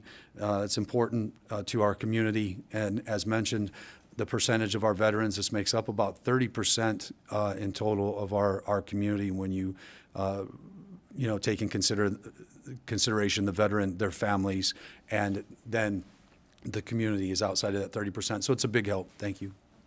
Yeah. Well, thank you very much. I noticed that there are a lot of projects included in this one request. So it looks like several facility improvements, including replacement of 2 furnaces, roof replacement, parking lot reconstruction, showers. Do you know what the priorities are? Do they have a list of priorities, or is it? Yeah, the priority first is the roof, first and foremost. Okay. Because it's in desperate need. And also, their hope is that with this, that the community will also see what the state has done and then come alongside and help in some of Okay. those other projects. Okay. Is this something that could be done in phases if they weren't able to get all the money at once, or do they need to do this all in one? Yeah, the most important is the roof at this time. Okay. Yeah. Okay. Very good. All right. Well, thank you so much on that one. Yeah. I would just add one more thing as it relates to the parking lot. We don't think much when we hear about a parking lot that's deteriorating, but you got to remember the age of the veterans. This is veterans of foreign wars, what's left of Korean, Vietnam, and then those veterans that are disabled, that is important as well. Thank you. Yeah, it's important. All right. Well, thank you so much for that. And next up, we have Rep. Wolford with the City of Howell. Yeah. Also, we should have some folks online here. Oh, Christy, is she in the queue right now? Okay. Christy Troy. I think they're working on it back Herb there. Sweden. Well, while they're looking at that, I guess I can there start. they are. Oh, look, there's the gang right there. Oh, there we go. Looking sharp there, folks. Hello. All right. So I want to highlight just this critical infrastructure. Is it okay, Chair, Okay. to proceed? I'm sorry. We good to go? Yep. Okay.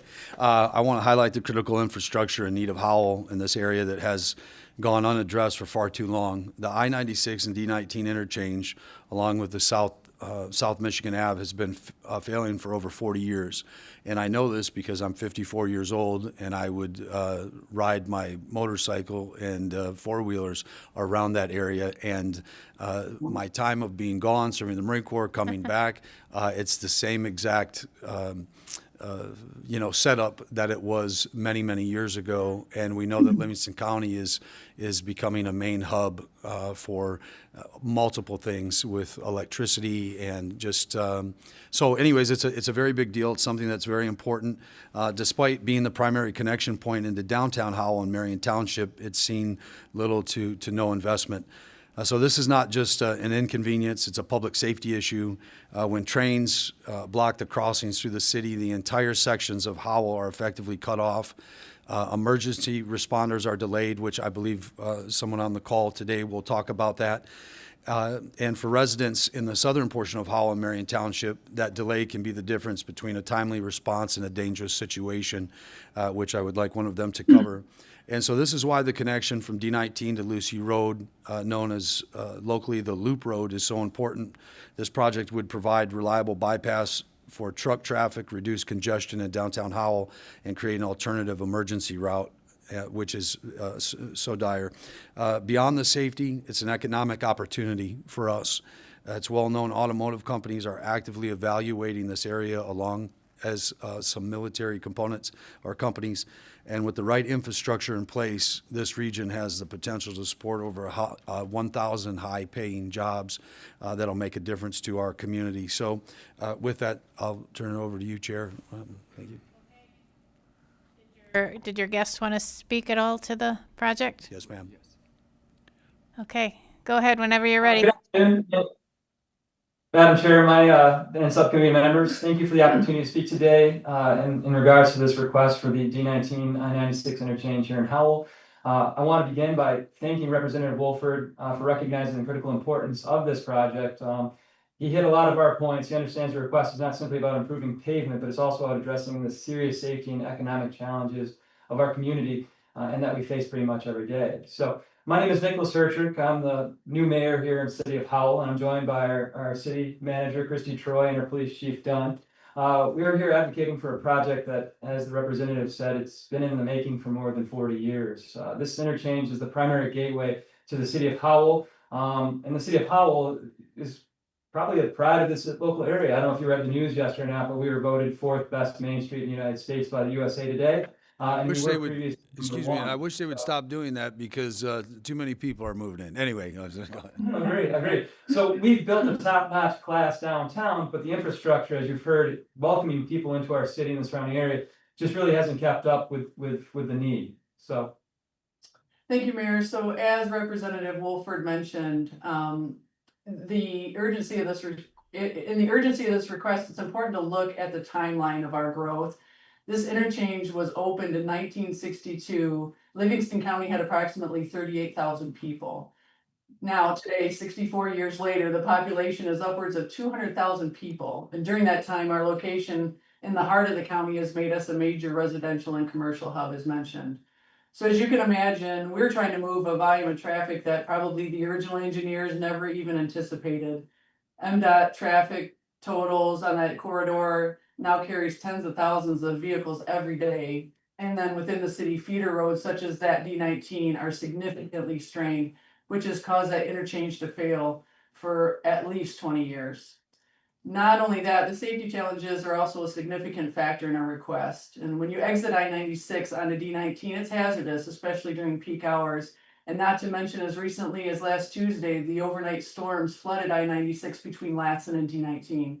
This caused all eastbound lanes to exit at D19, a 2-lane exit ramp with a near stop sign.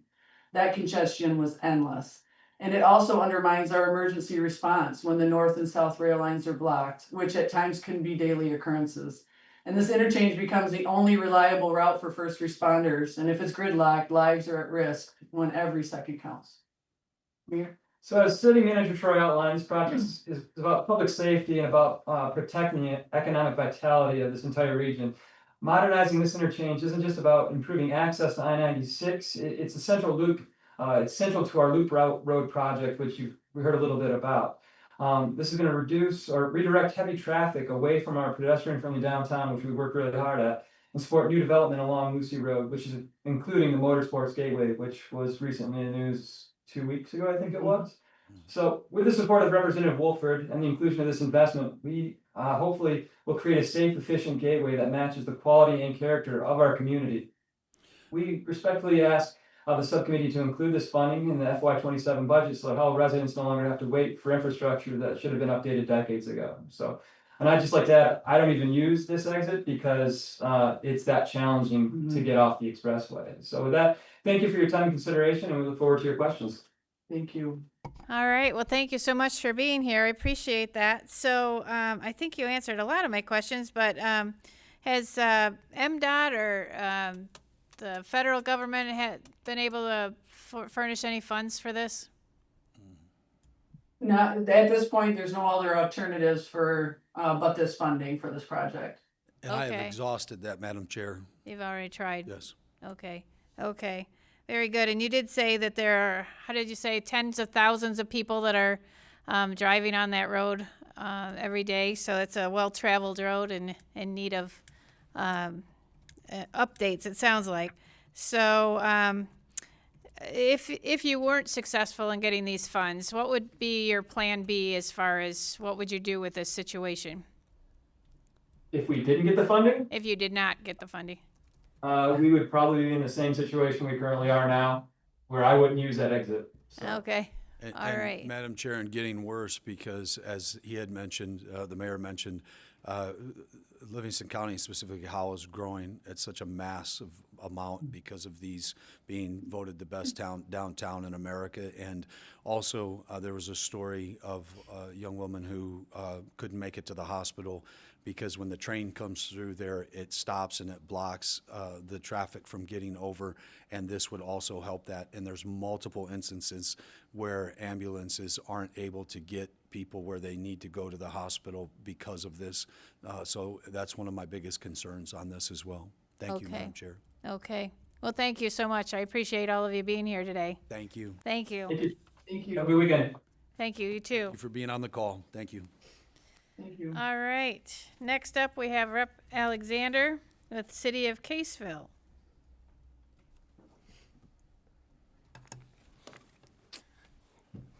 Good afternoon, Chair Arno and staffers.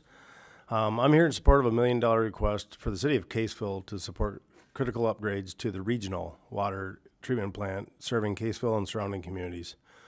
This project's focused on maintaining a reliable, safe drinking water infrastructure in a region that experiences significant seasonal demand and relies on the shared system. It's a practical investment in public health, safety and welfare, system reliability, and protecting a key driver of the local economy. With that, I'd like to introduce Jamie Learman, who's the city manager for Caseville and who is joining us on Zoom. Thanks, Representative Afternoon. Alexander, and thanks to the committee for having us here today. The city of Caseville's water service is in need of some critical improvements to the water plant, which is a regional system for the city of Caseville, Caseville Township, and the village of Pigeon, which is about 8 miles from here. We rely on this shared regional water treatment plant with an extreme increase in seasonal demand when we have tourism. We have around 4,000 customers between the three entities. And the summertime, our population swells to well over 10,000 people. We are a very, very high tourist-based area. This surge of people places a significant strain on our aging infrastructure. We need to replace several of the key treatment and control systems that are beyond their useful life, which is increasing the risk of operational failures and potential service interruptions that could impact public health and the area's tourist-driven economy. Everybody around here relies on tourism so much. Summertime, we only got a few short months where everybody gets a chance to make their money. We're requesting $1 million in direct spending.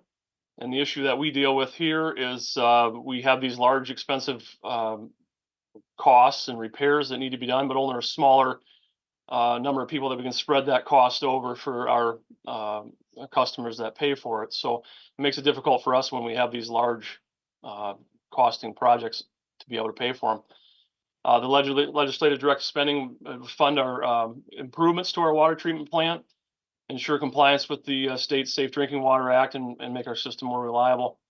Our planned improvements are replacement of filter membranes, turbidity monitoring equipment, SCADA hardware and software. That's our basically the brains that operates the plant. The unit that we have in there now is obsolete, and we can't get replacement parts. We've heard there's some out on eBay, for sale for big top dollars because they know people can't get them anymore. So it's troublesome. Additionally, we want to get some new air compressors, fix the isolation and control valves, and some new laboratory analytical equipment. These upgrades will improve treatment reliability, strengthen the system monitoring and control, reduce our emergency repair risk, and ensure the continued delivery of safe drinking water at the peak demands. We appreciate if you guys could support this grant for our community. Thanks to Rep. Alexander and the committee for this opportunity. Well, thank you so much for being here. I appreciate it. How old is the current facility that you have there? The water treatment plant dates back to the 80s. It was updated with intake bed in 2004, which is another issue that we're having in the summertime. That intake bed, it's getting to the point where we're having a hard time drawing enough water that we need to provide everybody. So that's a separate project beyond these improvements that we're currently investigating with the EPA and Eagle. They've done a study, and it looks like that project's going to be about $13 million. So we're hoping we can secure some funding somewhere for that too. Another big project, sounds like. Yeah. So you have several things that you want to do under this project. Is this something that can be done in phases, or is this something that needs to be done all together?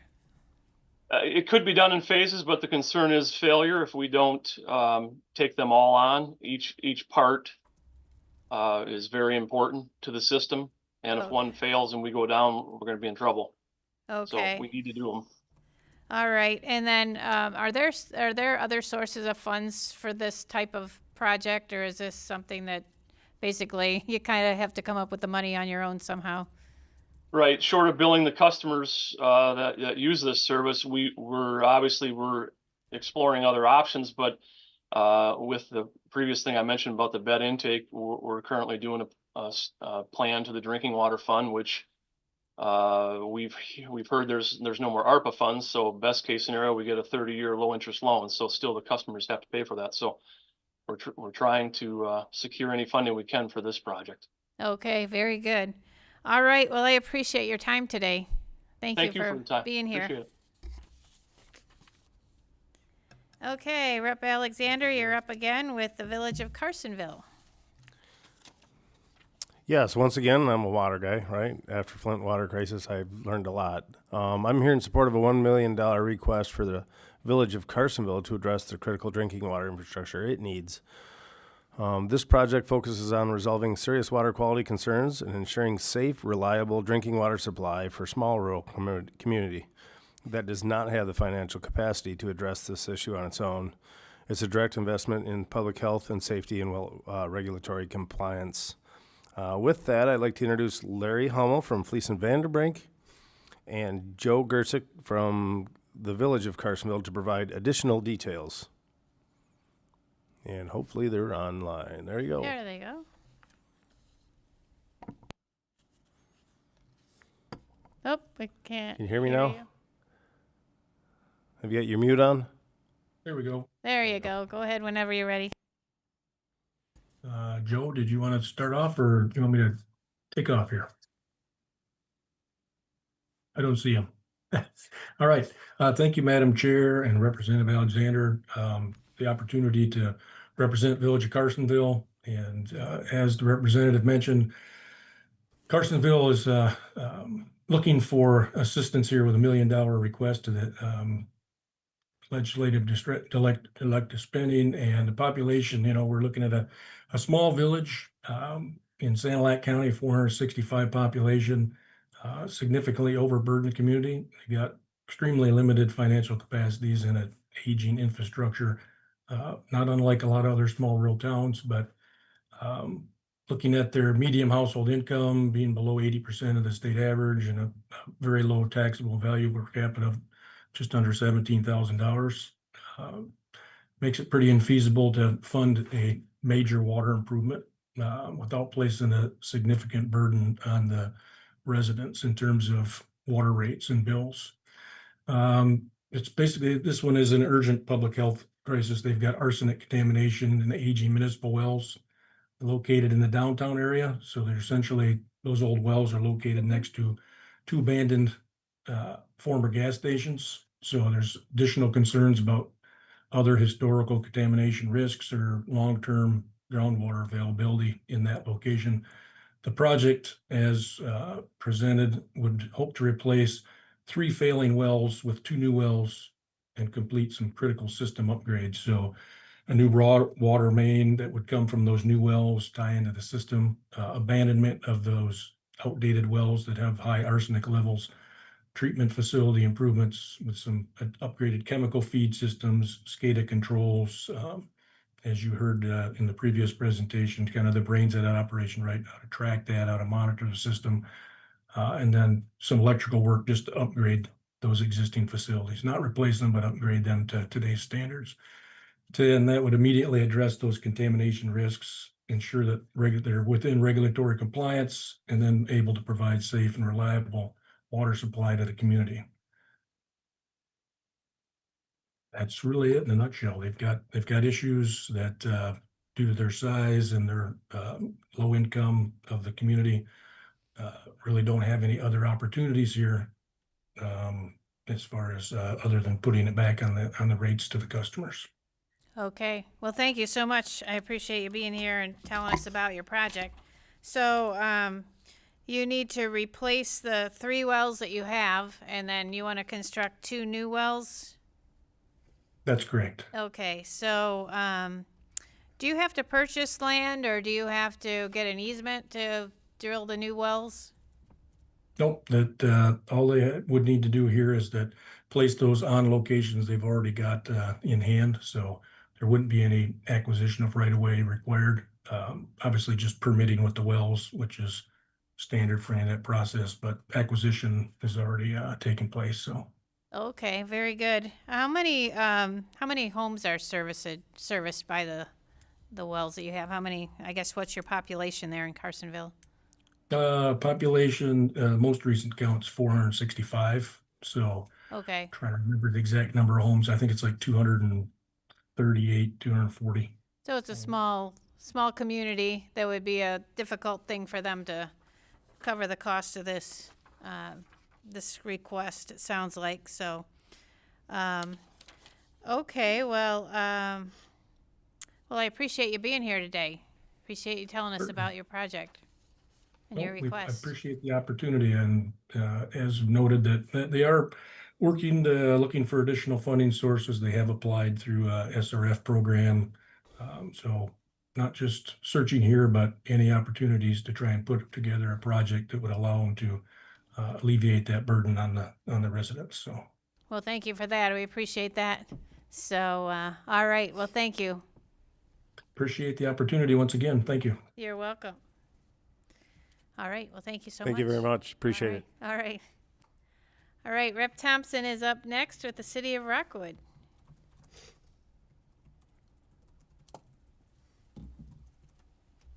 Go ahead whenever you're ready. Good morning, Chair. I am here today on behalf of State Representative Jamie Thompson.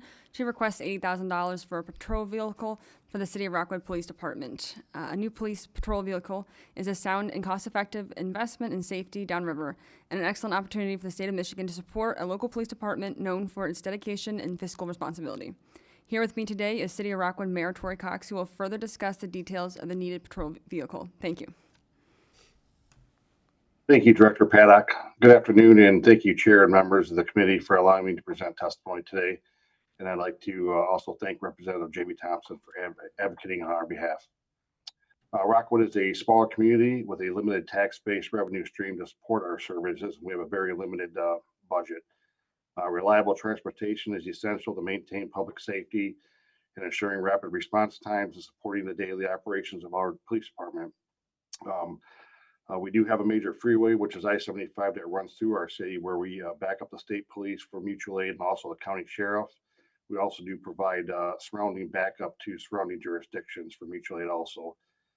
Further, we are a short distance from the Fermi 2 nuclear power plant, and we are within a 10-mile radius of the emergency planning zone evacuation plan from them also. Our current fleet of police vehicles is aging and increasingly costly to maintain. Our current fiscal year budget, we had budgeted $10,000 for repairs. However, we had to make an adjustment to up to $15,000 for these continued maintenance. At current time, we have a 2025 Ford Explorer, a 2022 Chevy Tahoe, and a 2021 Ford Explorer. With the run volume in our city and a typical lifespan of a police vehicle is about 4 to 5 years for police mileage. Our 2021 and 22 vehicles have far exceeded their recommended service life for patrol vehicle usage for mileage and have already incurred increased maintenance costs while being less reliable. We feel that this modest $80,000 would be sufficient to purchase and equip a new patrol vehicle for the next patrol life cycle of 5 years. This investment provides a direct public benefit by addressing increasing maintenance costs within the city's police fleet. Including one vehicle, which is our 2022, that's chronically out of service due to ongoing repairs. As a result, the department is forced to depend on older, less reliable vehicle as a primary response units, which can impact response efficiently and officer safety. Replacing this aging vehicle with modern, dependable patrol unit will reduce downtime, lower maintenance expenses, and ensure officers have consistent access to reliable transportation.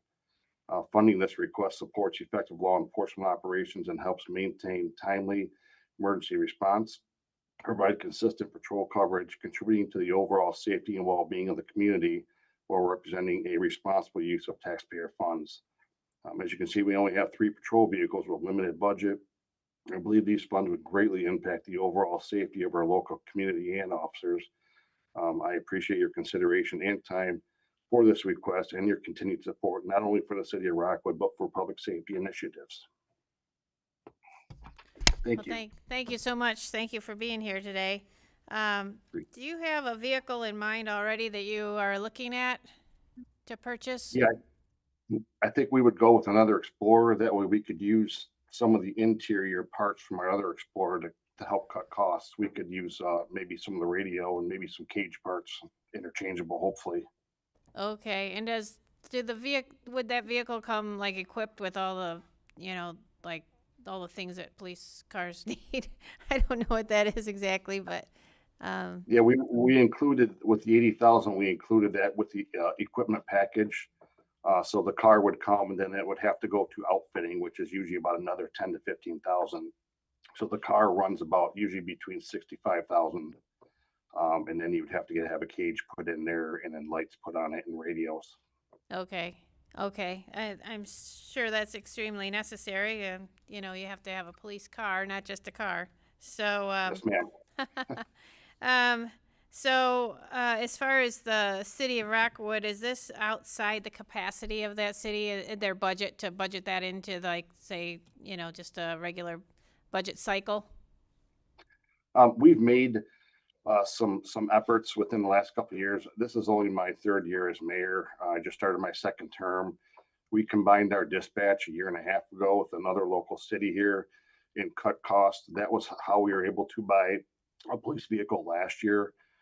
We made some other initiatives within the city to make some cost-cutting efforts in an attempt to save some money. We've made a several-year plan now, and that's what we're trying to do is save some money to make a plan to make these purchases in the future. The administration prior to me was here for a long time and things were stagnant and there wasn't a plan put in place to make these savings. So I'm kind of caught with a bag in my hand to make these cost-cutting savings. We've also have looked at some grants. We haven't been lucky at getting any of those grants yet, but we have been looking elsewhere and we have been making some cost-cutting savings within the city. Okay, very good. And if you were not successful in getting this grant, what would your plan B be? Well, we'd have to go another year, and we would continue to look for other grants and other places of funding to try to get another police vehicle. Okay, so it would be a difficult thing for you. Okay, all right. Well, thank you so much. I appreciate you being here today. Thank you for your time. I appreciate it. All right, thank you. All right, next up we have Rep. Bonak with the United Way of Marquette County. All the way from the UP. Oh my goodness. I just stayed. Oh. So thank you, Madam Chair. Joining us first from the United Way of Marquette County, Mr. Andrew Rickauer and Ms. Karen Anderson. We have a team here to help lower income people, I should say, navigate their taxes through the Volunteer Income Tax Assistance Program, or VITA. Their request is for $35,000. Mr. Rickauer and Ms. Anderson, please go ahead. Thank you for having us. Good afternoon, Madam Chair and representatives of the committee. As Representative Bonak said, we're requesting $35,000 for our VITA program, the Volunteer Income Tax Assistance Program. And this is not a new program or an experimental program. It's a proven economic driver that works. The most recent tax season that just ended last week, our VITA program in its 2nd year returned over $400,000 directly to local households, generating an estimated $620,000 in total economic impact, with dollars going straight back into the local economy rather than stuck in a system. These dollars would otherwise have been left unclaimed out there, and this is going back directly to the houses that need it. We primarily serve seniors, veterans, the ALICE population, the asset limited income constraint households, those low income working class families, many of whom qualify for critical tax credits like the earned income tax credit or the homestead property tax credit. These otherwise would go unclaimed because these households would not have access to them without assistance like our VITA program. This funding is not just about tax preparation. No, that's where it starts. It's about ensuring people receive the dollars that they've earned, making sure these dollars stay in our community and are circulated locally. The investment would allow us to scale a model that's already been proven and is already working. It would expand access across rural communities, Marquette and Alger County. You know, the UP, we're not very population dense, so we are spread out. So this would allow us to expand services and reach more people, building capacity through training an additional site coordinator to support the volunteers and strengthening volunteer recruitment and retention. And with that, I'd like to turn over to Karen, who's the boots on the ground. She can speak more about the program. Thank you for hearing us today. As the VITA site coordinator, I oversee the day-to-day operations of the program, and what makes it work is a highly efficient, community-driven model. Our program is powered by IRS certified volunteers, and the certification is required annually. So this isn't something that carries over. These people give a great deal of themselves. They contributed more than 1,200 hours this year in service to the community. Together, we completed over 250 tax returns, with local residents saving more than $75,000 in preparation fees. We're in our second year, and we've already seen a strong growth from year one, along with increased demand. After we finished our final appointment, Andrew continued to get calls daily, numerous calls, people still who were unable to complete their tax returns. And the need is especially in the Alice households. For the individuals, this is often the difference between paying rent or falling behind, keeping utilities on, covering childcare or transportation so they can stay employed. We also serve residents across a large geographic area, often up to 50 miles from Marquette, which makes volunteer support and coordination essential. The funding would allow us to recruit and train more volunteers earlier in the season, reimburse mileage to ensure volunteers can continue serving rural communities, and expand the number of residents we're able to serve. What's most important to understand is that the impact is immediate. When someone receives their refund, that money is spent right away in the local community on essentials that support both families and local businesses. In closing, this is a modest investment we're asking for with clear, measurable return, both economically and for the residents we collectively serve. We appreciate your consideration and your commitment to strengthening communities across Michigan. With that, we'll take any questions. All right. Well, thank you so much. I appreciate you being here today. So just specifically, what would the $35,000 go towards? Would it be for volunteers, or what would it be used for specifically? It would be a combination of volunteer recruitment, paying mileage for volunteers, and to help increase our capacity, getting more computers for the additional volunteers, to expand services, and another site coordinator. So we're able to expand. Right now, we're doing the best we can. We've maxed out our capacity. So this would increase capacity with the funding for equipment and additional site coordinator. Okay. And one of the questions I ask with any program is the sustainability question. So going forward, how would you sustain this in the years going forward if you weren't to, if this is a one-time ask, so what would it be after, what would you do after that? We're continually seeking funding from sources, from other foundations and other sources. And as a program grows, it's been easier to get buy-in and support. And after a few years, we are eligible for IRS funding for the program, Oh, but we're okay. not eligible the first few years. Okay. And we have been able to purchase all of our equipment. So the computers, printers, routers, everything that we need to continue operating, as far as hardware and software is available. Yeah, the first few years are the most expensive, and then the price is more sustainable. Okay, well, thank you very much. I appreciate you guys being here today. Thank you. All right, thanks. Okay, Representative Bonak is up again with Superior Central Schools. Thank you again, Madam Chair.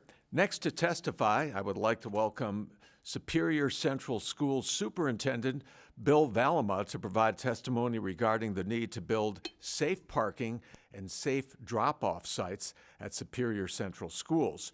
They're requesting $1.4 million to complete this project. Mr. Valema, the floor is yours, sir. All right. Thank you, Representative Bonak. Thank you, Madam Chair and Committee. My name is Bill Valema, Superintendent, 612 Principal at Superior Central Schools in beautiful Evan Junction, Michigan.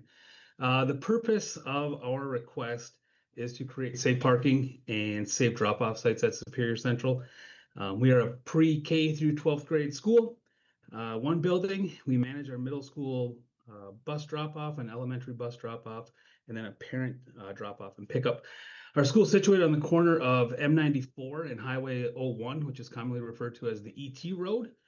And our main parent drop-off and pickup is at the elementary entrance on the ET Road. Morning drop-offs and afternoon pickups get a little bit chaotic. They're congested, they're dangerous. We're a couple hundred feet from the intersection of the ET Road and M94. So traffic kind of flows heavily and a little bit quickly as people are turning off of 94 onto the ET Road. And so it is potentially dangerous. We often have cars parked on both sides of the ET Road. And this money would allow us to rework our elementary parking area and construct a one-way elementary drop-off and pickup area for our elementary students to alleviate some of that congestion out on the ET Road, and then not have kids crossing the road. Our bus drop-off is on the middle school and high school side of the building. They enter through a set of doors that lead to our main entrance. And then the elementary bus students are dropped off at the next door up that leads to the elementary side of the school. The way that current drop-off and parking lot is created does allow for private vehicles to pull up while our buses are loading and unloading, which is not super safe. So we would reconfigure that driveway to become a one-way driveway with a gate that we could close. We'd also expand that middle school and high school parking lot to allow for extra parking, to accommodate for that parking for athletic events, elementary, middle school, high school band programs, Veterans Day, Memorial Day, all the things that we do at school, all the community events. And so that parking lot then would turn into a one-way entrance and exit just to alleviate congestion again. With that parking lot, we would like to create a handicap accessible path to our football field and our track, the way that our school and our field and our track are currently set up. Spectators, again, often park in that little parking lot on the elementary side or along the ET Road, and that, again, causes a lot of congestion. So if we could expand the parking lots on the middle school and high school side of the building, create a handicap accessible path and a walkway to the field on the west side of our school, our spectators could walk that path instead of crossing the road again or parking on the road, parking across the street in one of the fields. And these improvements would greatly increase the safety of our students, our parents, and the rest of the stakeholders here at Superior Central. So again, I thank you guys for consideration, and just appreciate the time that you've given me today. Thank you so much. Rep Van Workum. Yeah, thank you, Madam Chair. When's the last time the school did a facilities bond? It's been a while. The last bond we did was 2018 for transportation and tech. We did pass an original sinking fund in 2013 and renew that in 2023. So we do currently have a sinking fund, which generates a little over $200,000 a year. But you haven't done a facilities one in quite a while. Have you looked at doing? I've been here since 2010, and we haven't since I've been here. No. Is there a plan to do a facilities bond in the future, and would this incorporate that? There is no plan to do a facilities bond. No, as we currently have our sinking fund, and I don't know that what a bond would look like in the community. They have supported, like I said, the tech bond and the transportation bond in 2018, and have continued to support our sinking fund. But another bond, I'm not 100%. Right. Thank you, Madam Chair. All right, so you've got a couple different projects here. I was wondering if these could be done in phases or if they need to be done all at once. No, they absolutely could be done in phases. We could do phase one work of the high school parking lot, or we could do them either way. We could, yeah, they could be phased out with the high school, middle school parking lot and drop off, and the walkway to the football track area is one phase, and then the second phase could be the elementary parking and drop off area. They could absolutely be phased. Okay, very good. And have you done have you done other kinds of fundraising, say the parents groups or anything like that have done? Absolutely. We just put in a new playground. We fundraised a little over $100,000 to put in a new playground.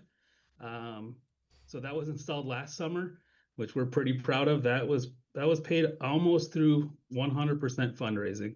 That's great. So that was awesome. Our community really does support us.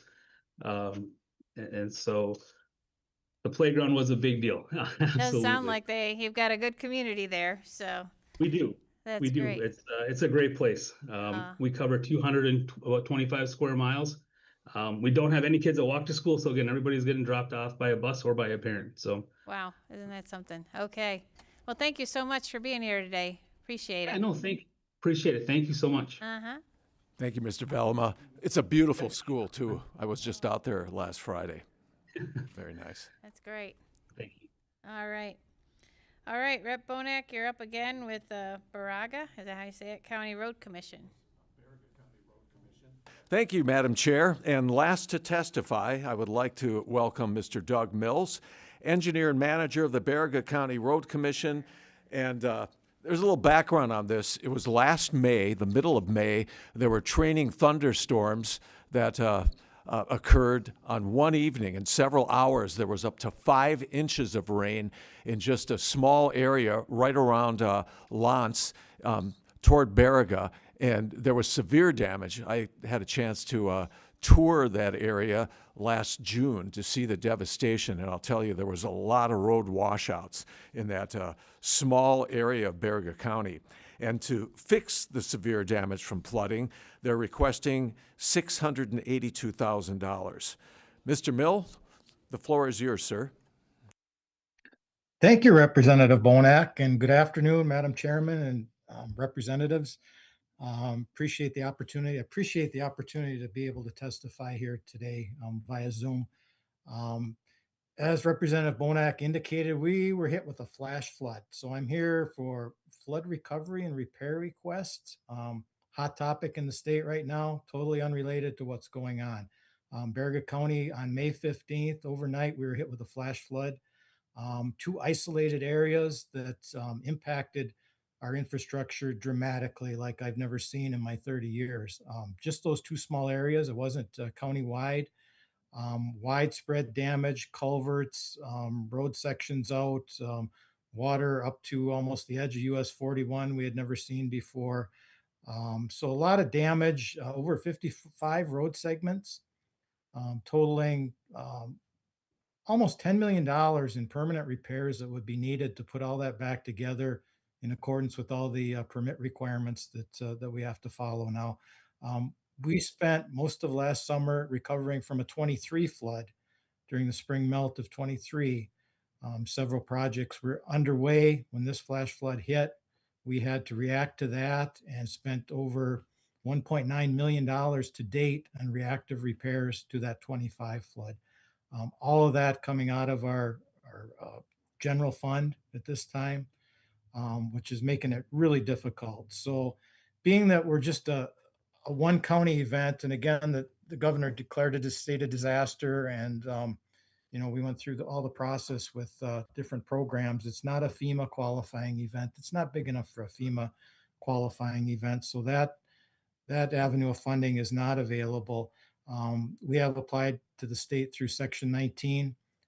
Some of you have heard, that funding is not available also. We qualify. It's a small amount. It's not going to, cover our $2 million already spent and the additional dollars we do have to spend. But that is still out there. If Section 19 gets funded, there will be some dollars possibly available through that. Little background in our county, small population, about 8,000. We have the largest Indian reservation and the KBIC population. So we do a lot of work cooperatively with them. So we're trying to work with them on some of the permanent repairs, which will offer more resilient structures when we do replace and repair some of these roads. So our county, although we small population, we have a large land area. We have 500 miles of road, 48 bridges over 20 feet in span, over 2,000 culverts. When we get a flood, water's racing in most of our part of our county. We also have the Sturgeon River, which is more of a flatter area, but we have two of the highest points in Michigan. And of course, you hear about the high snowfall totals in Michigan. Herman is the second highest point in Michigan, with over 360 inches of snow this winter. So, in the springtime, it's a real concern. We've been spared the rains this spring, so everything is draining in a controlled manner. So far, tomorrow might possibly be a little different for us, but so far, so good. So we have a lot of infrastructure spread out. We don't have a large tax base. Less than 14% of our properties are on the tax rolls for various reasons.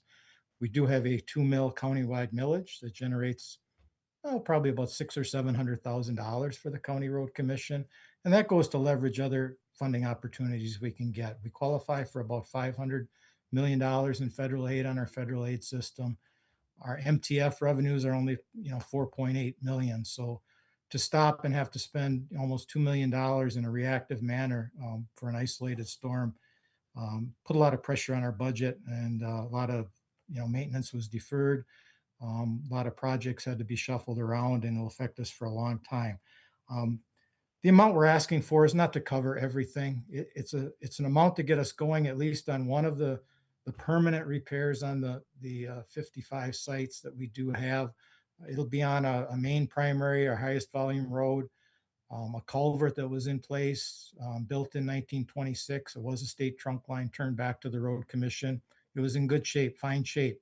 It got compromised under this flood, scoured out. The road basically, was gone. We put a slip liner inside that culvert on a temporary basis, working with Eagle, and now we have to build probably about a $750,000 structure there on our highest volume road. So that's our highest priority. But again, we have all these other sites ranging from a few $1,000s to $1 million for permanent repairs. And again, once we do some of the permanent repairs, we are adding a little resilience. We try and upgrade the size, working with Eagle, and also structurally. So we have maybe a concrete structure where there was once a metal structure that has less of a lifespan. So with that, we're also trying to leverage dollars, working with our partners, the KBIC and the Bureau of Indian Affairs, and working on that right now.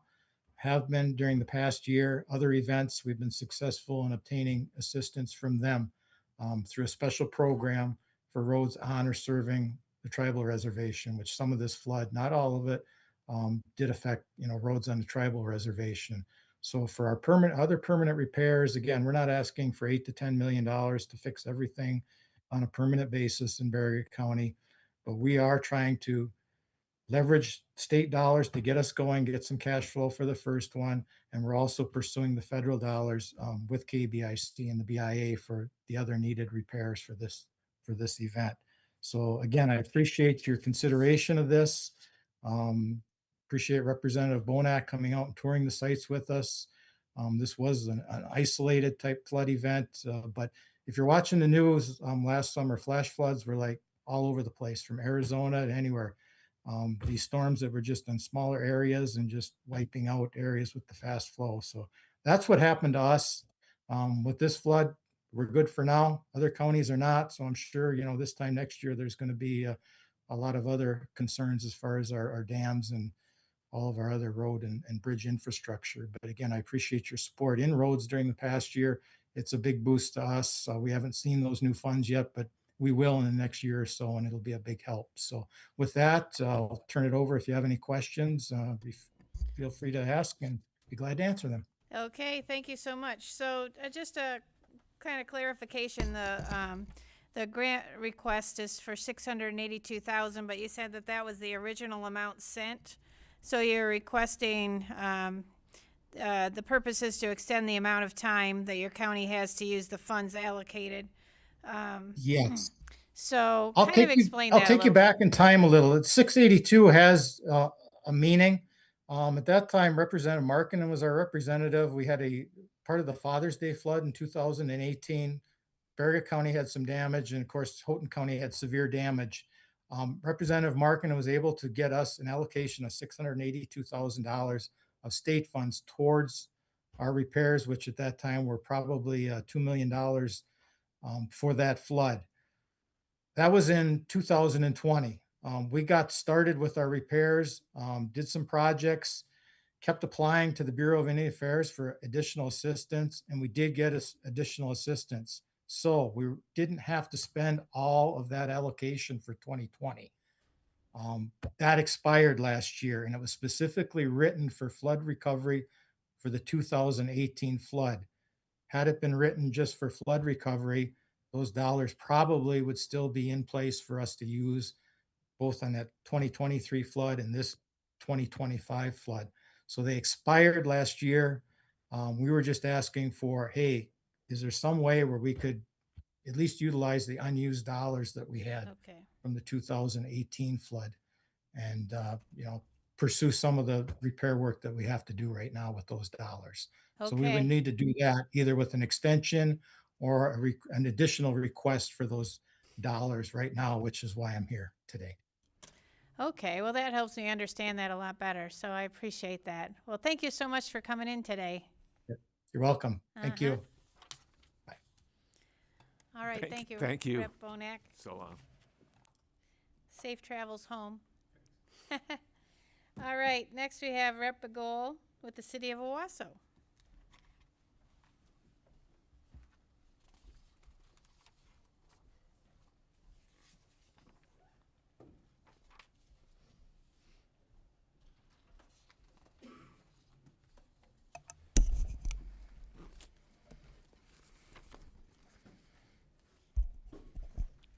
Good afternoon.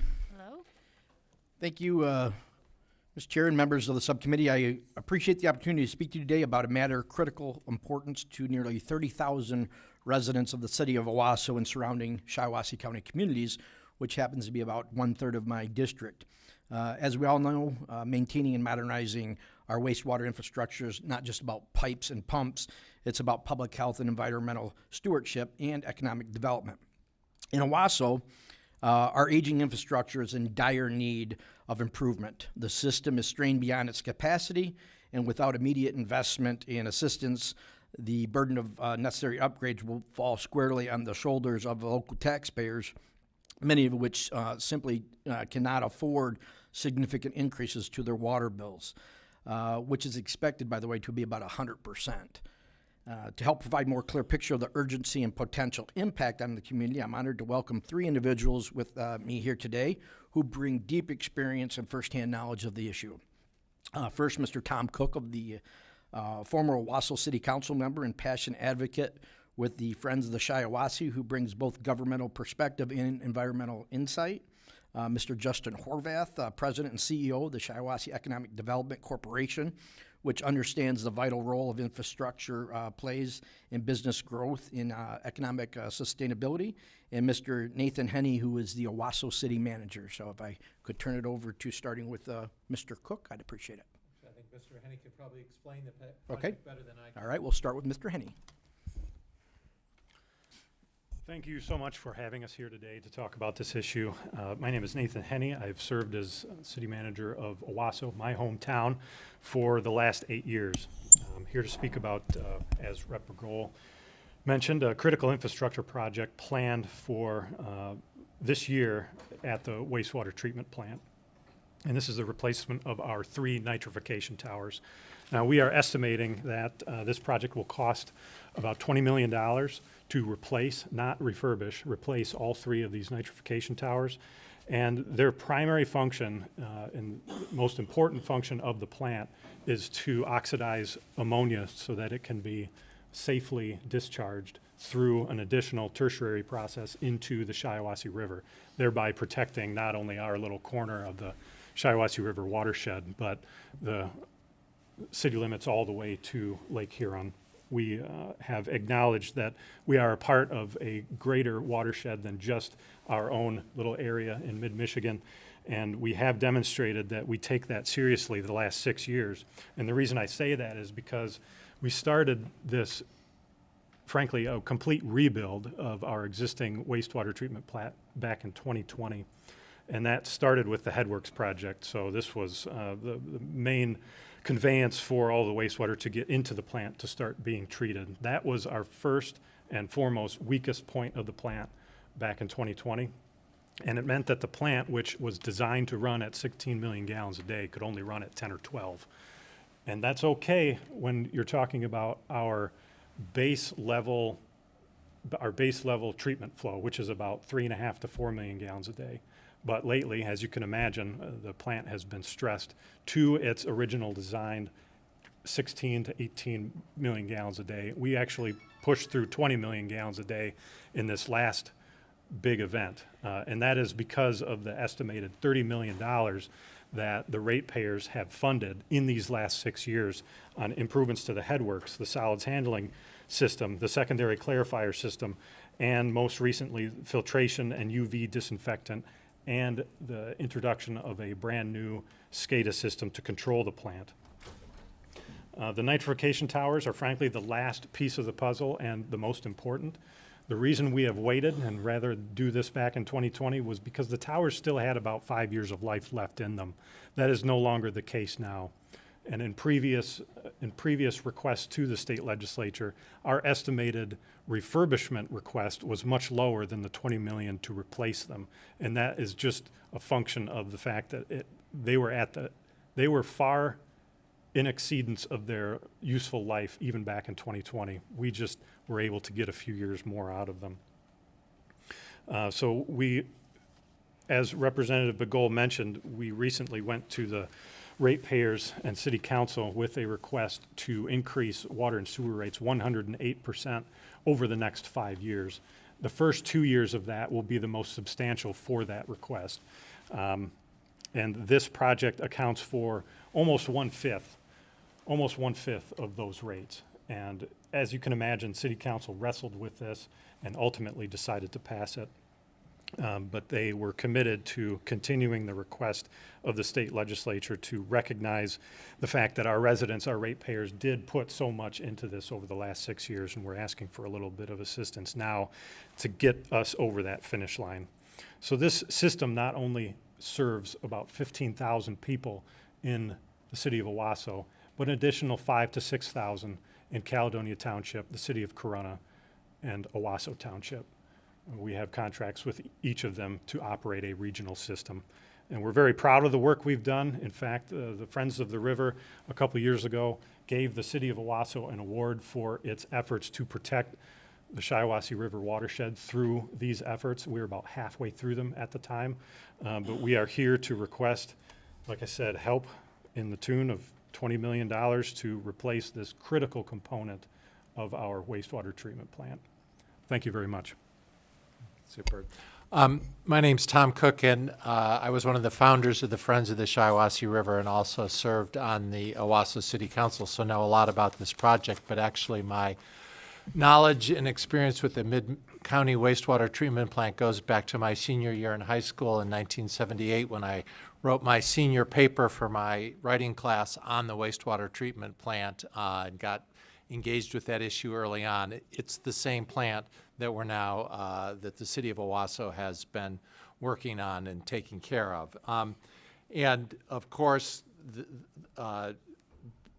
we explained that the need for the nitrification towers and why they go. I think it's essential for removing those ammonia and nitrogen compounds that will happen, because if not only is it necessary to meet the water quality standards, but any release or failure of those plants would have severe damaging effects on not only the environment and ecology of the river itself, but the whole downstream ecosystem, and in particular, Harmon Patridge Park, which is really the crown jewel of the city of Owasso's park system, is immediately downstream from the wastewater treatment plant. You know, water and wastewater infrastructure are all related as one system, and for the ratepayers in Owasso and the surrounding areas, they're all tied into one, so an improvement to part of the system help deal with the costs for all of the ratepayers. And always, I think the question that we've always been asking ourselves in Owasso and Shiawassee County is, where does our water come from and where does our water go? And we've been responsibly answering that question for a number of years, thanks to the help of the state and federal government, and with a lot of creativity and energy and solid work by the city of Owasso and surrounding communities. So I'm just hoping that we can get this funding and that the Shiawassee River will be cleaner at my 50th high school anniversary as it was when it was built. So, Justin. All right. Thank you, everybody. Thank you for having me today. Thank you, Representative Gold, for your leadership on this. I want to cover some of the economic development aspects of this because we all know how important that is to our communities throughout Michigan. And the picture I want to paint today is, and it was kind of touched on by Nathan and Tom a little bit, the broader economic impact than just the city of Owasso. So in some real numbers, and you heard a little bit already in terms of population being served, nearly 30,000 within that mid-county area, we also need to make note that that includes hundreds of commercial and industrial businesses, including a very, very still strong manufacturing base. Within that area, we probably serve about 50 manufacturers that are making quality products and shipping those throughout the country and throughout the world that rely desperately on quality infrastructure, water, sewer, roads, to be able to make their products and ship it and bring money back into the state of Michigan and our communities. In addition to that, we think about the workers at these places, and certainly not just the local residents that work at these shops, but what's really interesting about Owasso and Shiawassee County, given our very central location within the state of Michigan, we are drawing workers from throughout the state. We're drawing them from metropolitan Detroit, from Oakland County, from Livingston, Ann Arbor, because we're very easy to get to. And so what's happening is those folks are living outside of the area, driving in, then taking their incomes back home. So this has a much broader impact to the area than just Owasso. That grows incomes, that helps people buy homes, spend dollars throughout throughout much of the most populated areas of the state. So very, very big impact in that regard. I also want to note too, as we move forward and try to grow our business, grow our population in our community, we need more housing. We need more industry. We have land available that we want to be able to grow on to build those developments, but we can't do that unless we have solid, sustainable water and sewer infrastructure. So if we can get these dollars allocated, it is a huge step to be able to address that, and not only to serve our existing constituents, our businesses, our residents, our visitors, but also to grow our tax base and jobs in the future. Thank you. Thank you so much. Any questions, Rep. Van Workum? You had mentioned the ratepayers. Can you help us understand a little bit better who the major industries are that are utilizing the wastewater facility? Yeah, and I can jump in if you want to. I think we'll start with you. Okay. Yeah, so I tell you one that really comes to mind for me. It's actually a company in Owasso. It's called Ventec. They have been in the area in one form or another. They've changed hands in terms of ownership, but they're a packaging company. They employ, I believe, somewhere around 150 workers. One of their big production process needs is water. It's steam related in terms of the production. And I do remember, and Nathan maybe can talk to more specifics on them, but I do remember as part of this conversation that he said that their water bill, unfortunately, would have to go so high that it would cost them employment. I think he had estimated, and I don't want to quote him, and we can certainly get you the data on this, but I think he told me the bill would probably go up upwards of $150,000 a year as a manufacturer. And that's money, that's people, that's jobs, that's impact. And so certainly he's maybe a I don't want to say outlier, but a high example of that cost. But that affects the bottom line for that business, and that affects their ability to employ 150 people in Owasso and spend money in local areas. And again, there's several dozen manufacturers that are using water as part of their production process, that having that quality and cost-effective water is very, very important. And Representative, our largest employer is still Memorial Healthcare, and they are not, Ventec is our largest water user, but our biggest employer is also a high user as well, and that's just due to their size and the fact that they are a very successful, thankfully very successful private organization, healthcare organization in the county and the region who has expanded recently. So I can let former Representative Frederick speak to that if he wishes, but I would say they would be affected by this as well. I would also like to note that not only on an industrial level, but on a public level, we've heard from our school board members that this would be a dramatic increase into the public school systems, probably costing them in the neighborhoods of tens of thousands of dollars in addition to what they pay. I think much greater than that, but I'm gonna say that. So it's going to have a financial impact on the public schools and our taxpayers' money as well. Have you pursued any other funding sources besides the LDSI process? The city is really researched in the past and done great with this, and I'll let the city manager explain his efforts and what they've done. That's a good question. We've taken a two-tiered approach. We've been very successful at utilizing the state revolving loan funds, not only the Clean Water State Revolving Loan Fund, but drinking water as well. We have been successful in not only receiving those low-interest loans, but the grants and forgivable loan portions as well. We've also pursued funding with Congressman Barrett's office in Washington, D.C. as well.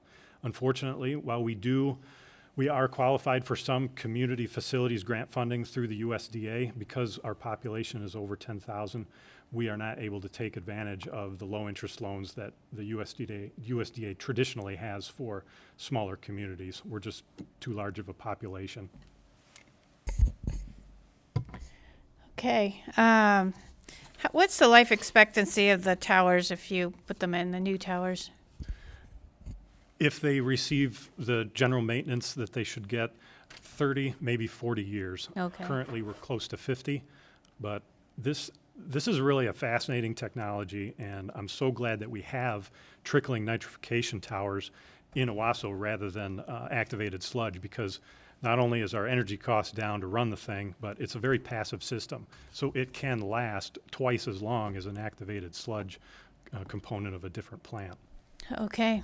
Well, thank you so much for being here today. Oh, did you I want just something? might want to add, again, having watched this project both first as a student, then as city council member, the project was largely funded by the federal government, as most wastewater projects were, and the city's done an incredible job of making the most of that device, and that's one of the reasons why the rates were so low.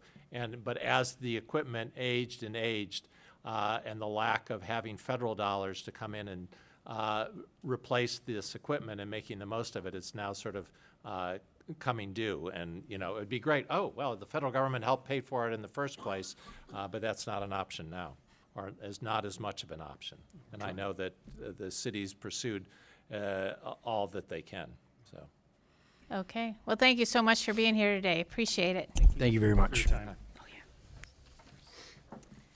Okay, now that we have some members present, we are going to do some official business. So I will say that Rep. Van Workum moves to approve the minutes of the April 15th meeting. There being no objections, the minutes are approved.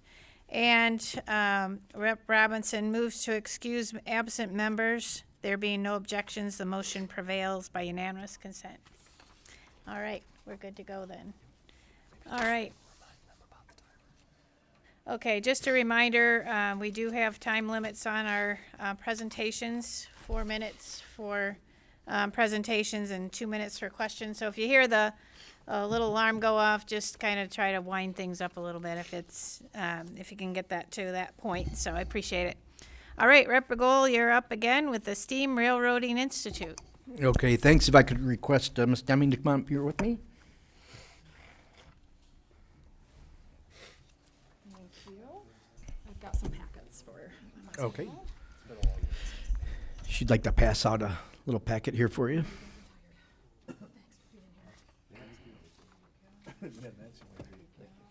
Thank you so much. Thank you. Thank you so much.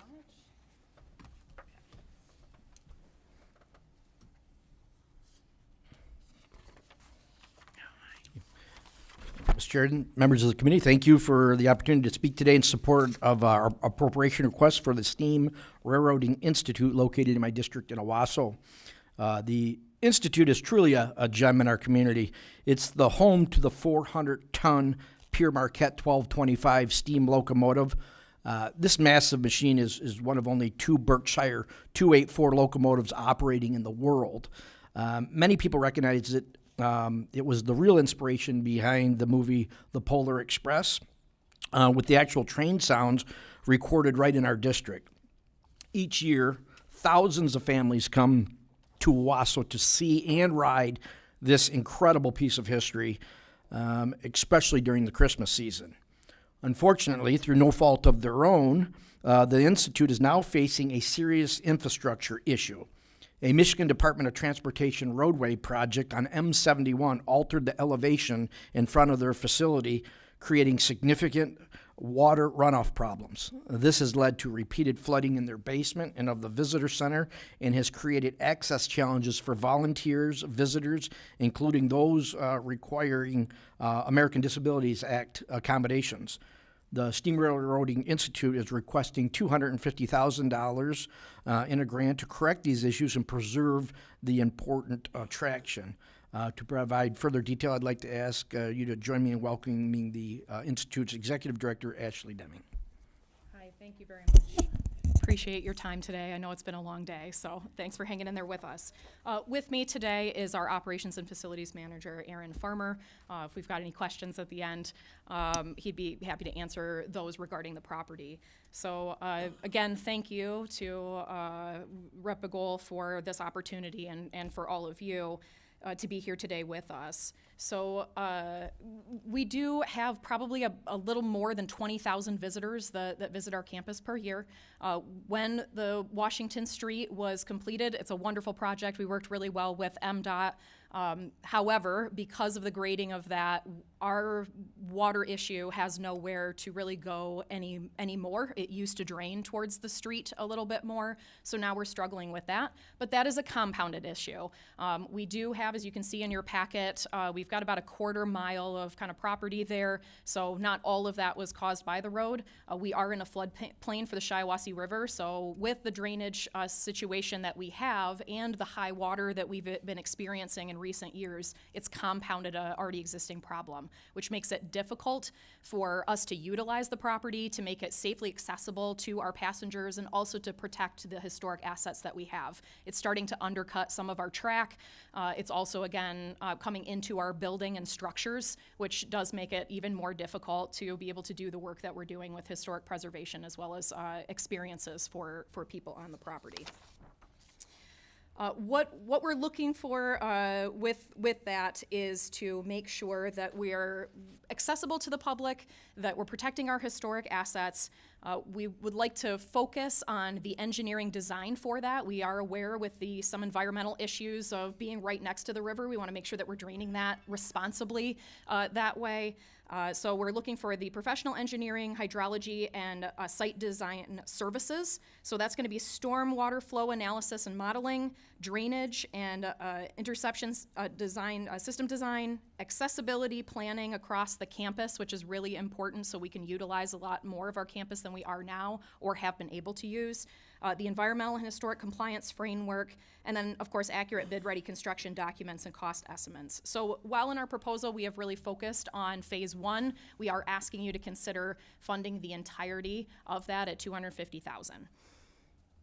It will unlock the creation of safe ADA accessible visitor experiences and the ability to pursue future state, federal, and private construction funding so we can grow on top of this. So really helping us to kind of build a better foundation and protect our site.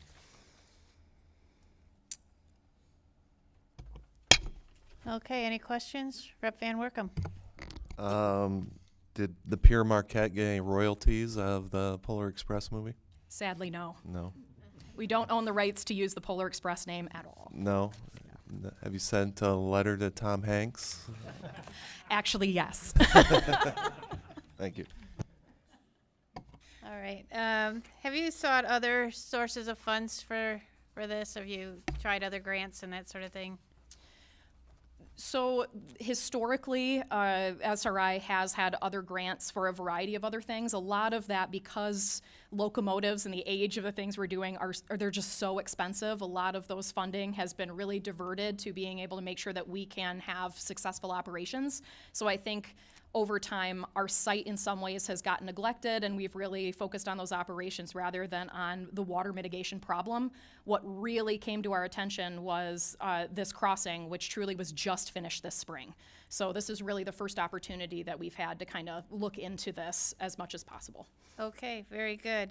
And so this is just for the engineering and technical design phase? That's what So we're asking for that. We really hope that we can get started, but should you fund the entirety of those 3 phases, so 1, 2, and 3, we feel that once we receive the funding, we can complete this project in its entirety within 12 months, which means we can get immediate access to the public to use it better. Okay, so the 250 would cover the full cost? Yes, ma'am. Okay.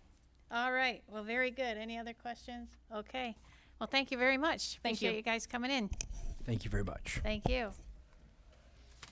All right. What did I do with my list? There it is. Hold on a minute. All right. Next up, Rep. Goal, you have the Memorial Healthcare. Thank you. Former State Representative Ben Frenner could join me up here. He can best explain the problem, but I will give you a little history here. Memorial Healthcare is a 105-year-old rural independent hospital located in rural Shiawassee County with nearly 40 additional outpatient locations in Shiawassee, Bay, Clinton, Ingham, Livingston, and Saginaw counties. Memorial Healthcare plays a vital role as an independent rural healthcare provider in mid-Michigan. The hospital requests state support along with planned investments for critical infrastructure to ensure sustainable operations delivering rural health care in our area. The hospital seeks funding to provide for an upgrade and replacement of the hospital's vital HVAC system. The current HVAC system in place has reached its functional life, and urgent replacement and repairs are needed in order to ensure health and safety of the patients, visitors, and staff. Investment in the hospital's critical infrastructure can provide long-term savings with modern equipment in place. Infrastructure improvements would also allow the hospital to increase energy efficiency by eliminating reliance on window air conditioners that they currently use. The $760,000 funding award would consist of upgrading 38 patient rooms, HVAC systems in the south wing of the hospital to the latest air quality capability, in-room customization, and interoperability. As Memorial Healthcare continues to address numerous facility needs in a challenging fiscal environment, infrastructure investment support is essential in the hospital's ability to provide uninterrupted healthcare services to the patients that they serve. I would also note that this request is co-sponsored by 7 of our colleagues serving here with us in the State House of Representatives. With me today is former State Representative Ben Frederick. He's also the Vice President of Governmental Affairs for Memorial Healthcare, and he can tell you a little bit more about it. Thank you, Representative, and thank you, Madam Chair and committee members. Just a pleasure to be back with you. I want to thank the representative, first of all, for his continued leadership on behalf of a regional delegation for this request. Memorial does serve 7 counties through our outpatient practices, 40 outpatient practices now, and we wrestle with the same challenges as many other hospitals, certainly all rural hospitals, and one of those being infrastructure needs, critical infrastructure needs. This investment would bring remaining wings of our hospital up to modern standard for patient comfort and for efficiency of infrastructure, and really does represent a tangible assist to us in continuing that service to our patients. Like the city manager mentioned, we are also within the city of Owasso, so we have the same population limiter for things like USDA-based loan matching. And there is a shortage of grants available that have that capital allowance for infrastructure projects. So really would be a tangible assist to us in continuing our operations. Thank you, Madam Chair. Thank you very much. Any questions? Rep. Robinson. Thank you, Madam Chair. Thank you for your presentation. A couple of things. First off, this will upgrade to the south wing, is that correct? Mm-hmm. How long do these HVAC systems work? Well, similar to other systems, they're in that 30 to 40 year range. We have actually upgraded the other areas, so this would bring our the entirety of our So patients. this is the last in that's correct. Yeah. Yes. And if you sought ulterior, besides us, do you have any backup plans? Yeah, we have done federal in the past without success, bundling different tools together. We did explore things like the USDA program. It was not really tangible for us as far as the match level, and other efforts as well. Thank you. Thank you, Madam Chair. Have you sought other sources of funds? You may have said that, but I wasn't. Have you have like a community that, or friends of the hospital or anything like that are raising funds independently, or? Yes, and we have a very robust list of capital improvements that get funded each year, and really tasking the team with those critical areas where we just feel there's that gap between what we can do through foundation resources, through our own reinvestment, which is in the millions annually as well. And this really popped up as a critical need outside of those areas, because you do have a 105-year-old structure that we're always chasing to try to keep up to modern compliance with. Okay. Thank you very much. Appreciate you coming in today. Thank you. Thank you.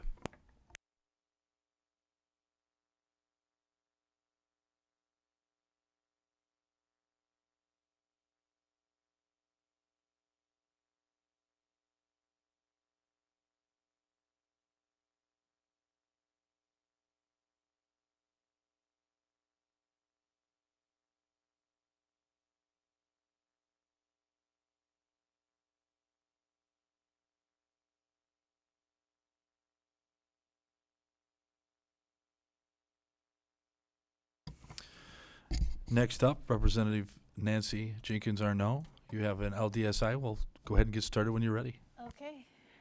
Thank you so much. I appreciate the opportunity to speak on behalf of Lenawee Now. Thank you, Mr. Chair and members of the subcommittee. Michigan is ranked 44th out of 50 in labor force participation. In Lenawee County, we see exactly what that looks like on the ground. Employers are struggling to fill jobs and students lacking clear, consistent pathways into the workforce. Right now, our system isn't delivering results. In some cases, career guidance ratios are nearly 600 students to 1 advisor. That means too many young people are making life decisions without the information or direction they need, and employers are paying the price. This proposal from Lenawee Now Foundation is a practical, locally driven solution designed to fix that disconnect. It's focused on return on investment by aligning education with actual workforce demand right here in our county. And here with me today is Randy Yagala with the Align Center that's part of Lenawee Now, and he's here to talk about the project. Thank you very much, Representative. Thank you for your time today. Really appreciate you hearing of the tremendous challenge of career development in Lenawee County, and we feel we are a microcosm of the challenge across the state of Michigan. Representative mentioned our current ratios of student to counselor ratio. When you have 600 students per each counselor in the K-12 districts, they're not able to do any almost career development activities with those students. We are immersed in career development and workforce development. We created a center in Adrian with Representative's help and Senator Molino's in the last 3 years to focus on workforce development. This issue of talent creation is the #1 economic issue in the country.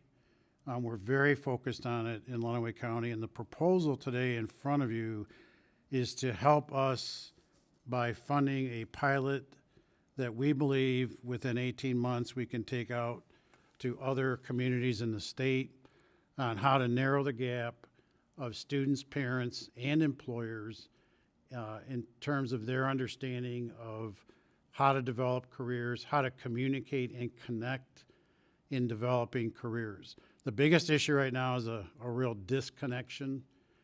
We are proposing a plan to work through 6 trainers in this pilot using a technological platform that we are embracing. Our experience with these students is currently they have a 2-hour session each year to better understand their career path. That's all they have. It's very static. Our proposal is to use this process to have a real-time, consistent, and constant interaction of the students with our business community and with those who can do training beyond the Adrian or the Alliance Center. So the community colleges, trade schools, and such. The utilization of the trainers and the budget would be to have 2 career trainers in the K-12 districts. We have 11 school districts that would focus on our solution design through our design team. 2 trainers to work with our corporate partners. That may seem odd, but corporations, companies, I've done this for 36 years. This is my 36th year in workforce development. Companies have a real struggle trying to explain what they do, what products they make or services they perform, what skills they need, and to communicate that in a consistent and challenging way to the students and adults in our community. So these navigators on the corporate side would enable them to work with our team in this pilot. So can I mention the budget? Quickly. Okay. The budget we're asking for is $1.5 million.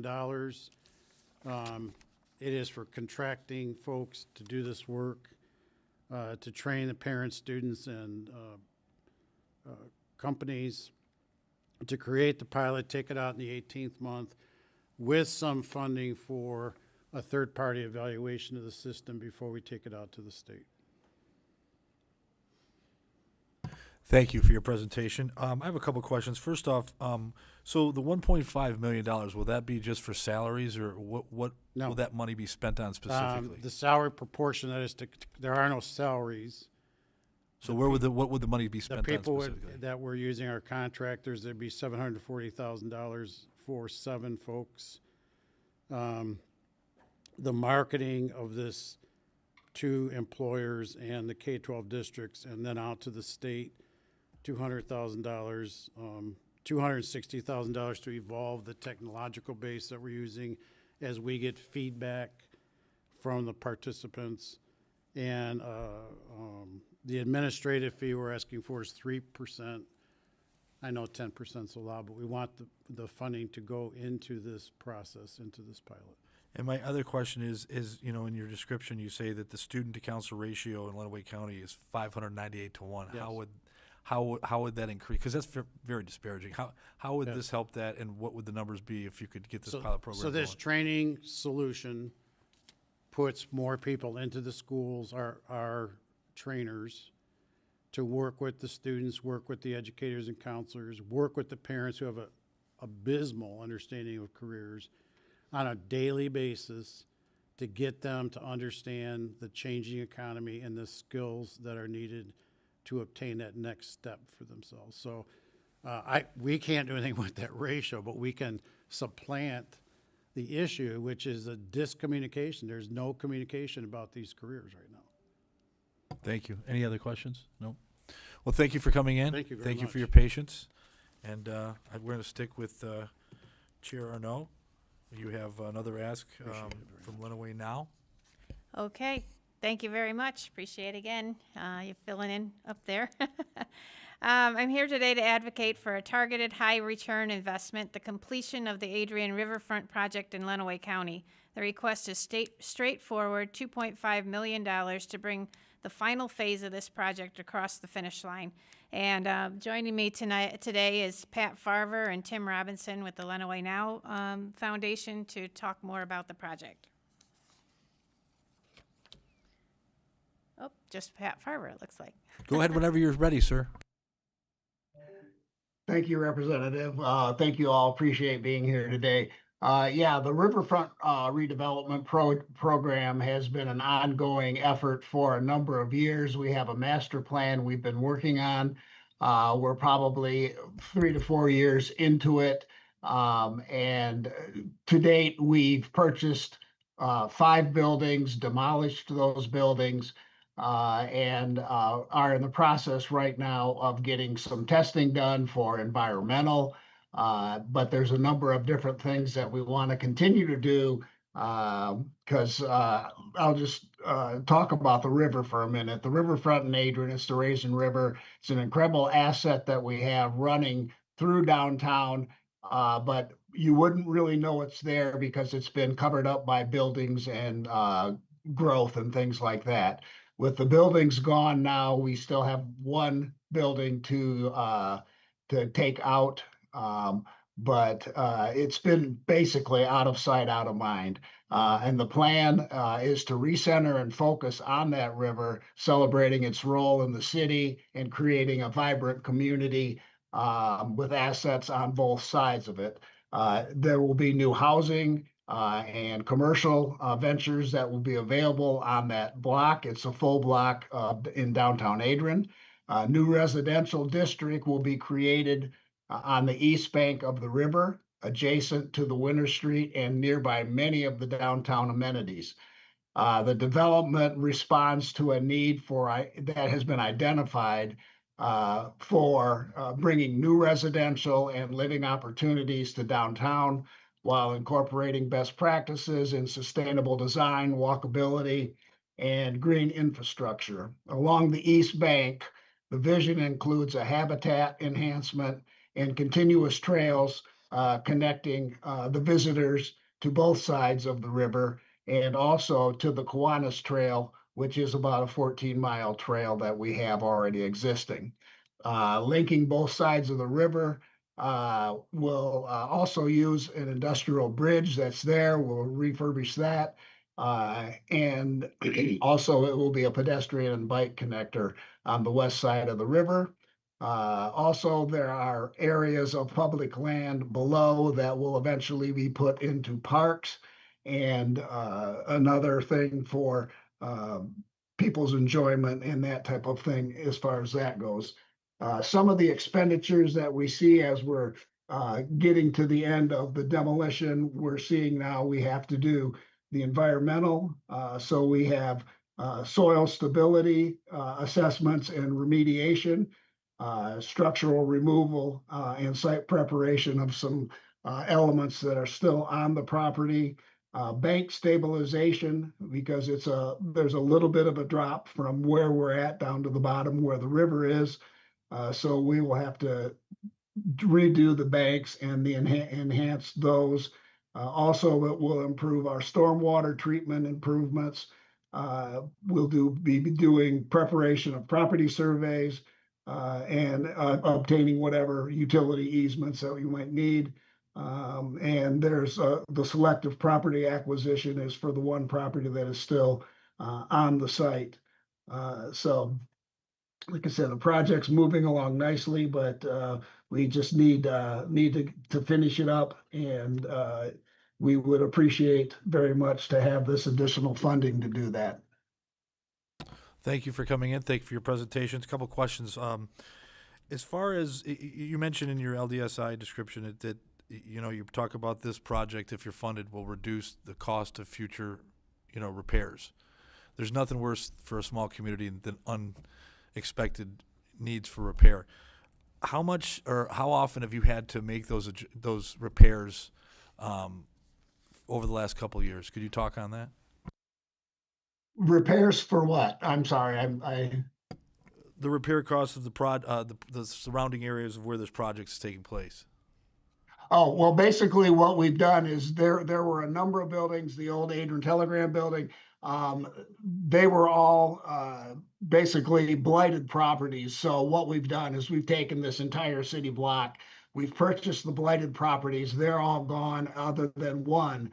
So there's not really any repairs as far as that goes. And as far as the river itself, it's been sitting untouched, kind of out of sight, as we said. And our objective is to rehab that property to make it development ready for new housing and industrial or commercial ventures. We've put some new parking lots in across the street from it. And so really we're getting it to be commercially ready for development. It will become a shovel-ready site at this point. So we're really creating a new development area in downtown for housing and additional businesses. For whatever reason, if you're not appropriated the money, do you have a plan B? Excuse me? If you're not appropriated the funds, do you have a plan B? Yes, we do. We will continue to look for other grants or whatever. It's not a situation where, if we stop today that the project can't go on. It will be dependent on when the funding is available, but no, we'll continue to do that. We have had some private funds, and we do have access to some foundations and some other things that we have used in the past for other projects. So, the project is not totally dependent, but we've already used a lot of the previous funding that we've been able to secure, and we're getting to the end of the project, and this would help us get over the last part of it. Well, thank you, and thank you for your hard work, and thanks for coming. We appreciate it. Any other questions? Sure. Thank you very much. All right, thanks. We continue with Chair Jenkins Arno. You have an ask here for Adrian Charter Township. Go ahead and get started when you're ready. All right, thank you very much, and thank you once again for another opportunity to talk about one of the projects in Lenawee County. This request supports a cost-effective public safety consolidation project in Adrian Charter Township. $350,000 of state investment leverages a $1.25 million total project to deliver long-term value. The strong return on investment for taxpayers will eliminate duplication across 4 aging facilities, reduce long-term operating and maintenance costs, and extend facility life for 30 to 50 years. So here with me today is Steve May, who's the supervisor of Adrian Charter Township, to talk more about the project. Thank you, Representative Jenkins Arno and the rest of the committee. What I'd like to start off with is that Adrian Township will be celebrating its 200th anniversary or birthday next year. And so we have been, as a supervisor, we've been talking about how we can not only celebrate that, but we have some aging infrastructure buildings. And so our project summary begins with, we propose to consolidate its administration and public safety operations into a single modernized facility to address long-standing inefficiencies, accessibility challenges, and escalating maintenance costs associated with its current facilities. The township is working with a Krieghoff Construction of Adrian, Michigan, to implement a cost-effective plan that maximizes existing infrastructure while meeting long-term operational needs. The project includes remodeling approximately 9,000 square feet of existing township buildings to accommodate township and fire department administration, along with constructing an additional 9,000 square feet for a police department offices, training, conference space, and a secure evidence and armory storage, and 8 bays for fire truck, fire apparatuses, ambulance, police vehicles, and related equipment. The total project budget is $1.25 million, representing an estimated cost of about $70 per square foot for combined renovation and new construction. The township is committed to provide volunteer help when appropriate and preferring local contractors for this project. Currently, Adrian Charter Township operates out of 4 separate buildings, resulting in duplicated utility services, security systems, and technology infrastructure. The primary administration building, constructed in 1929, presents significant ADA compliance challenges, while the police department and the public works operations are housed in separate aging structures not originally designed for public safety use.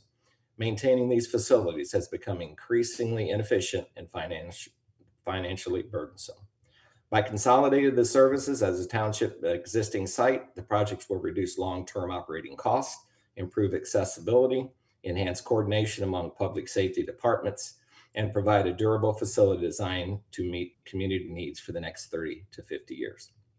The Township Board has prioritized fiscal responsibility by reusing existing space where feasible, limiting the new construction, and ensuring responsible stewardship of taxpayer and grant funds while investing in essential public infrastructure. Thank you for your presentation. So just to be clear, what would the $350,000 be spent on specifically?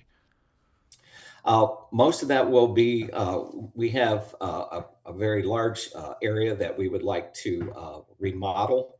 And so the remodeling cost actually almost outweighs the new construction, because the new construction is mostly for garages and storage. And so a lot of that would be, it's about 25% of that budget would go to the renovation of existing facilities. And then we would fund the rest of the new construction that would be part of that. And so with this project, it would actually bring the 4 services into one building, is that correct? That is correct. It would consolidate it into about 18,000 square feet into one building, which would flow into each other with a centralized administration and police and fire services and administrative staff in that same building. Seems like the sustainability would take care of itself with less buildings to take care of, yeah? Absolutely. Any other questions? Thank you for coming in. Thank you for your patience. Thanks for your presentation. Thank you, Nancy Chair.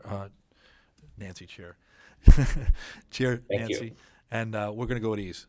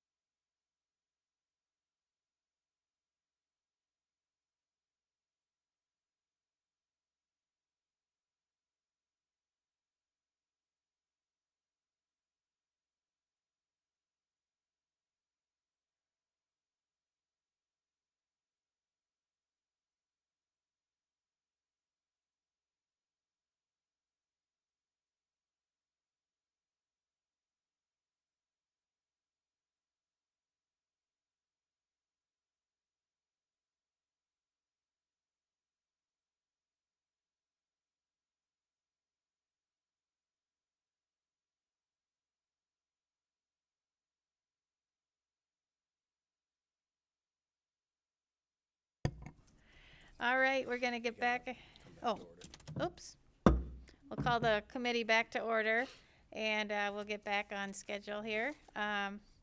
Next up, we have Rep. Paquette with the City of Buchanan, Bertrand Charter Township. I hope I said that right. Thank you, Madam Chair. I'm Rachel. I'm Representative Paquette's Legislative Director. Our first request is for the City of Buchanan and Bertrand Charter Township. We have Bertrand Charter Township's Treasurer Dave Kuhn and Buchanan City Manager Tony McGee with us to go into further detail today. But they are seeking $3 million to be able to expand their water and sewer lines from the city's existing system to Bertrand Crossing Industrial Park to Bertrand Charter Charter Township. This proposal would allow for the creation of new industrial and manufacturing sites just north of the Indiana border, which would help new development sites to compete with the state of Indiana. With that, I'll turn it over to Dave and Tony. Great. Thank you very much. And thank you to the representative for this opportunity, as well as the rest of the committee. Before you today is a request for $3 million in legislative directed spending to extend water and sewer lines just shy of a mile from the City of Buchanan down to Bertrand Charter Township's Bertrand Industrial Park. At this point in time, the capacity of utilities in that area has been maxed out. We have businesses down there looking to expand and create jobs, and they are unable to until we can address this situation. The requested funding today is $3 million of an $8 million package we are assembling to address this need. If we look at this from a job creation standpoint, right now we have 110 acres of undeveloped property down there that are waiting for these utility upgrades to do. In addition, we have another 215 acres available that this same utility upgrade will be able to serve. So if you consider a conservative 9 jobs per acre for industrial development, this proposed investment could create 990 jobs on the industrial park and up to another 2,000 jobs with this additional land. Dave, please jump in whatever you want, and we're happy to answer any questions. I can add something to Tony. We've already had industrial customers in the industrial park that want to expand. One is Brunel Aluminum. They need an additional 22 million gallons of water a year, and we just don't have the capacity to even serve them. We also have McAllister, which is the cat dealer for this region. They are now building a $16 million facility. They cannot connect, and they're going septic. And the third industrial customer that wants to come in is Kidder Morgan, just north of where we're going to be doing all this work. We have a landfill that produces methane gas, and Kidder has approached the landfill to talk about a $50 million project to convert methane to natural gas. So this whole area is jumping with activity, and we need assistance in order to bring these industrial customers and jobs to our area. Okay, well, thank you very much. I appreciate you guys being here today. So by extending this, the water and sewer line a mile to the industrial park, does that require you to get easements or obtain property or anything like that? We're able to do all this within existing public right-of-ways. Okay, very good. Is there any other opportunities to get funding from other sources, or? And happy to address that. Representative Paquette is working on, sorry, not Representative Paquette. Representative Wahlberg is working on an allocation in the federal budget via the USDA. And we are also working on a funding request to the Economic Development Administration. We feel very confident one of those 2 federal sources will come through. So if the state of Michigan is able to step up on this request, confident that one of the other ones is going to come through, we doubt both will, we'll be able to do this project. Okay, so what's the total cost of the project then? You might have said that. Yep, $8 million. $8 million, okay. All right, so this is just the state project. So if you were not able to get this grant from the state, then would this put a real burden on your community to, yeah, okay. Yes, it would make it very difficult to do this project, if not impossible. Okay. Yep, and I can see the importance of the economic development side of things. It sounds like companies, you're close to the Indiana border, it looks like, and it might be, we don't want to lose those companies to another state. We are 2.5 miles from the Indiana border, so it really puts the entire state in a more competitive advantage when we're competing for jobs. Okay. Well, thank you very much. I appreciate you guys being here today. Thank you very much. Have a great weekend. Thank you. You too. All right, Rep. Paquette is up again, and this time with the Niles Charter Township. Thank you, Madam Chair. Our next request is for the Niles Charter Township. The township is seeking $2 million to extend the City of Niles' existing 12-inch water main. Currently, the line terminates on the north side of Niles Buchanan Road. This project would extend it approximately 1.5 miles to the Exit 3 interchange along US 31 bypass. This extension would allow the Woodland Terrace Assisted Living Center to transition from their current municipal well system to a more reliable public water source.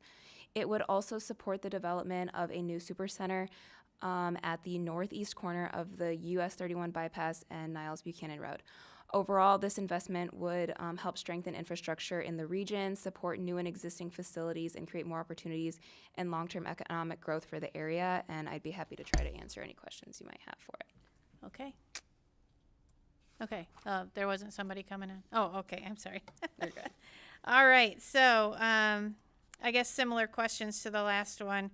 Extending at 1.5 miles, does that require them to obtain any property, do you know, or? do not have the Okay, information right okay. now, but I can get I back to you get on that. That's no problem. So, let's see. All right, so this would be, so this looks like it's serving like a food center would be helpful. Is this both beneficial to businesses as well as residents? Yes, I believe so. I think there's a like assisted living center that's like south of it that it would benefit from, and then also the super center going in. Okay, all right. Well, very good. Thank you so you. much. Appreciate it. And good to see you. Oh, wait, we have one more. Okay. Yes. I thought you were done. All right, one more. Oh, dear. How do you say that township name? Orinoco? Orinoco. Okay. Rep Paquette, once again, I'll let you go. Okay, so for Orinoco Township, we have the Orinoco Township Clerk, Michelle Bolin, and Deputy Clerk Casey Jones with us to explain this further. But they are requesting $45,000 for updated election equipment, and I'll let them explain it. Okay. Oh, I see your Good guests are here. afternoon. Go Good ahead. afternoon. Hello, good afternoon. Thanks for being here. So what we're asking, we have been informed by the Bureau of Elections that we will need to update our voting equipment such as the tabulators and the voter assist terminals by 2027. They have kind of outlined that we should probably budget about 15,000 a precinct. So we are looking at, with 2 precincts and an AV counting board, we're looking at a cost of around $45,000 for that current year. Okay. Is this a project that the Secretary of State's office, do they have any grants or anything that they provide for locals to purchase this kind of equipment? I am unaware of that at this time. We have not been presented with any other options. The only thing that we've been informed to do is to make sure that we are, when we're budgeting at our local level, to include 15,000 a precinct. Okay. And so you need 3 tabulators and 2 voting assist terminals, it looks like. Yes, correct. So for the township, that would be a difficult ask to include in the 45,000 for your budget? Yes, Okay, okay. So that would because be. we're small. We're a little area. Okay, all right. I get it. It's a lot of money. So. Yeah, it is. All right, well, how soon are you required to have those replaced for this upcoming election? So 2027 by then is what they're stating. Now, from what I understand, the state still has yet to establish a contract with the vendor of their choice. Oh, okay. So you kind of have to wait for them to get okay. But you're just hoping to get the money in place so that you're ready when the time comes, it sounds like. Correct. Okay, okay. Well, very good. I appreciate you guys being here today. Thank you. for taking the time. Have a great day. Thank you. You too. Bye-bye. you. Bye. Well, it wasn't too bad.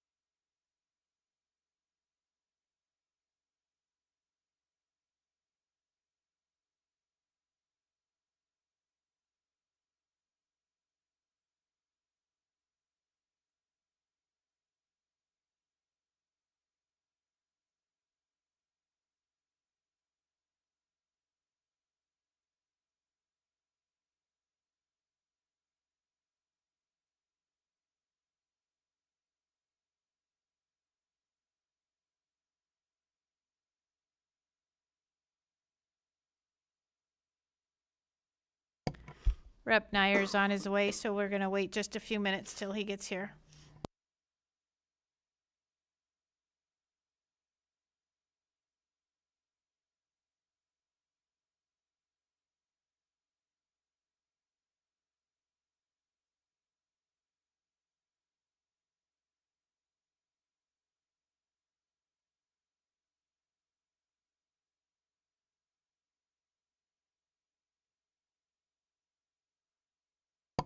Very good. Are you ready to go right off the bat?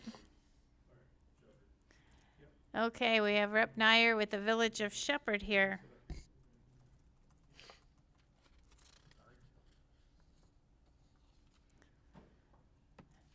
And begin whenever you're ready.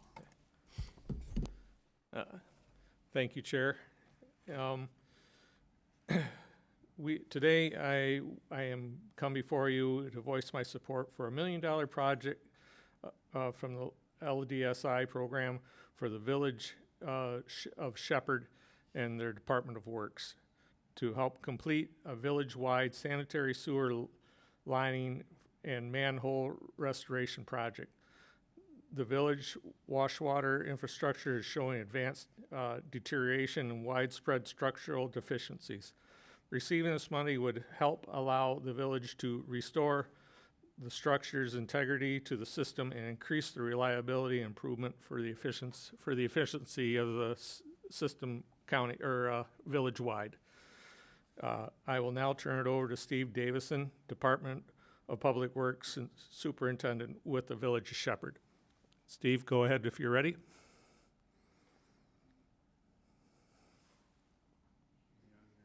Hi there, I'm Steve Davidson of the Village of Shepherd. Hope everybody can hear me all right. I'm having a little bit of technical difficulty here, but Yeah, we can hear you all right. so the Village of Shepherd back in 1994 did a storm sewer separation project.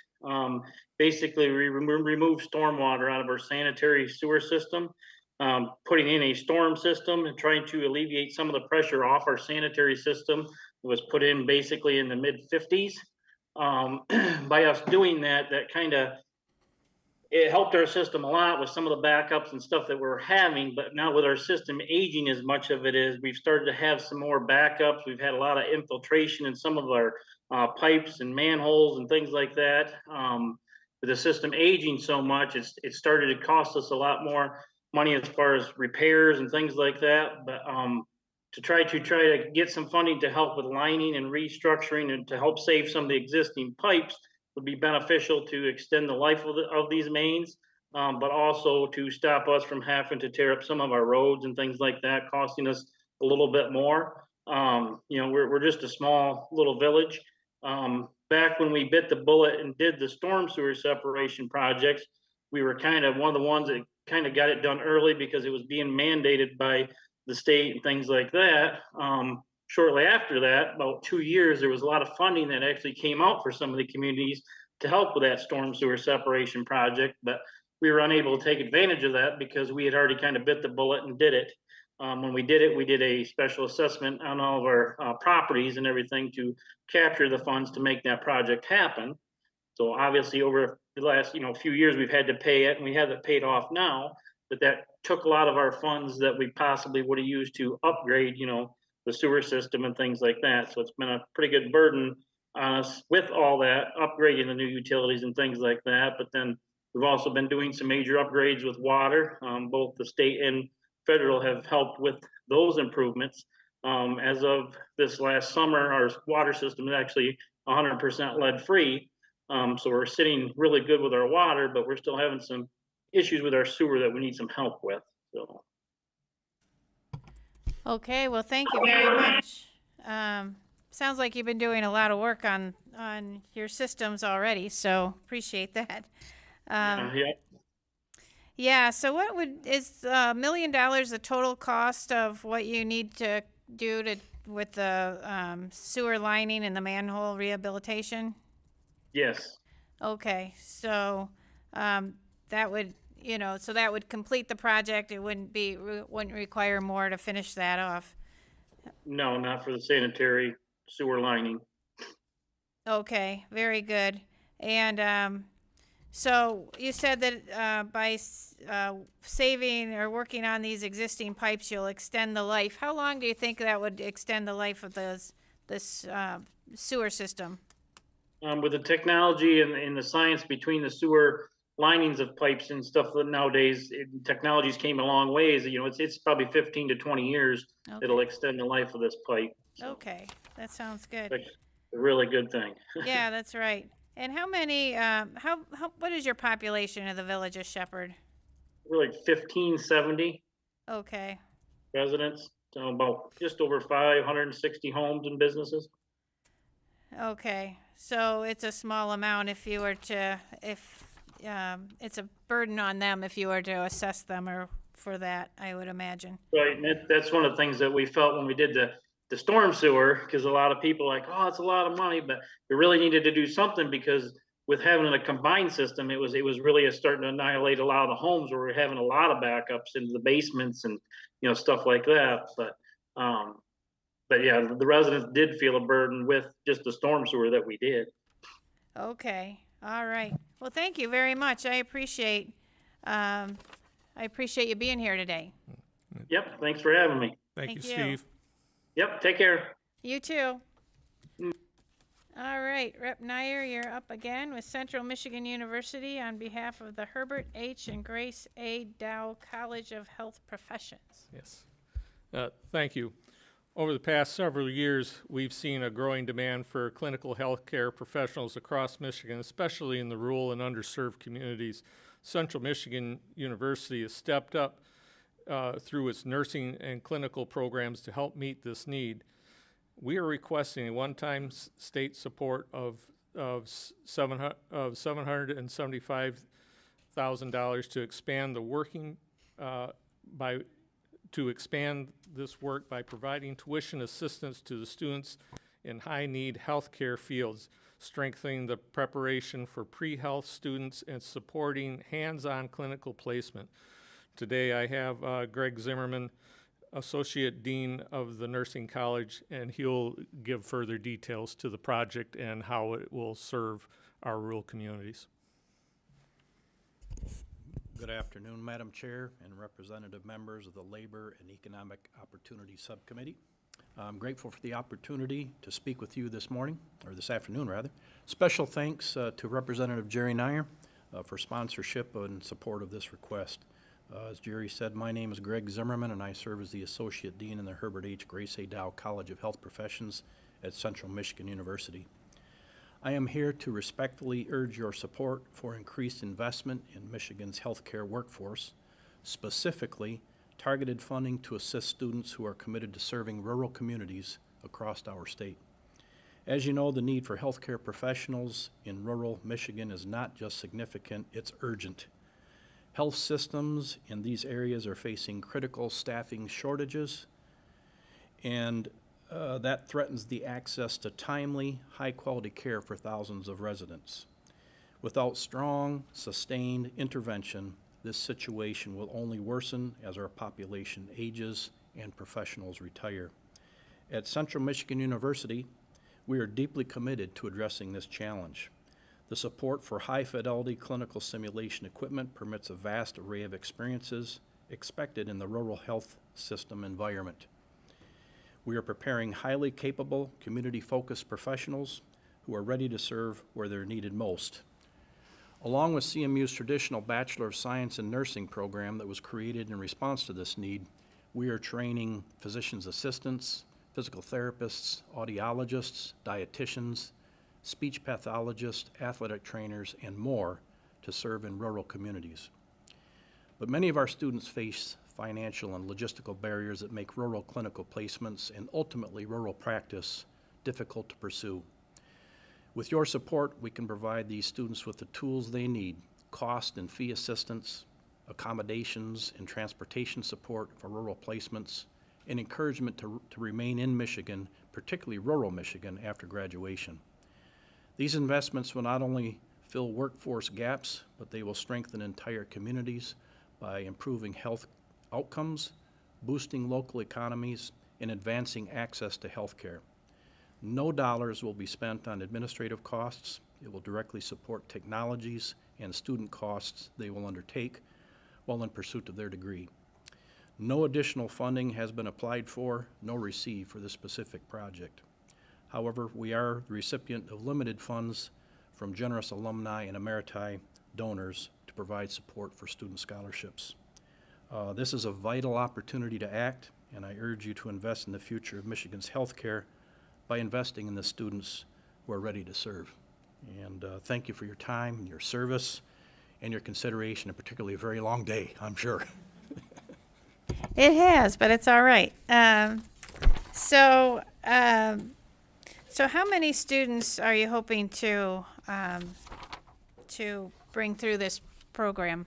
We have over 2,000 students in the College of Health Professions, and not all are necessarily in need of this kind of support, but just to give you an example, our PA program, Physician's Assistant, we have cohorts of 60. Every year we add 60 students to that program. They do 8 rotations at 5 weeks each, and they may find themselves in the Upper Peninsula for 5 weeks, let's say for women's health, and then down in southeast Michigan the next 5 weeks for ICU experiences, and then back up to northern Michigan. And so the logistical nightmare of traveling and staying momentarily in these locations puts the pressure on many of our students. But again, to answer your question, 2,000 students in health professions, majority do need help with these logistical concerns with regards to clinical experiences. Okay. And then will you be hiring any staff with this funding? No So it staffing. goes strictly towards the program itself? Directly to students, correct. Okay, very good. And then as far as sustainability of the program, so you get the money, is this kind of like startup? And then how do you sustain the program going forward? Yeah, that's a very good question. We're obligated to use all of these funds in fiscal year 27, and so we will continue to look for creative ways, innovative ways to cover these costs for students, to supplement the costs that they already pay, or fees they pay. Again, generous donors, alumni. No secret, we will leave no stone unturned wherever we can find it for future years. Okay. Well, thank you very much. Thank you. Appreciate you being in here today. Thank you, Rep. Snyder. Yeah. Thank you, Chair. Thank you. All right. All right. Next up, we have Rep. Roth with the Northwest Region Airport Authority.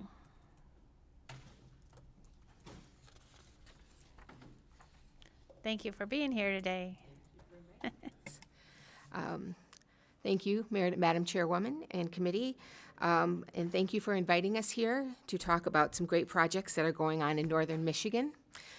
First, we have Kevin Klein, who is with the Northwest Airport Authority.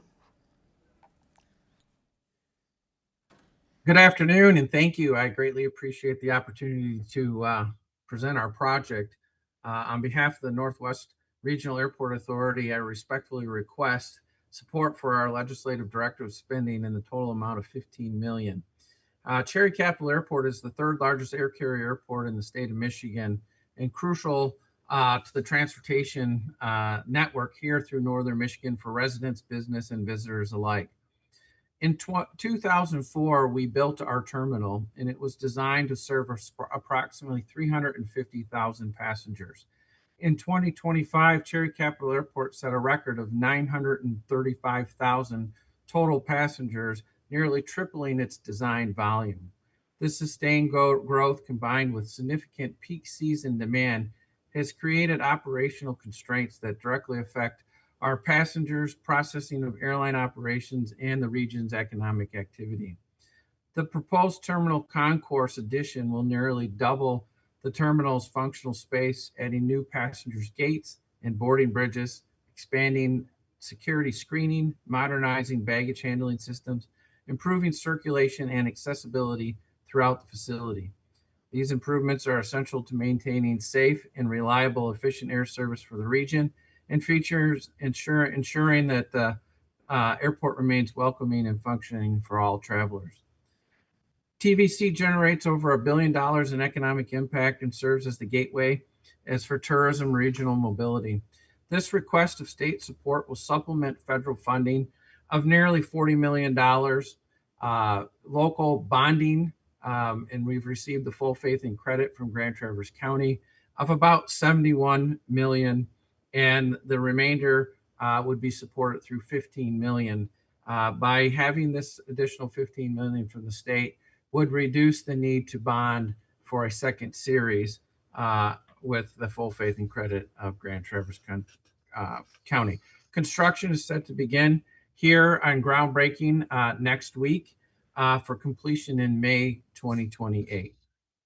We expect approximately 150 construction jobs to be generated by this project and about 170 new airline and airport type employee positions to be created with the additional terminal.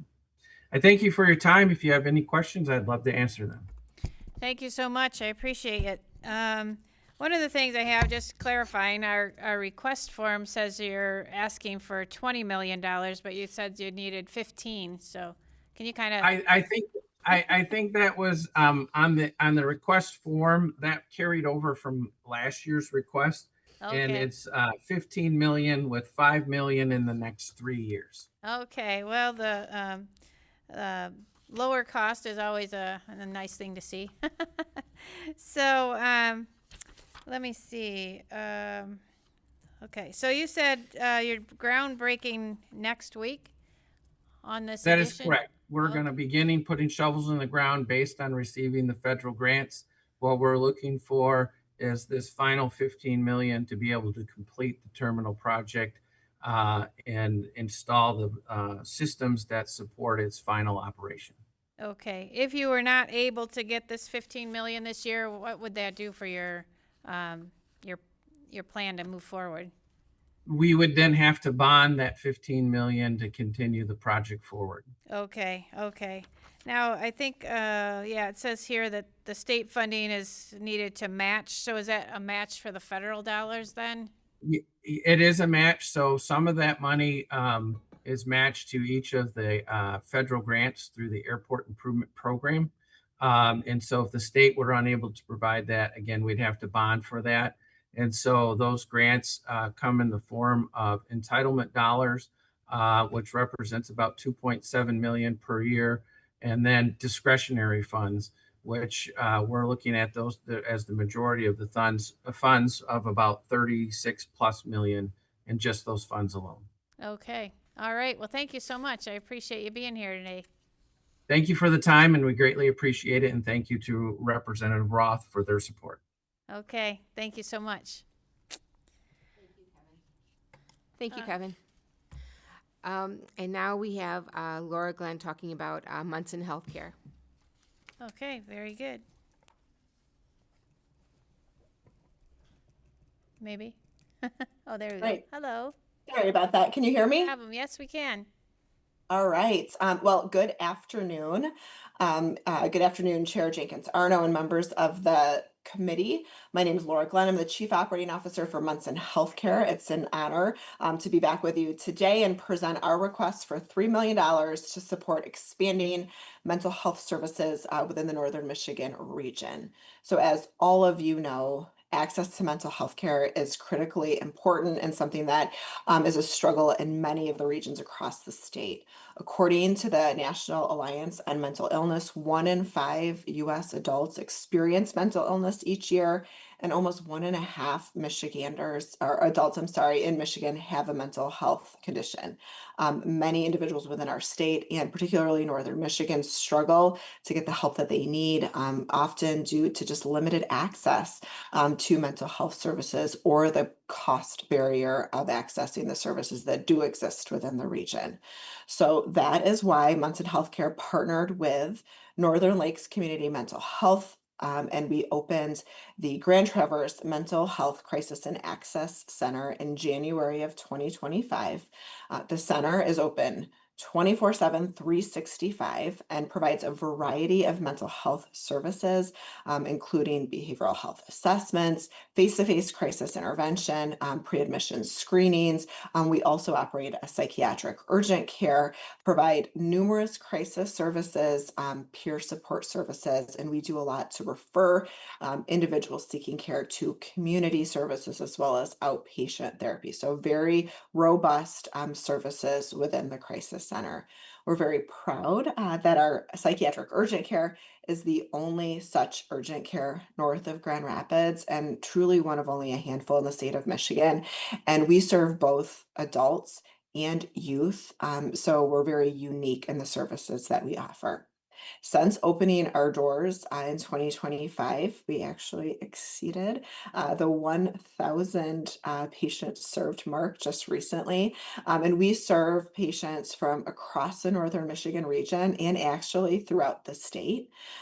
So we've really had an impact on this entire region.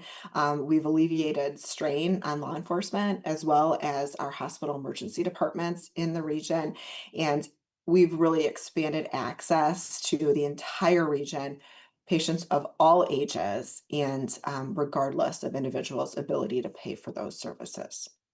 So building on the crisis center's initial success and recognizing the need for greater inpatient mental health capacity in the region, we are in the process of opening both an adult and a pediatric crisis residential unit kind of under the same roof as the rest of the services I talked about within the crisis center.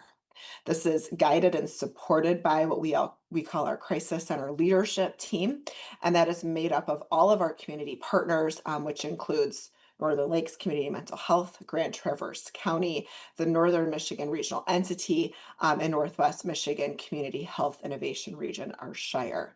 It's also supported by input from a very active citizens advisory group. And I would just say this effort is truly the definition of a community partnership and community project. So once completed, the crisis residential units will have 9 adult beds and 6 pediatric beds. This will be the only such facility in Northern Michigan. And I think it's important to note when we talk about crisis residential services that really we will be providing the same clinical level of care as an inpatient psychiatric unit.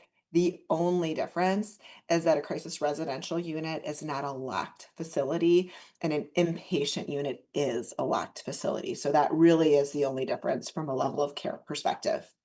So we know and feel confident that a CRU is an evidence-based, clinically helpful way to avoid hospitalization.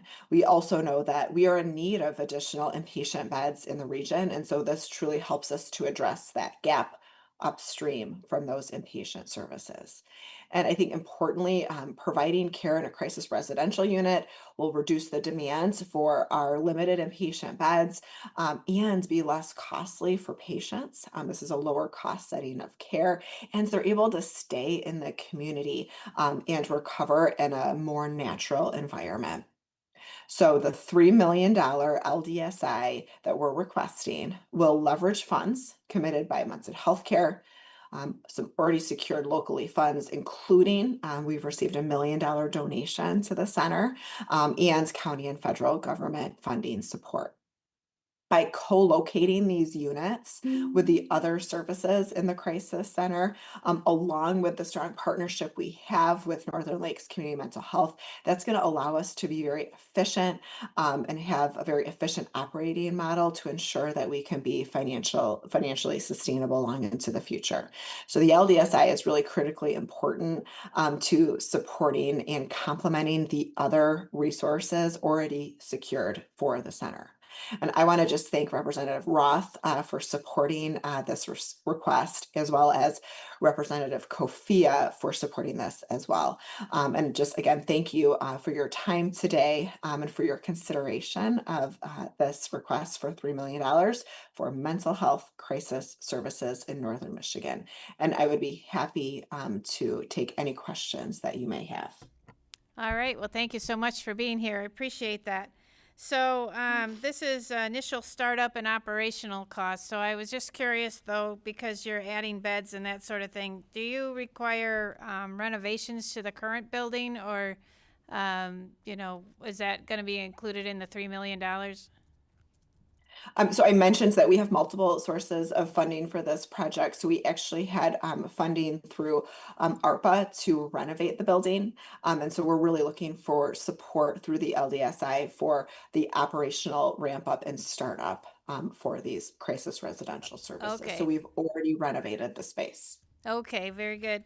So just curious as far as sustainability. So this is startup funds, operational. How do you plan on sustaining the cost of operating after this? Yeah, it's a great question. And so I think there's maybe kind of two key components of our plan. I think first and foremost, we know, so I mentioned we have capacity for 9 adult beds and 6 pediatric beds. We know it will take us time to get to the point where we are operating, at about 80% capacity. That's our goal. We think at 80% capacity, we can be financially sustainable. We need to get to that point. That's where these funds come into play, is to getting us to the point where we can sustain consistently those levels, those volumes, 80% of that capacity.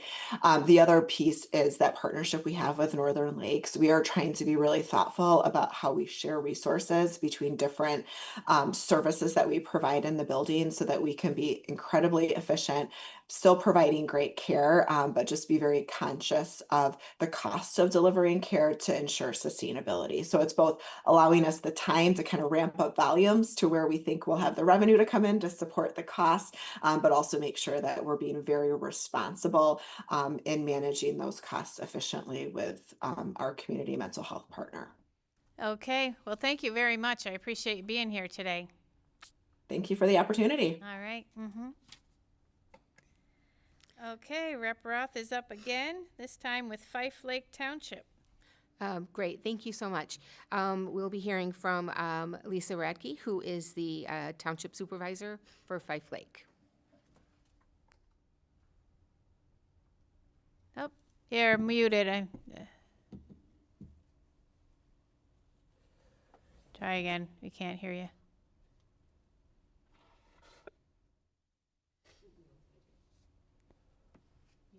Can we hear you? It's on your end, it sounds like.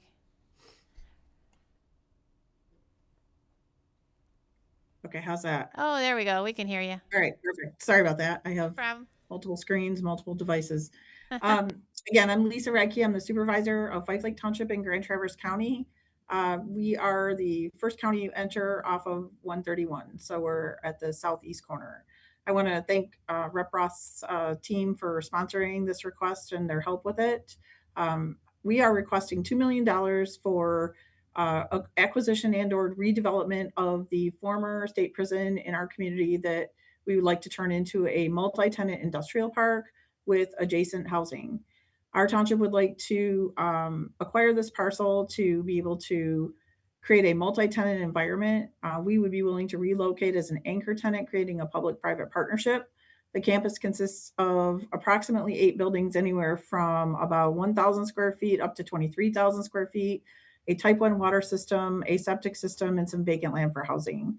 The township intends to maintain the infrastructure in the common areas and create the industrial park as parceled out individual parcels for each building, so that an individual business could either own or lease their own space, but they wouldn't have the burden of being under the umbrella of all one campus, trying to manage all of the infrastructure on their own.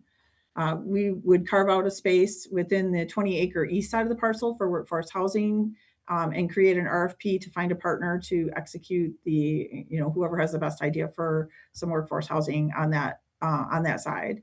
Fife Lake Township zoning already allows the use here. It's already been through all the permitting process through several owners ago. We also allow, we've just recently changed our zoning. We allow 500 square foot single family homes. We allow 300 square foot multifamily homes, and we allow accessory dwelling units. This is already considered a residential district, the eastern portion for the housing, because there's already an approved site master plan. So the difference in this proposal to other proposals that have come forth on this property would be the township would co-locate and manage the infrastructure and the common areas. We would minimize the risk by individual ownership in the buildings and by separate businesses creating a model for similar to any proven industrial park. We would be selling or leasing the parcels to create, once we take out our common area costs, we would use that funding to create a perpetual revenue stream for reinvestment into the campus.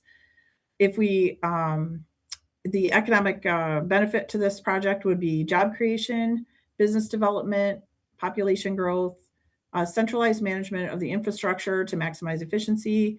We would add housing stock and diversifying our economic base. We're taking a multifaceted approach to reduce the risk, and it checks all boxes on our SEDS for our regional community development strategy. If we did not get the funding for this parcel, it would continue to sit vacant and deteriorate and potentially cause significant blight. I appreciate everyone's consideration on this. It's an important project in my region, and I look forward to any questions. All right. Well, thank you so much. I'm just curious, is the correctional facility a state-owned property? It was a state-owned facility. It was put through the land bank process. A private owner bought it. They started to go down the road of bankruptcy. So before that got lumped into the bankruptcy, the owner of the business that bought it or was in the process of purchasing it, transferred ownership to the tribe. They sold their ownership in the tribe, and the state land bank authority was involved in it. They gave their blessing on it, so it didn't get caught up in bankruptcy. Ever since then, the Grand Traverse Band of Ottawa and Chippewa Indians has owned it. They had a development plan on it, but then just determined that they just didn't have the capacity to do that project so far away from their main campus. So they put it up for sale. It's had several iterations of people who are interested in buying the entire campus for one purpose. And then each of those have fallen through due to different financing components.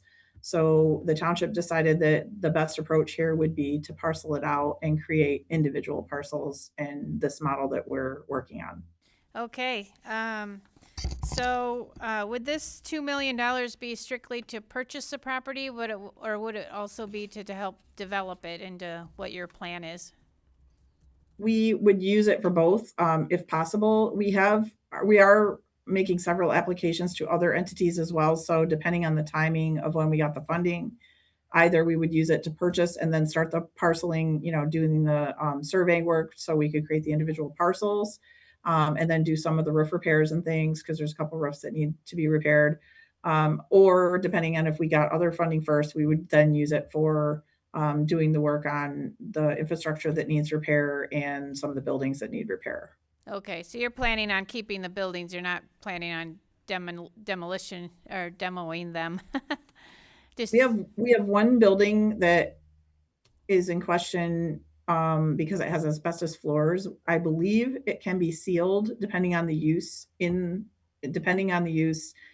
of someone who wants to occupy that space. But it would be 100% determinant upon who wants that building. Otherwise, we may have to make a future plan to demo that one building, but only because of that having asbestos floors. But otherwise, every other building, it has environmental 1 and 2s done on the campus already. There's already been an Azure Energy audit done and several things to kind of queue up some grant funding and some different things. So we know there's not contamination to any significance on the property. So all of that work has already been done. Okay, very good. Well, thank you so much. I appreciate you being here today. Yeah, thank you for the opportunity and the questions. All right. All right. Well, thank you very much. Thank you very much, Chairman. Appreciate your time. All right, next up we have Rep. Linting with the City of Southgate.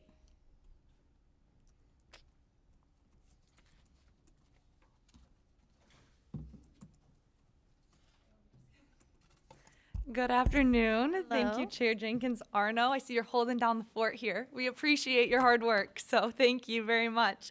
And thank you for the opportunity to testify on my request for the City of Southgate's water main restoration project. This ask is for $6.5 million in the state budget. Southgate's water system is aging, just like we see across the state. Many of the city's water mains are more than 70 years old, and in recent years, the community has experienced a growing number of water main breaks.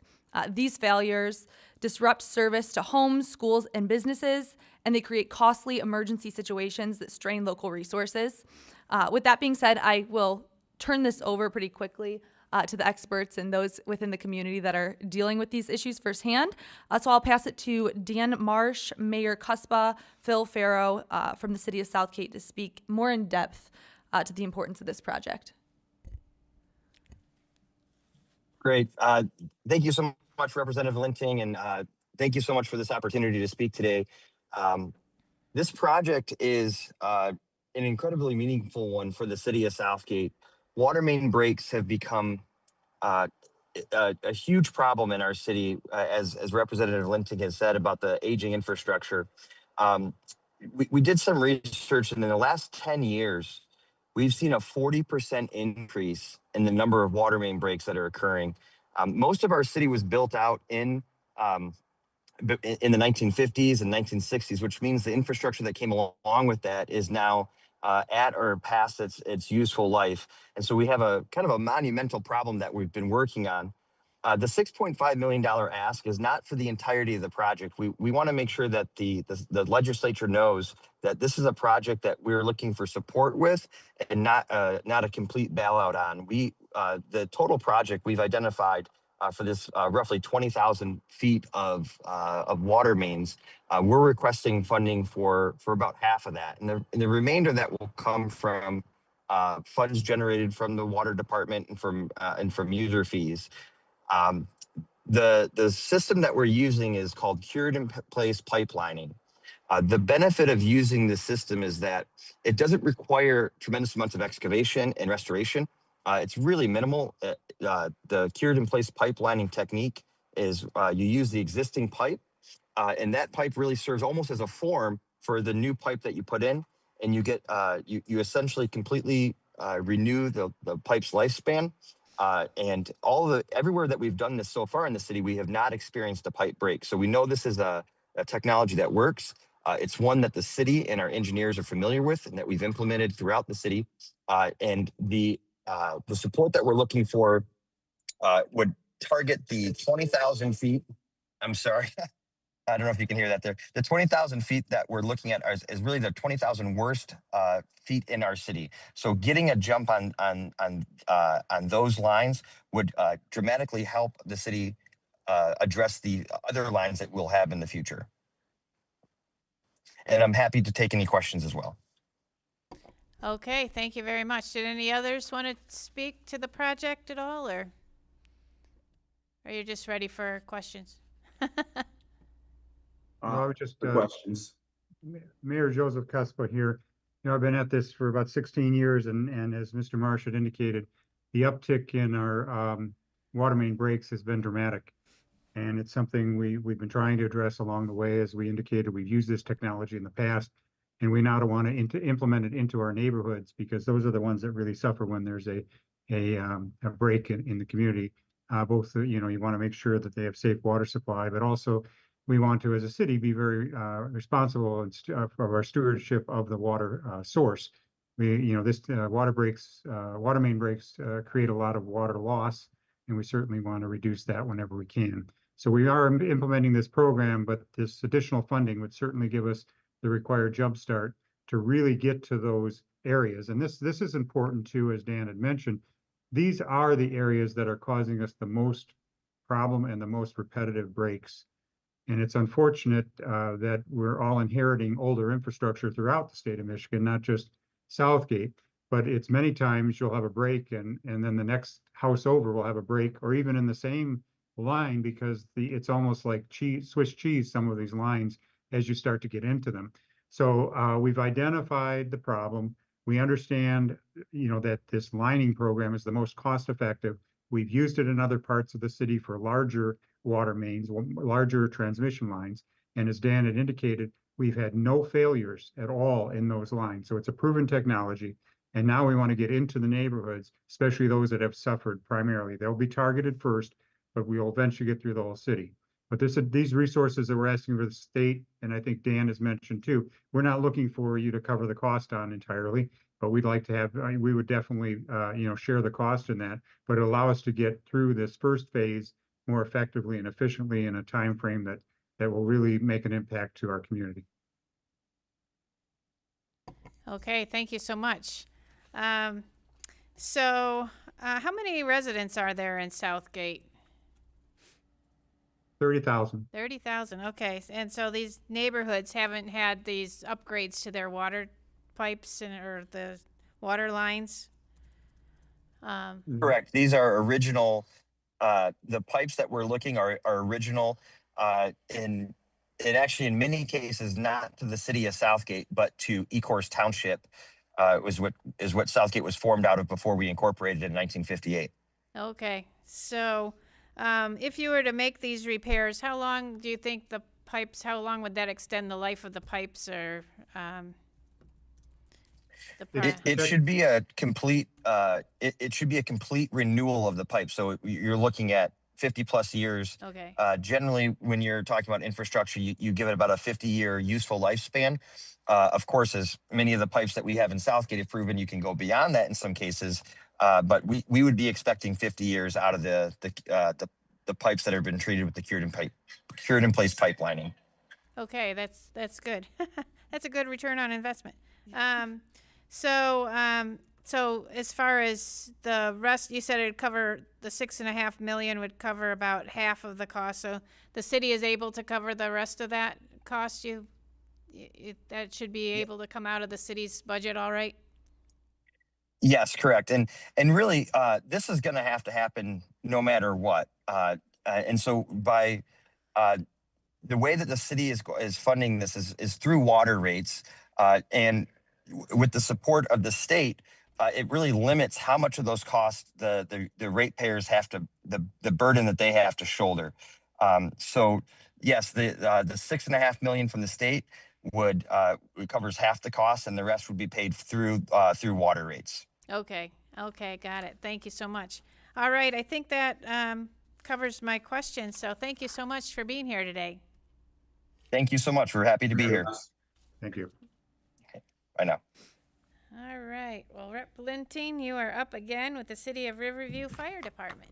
Thank you very much. Wonderful. Well, I have a guest with me to testify as well. This is Riverview's Fire Chief, Glenn Owens.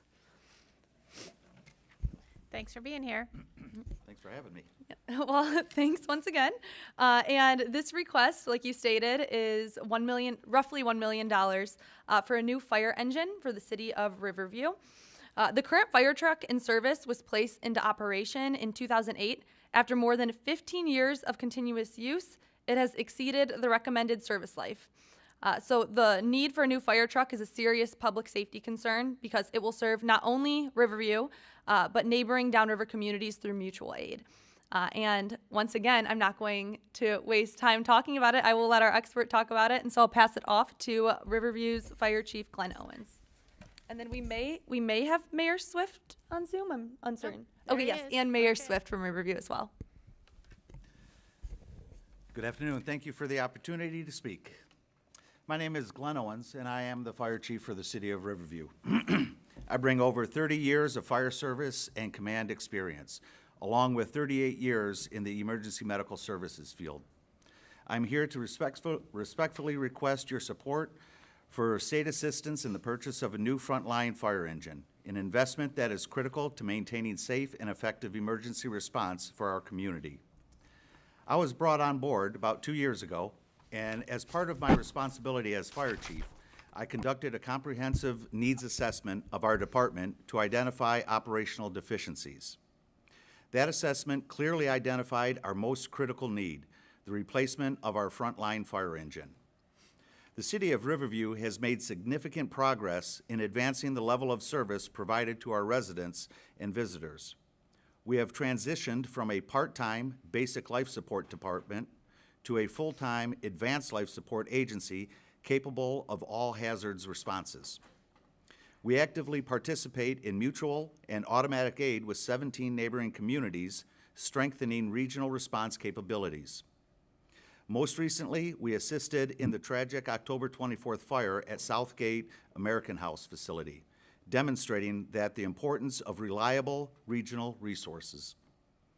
As mentioned, our current engine was placed in service in 2008. It has served our community well, but it has exceeded the optimal frontline service life.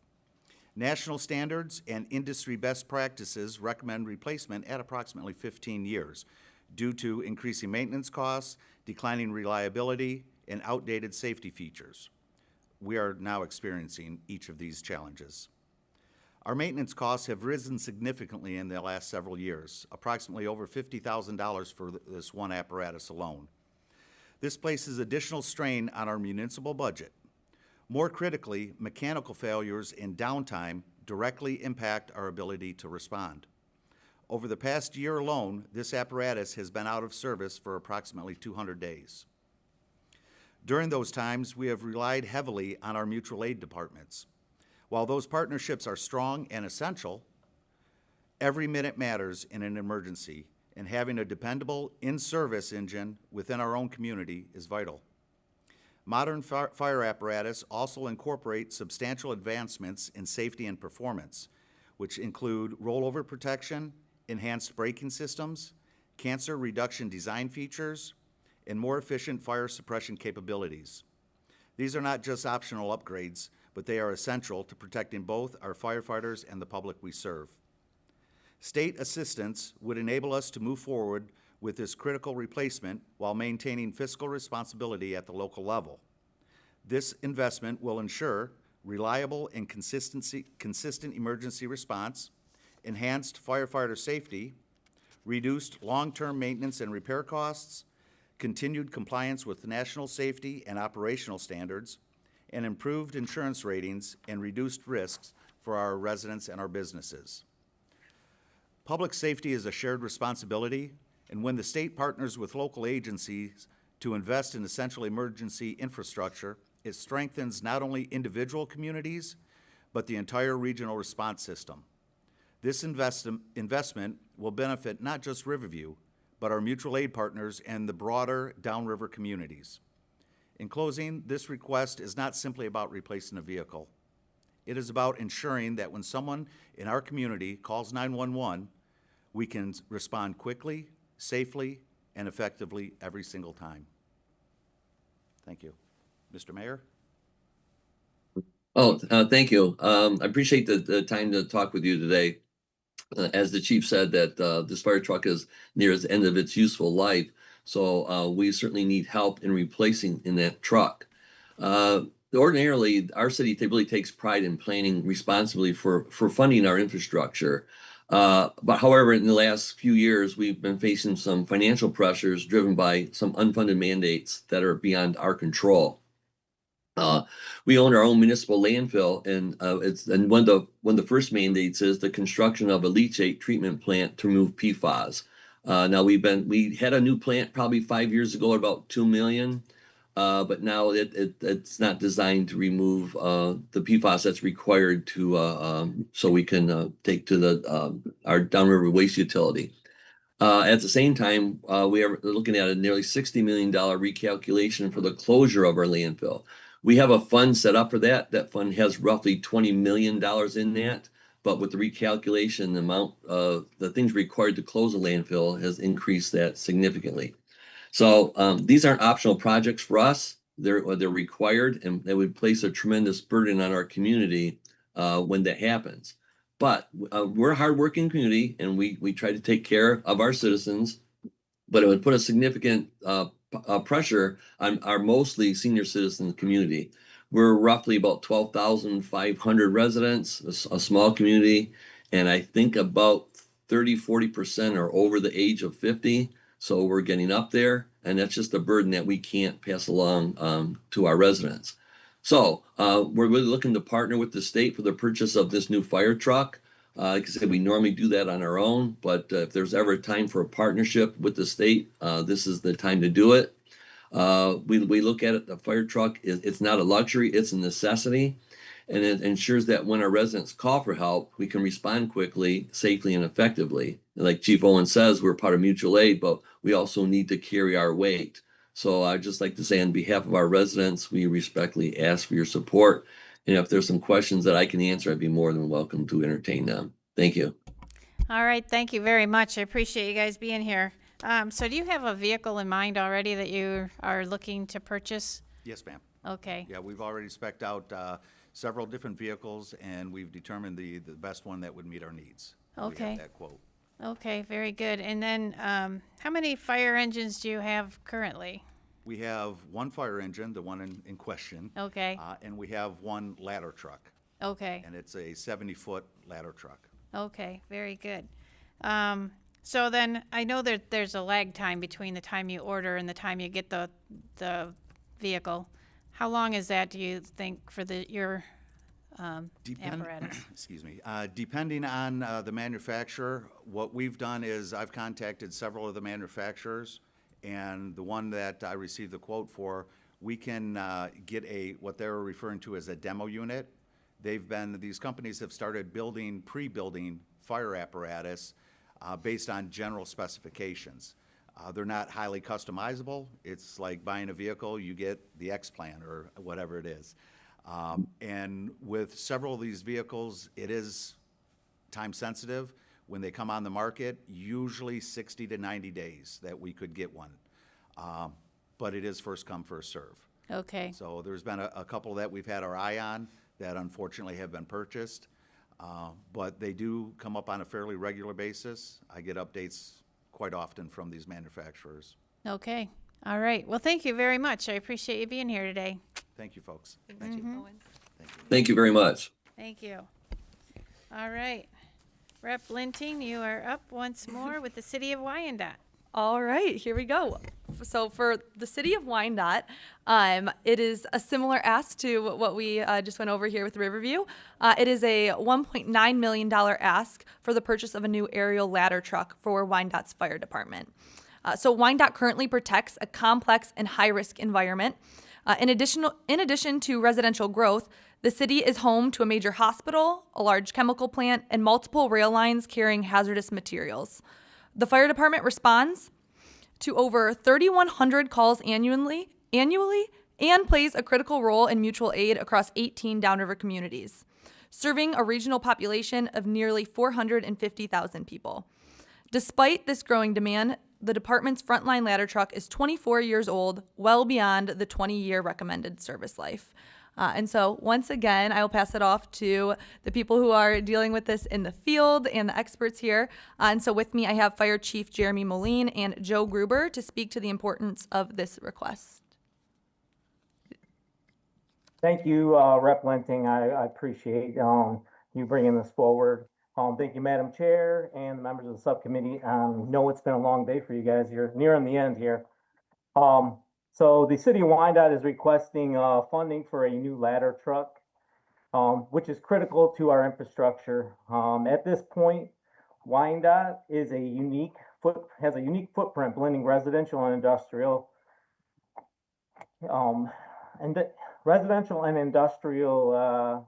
initiatives. So we are guided by our city's master plan. We are really focused on raising our multi-story residential constructions. We want to vertically fill the city, and that is where we've been focused on. As Rep Linting had acknowledged earlier, Wyandotte manages multiple high-rise and mid-rise buildings. We have 14 at this time, and the number is growing currently. We have a couple mid-rise residential structures under construction at this time.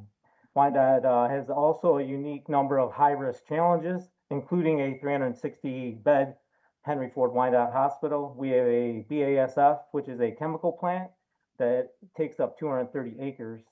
We also have 4 major rail lines handling critical logistics and hazardous materials. To protect this evolving landscape, the City of Wyandotte and the Wyandotte Fire Department requires a modern, reliable aerial ladder truck. Wyandotte's also the home of the Downriver Utility Wastewater Authority, which is a 34-acre wastewater treatment plant that serves 13 communities in this area. Wyandotte's current ladder truck is 24 years in age.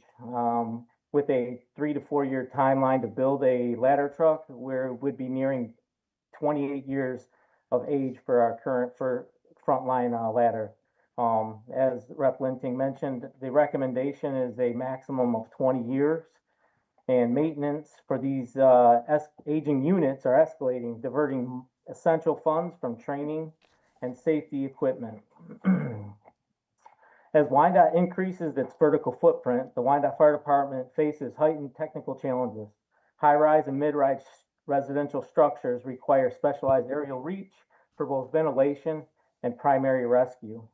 Acquiring a new 100-foot ladder truck would provide a comprehensive safety solution for our new urban landscape that we're achieving. Some areas this would help would be in supporting our vertical density A new ladder truck would support the city's goal of placemaking and ensuring that the high-density residential living areas remain safe for all residents. Mutual aid reliability, we are a key partner in the downriver emergency response. A modern ladder truck for the city of Wyandotte not only serves as an asset for our citizens of Wyandotte, but also regionally, providing reliable aerial support to our neighboring communities during large-scale events. A new ladder truck would also help us mitigate any industrial or rail or chemical facility events. Elevation and master streams are capabilities. We need these ladder trucks to make sure that we are doing things as safe as possible and that we can control these things that come up. Without this investment, the city of Wyandotte risks a capability gap where its physical development outpaces its emergency response infrastructure. Thank you guys, everyone, for having us on here. I appreciate the time, and I'm free for any questions if you guys have them. Okay, well, thank you very much. I appreciate you being here today. So, similar question, do you have a vehicle in mind that you're looking to purchase at this point? At this time, I do not. Our goal, our city, my strategic planning goal was to have this truck replaced prior to its 30-year age gap, which would, right now, if we were able to start this project, we would be nearing that. So it's we're in the infancy of that. Okay, so so how long does it usually take? I know that it takes usually quite a long time to get a truck like that. Is it? Yeah. So right now the average build time, I think Escanaba, I heard earlier this morning they were looking for a ladder truck as well, and they were pretty correct on their time frame for 3 to 4 years. That's a crazy amount of time, I think. So. Yeah, if you get a truck that's already built, then yes. If you get a special order truck, I think Riverview is just on. They are ordering a demo units. The time frame moves up quite a bit. Unfortunately for the city of Wyandotte and our building, our fire stations that are built, we would have to customize any truck that so we could fit it in and out of our building. So if you found a vehicle that you liked and you locked in the order, that cost wouldn't go up over the 3 to 4 years, would it? It would lock in at that price? Correct. Yeah, Okay. the average, I talked to a few vendors and they're averaging a 5% increase per year. Okay, I know that it seems like it does go up every year, so it's the sooner you can get it, the better, it seems like. So have you sought other funds for this ladder truck, or is that, I don't know if there's funds available out there for things like this? Minus, I mean, our crews are pretty good at washing trucks. Maybe we could do a car wash, but on a serious note, we actively pursue all AFG grants every year, and through FEMA, the Assistance of Firefighter grants. We've been pretty successful with those. These larger scale asks from FEMA tend to be shot down pretty regularly, so we've been focusing more on our smaller scale infrastructure of our department, but we would utilize that for this. Okay, all right. Well, thank you very much. I appreciate your time today. No, thank you. I appreciate it. Good luck. Thank you.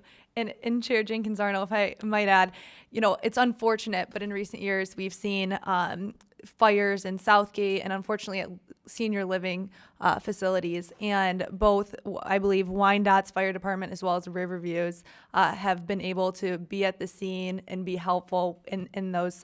So we're really blessed to have the fire departments that we have, and they really do great work for our community. So this is really important, and that's why, we had them here with us today, both via Zoom and in person. So, but I appreciate your time today.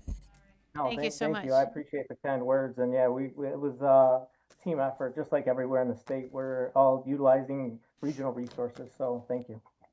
Thanks for the work you guys do. All right, well, thank you very much. Thank you. Okay, next up we have Rep. Slaw with Ottawa County Office of the Water Resource Commission.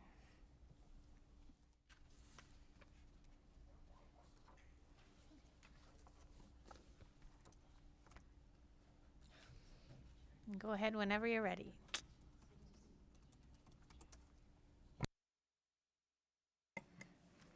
Thank you, Madam Chair. Oh, Rep Slaw, we can't hear you.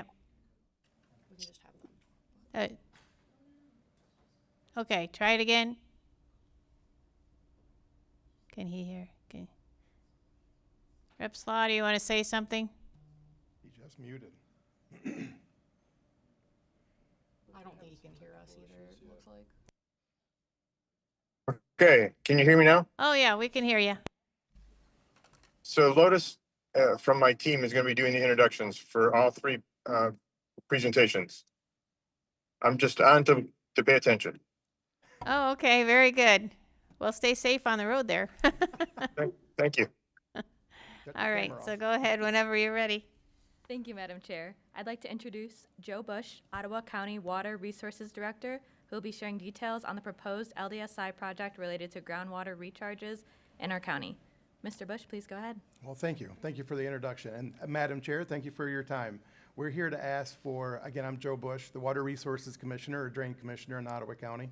We've been elected since 2013, and kind of the ask today is our recharge that we would like to propose, a feasibility study, because water issues in Ottawa County, as you know, has been our probably #1 county in the state for growth. And with the growth, we've had water issues, and it's wells drying up in our county. We have a groundwater board that I'm a part of, and we've been trying to do this, I want to say, homework of what we can do to help these folks. But what we're running into is we have challenges with our groundwater. There's an aquifer layer about 100 to 200 feet down below. And with all this flooding, you think we wouldn't have water issues, but what we don't realize is what's below our feet. And the geology in Ottawa County and the hydrogeology, with all the straws that we call them, wells that are going down and sucking up that water that's been there for hundreds of years, it's depleting. And we have about 7 townships in our county that are looking for some sort of a solution. So I'm asking for $500,000 for a feasibility study to figure out not just this benefit Ottawa County, but I know other colleagues of mine around the state are starting to hear this same issue of aquifers going dry.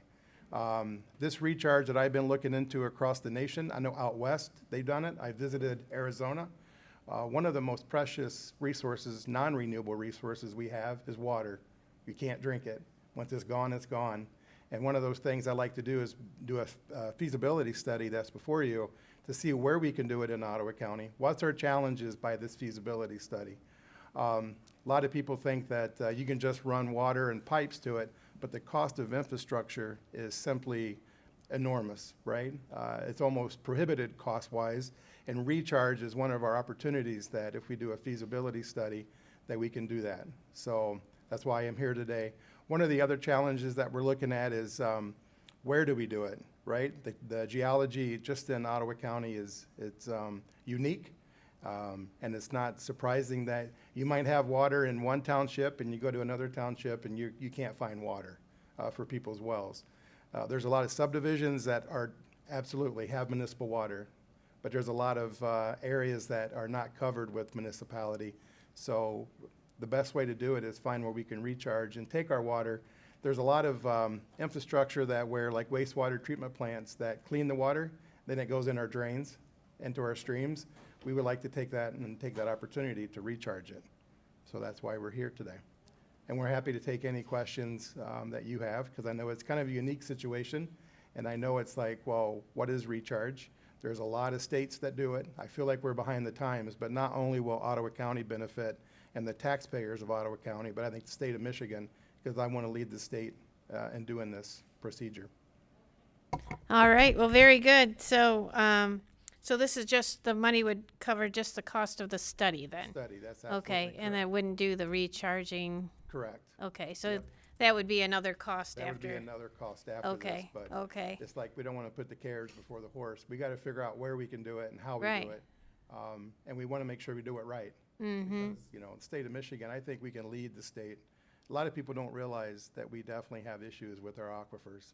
Well, because we're the Great Lakes state. You would think that I think we would a have lot lots of water. Well, the problem is it just can't get through the clay layers. Because everything you see now with all the flooding, it just runs off. And culture have always bend to get rid of the water, right? That's what we do as drain commissioners and water resources commissioners, make sure people don't flood. Well, the price of that is the water goes away and we don't get it back. So we're very eager to figure out a solution for the future, not just for today, but for the next, 20 years, 30 years, 50 years from now. We want to make sure everybody has water. This is a non-political bipartisan issue that everybody should take very serious, not just in Ottawa County, but statewide. Okay. So we would love to be able to lead the charge in a feasibility study, because this will also benefit our neighbors in West Michigan and up north. Okay. All right. Very good. How large is the aquifer in your area? Well, it depends on where you're at. That's Okay. the challenging part. That's where the feasibility study would come in. Some areas are okay in our county, and then there's probably about 6, 7 townships that we're finding out. Just to give you an idea, in one township last July, we had the well drillers, who I'm very connected with. 1 month of July, one well driller had 236 calls for the wells going dry. So they keep lowering them, but they can only go so low. So you can always lower your well, but again, there is a bottom to it. And then when you're out of water, then people are like, well, now what? Right. And to run infrastructure is not cheap. It'd be cheaper to do a recharge now and protect that from the future of trying to figure out how to get them water before it's too late. Okay. All right. Well, very good. Well, I appreciate you being here and making us Absolutely. aware of the problem. Absolutely. So- Well, thanks for your time. All right. Thank you so much. Okay. Well, Rep Slaw is up again with the City of Zealand.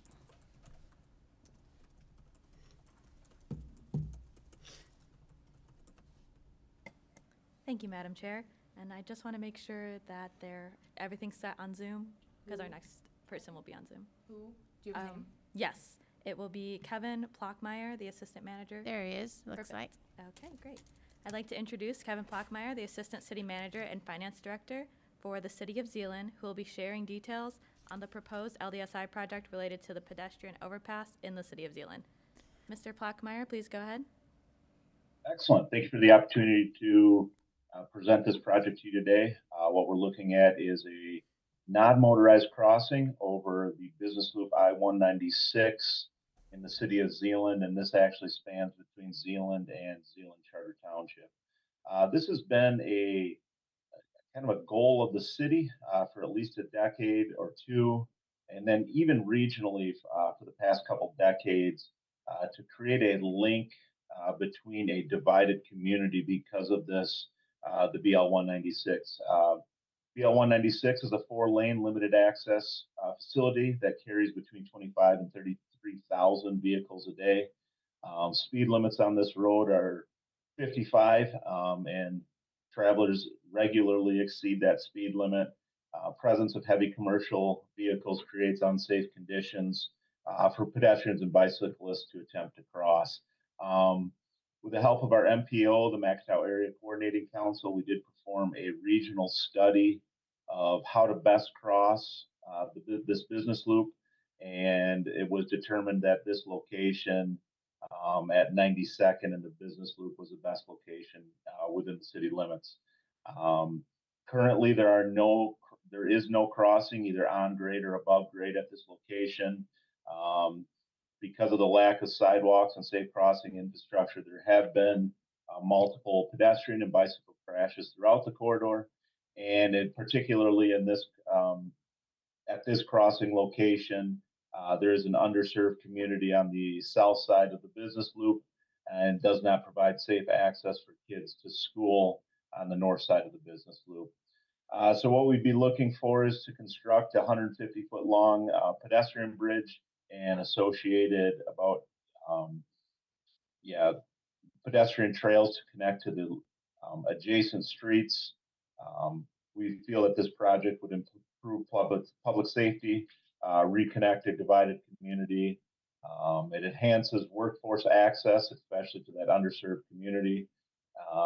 Improves quality of life and public health, and this is a multi-jurisdictional effort.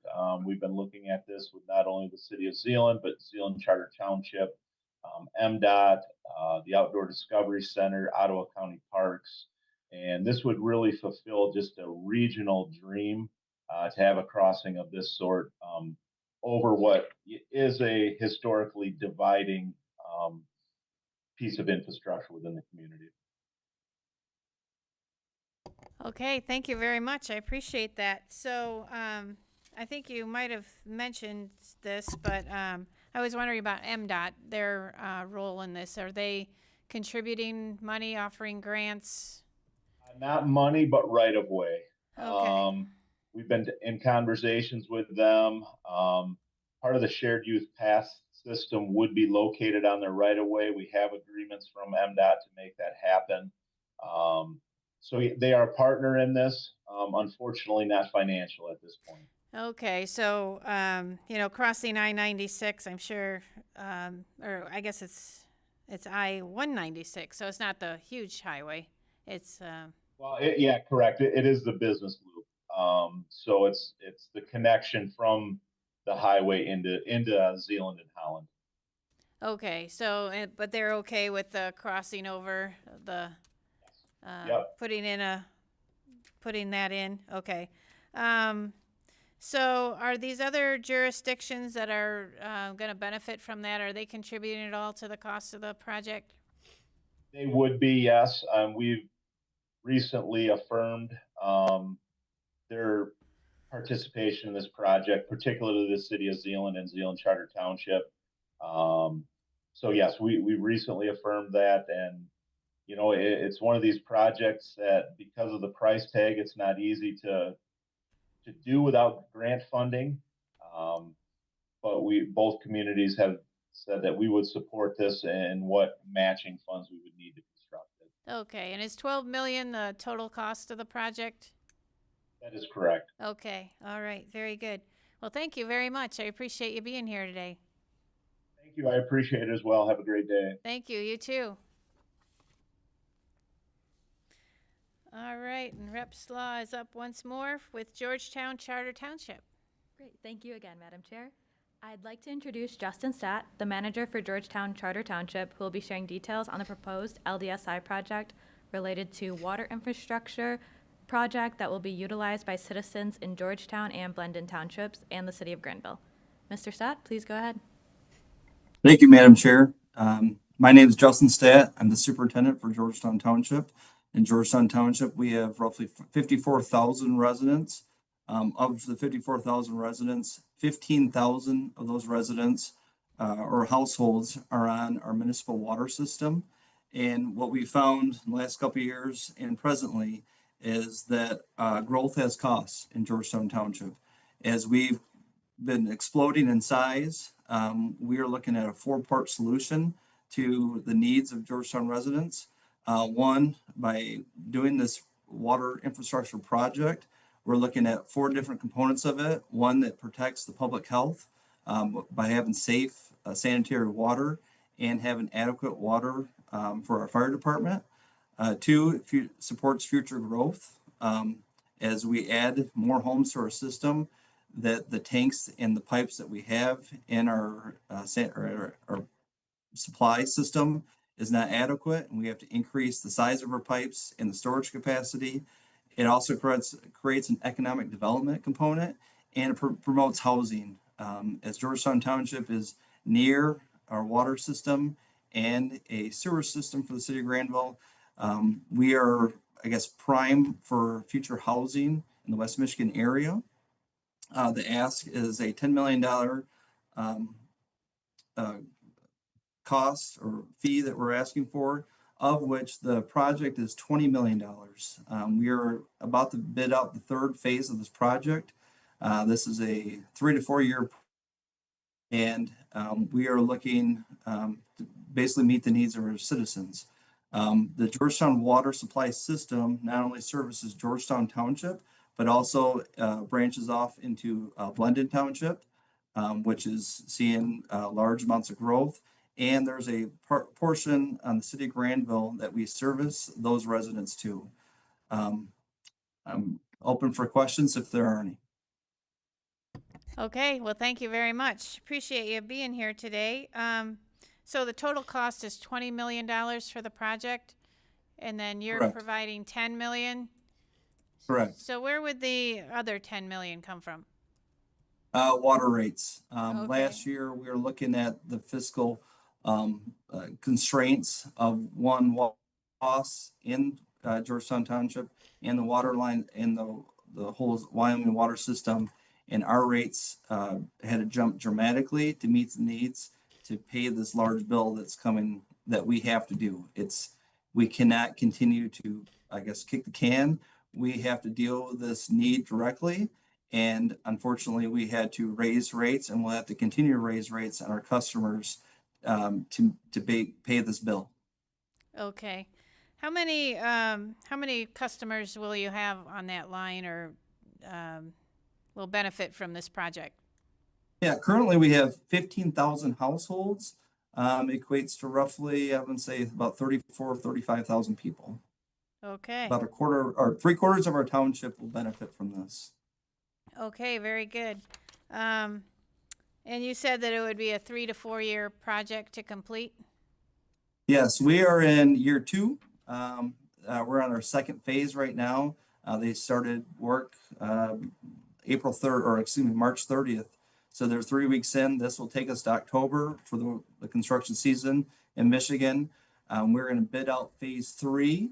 We hope that they could do the whole sequence next year, but looking at how close it is to schools and businesses, and just logistics and timelines of trying to do large construction projects in Michigan, it may extend to the following spring. It just depends on the contractor that gets the contract.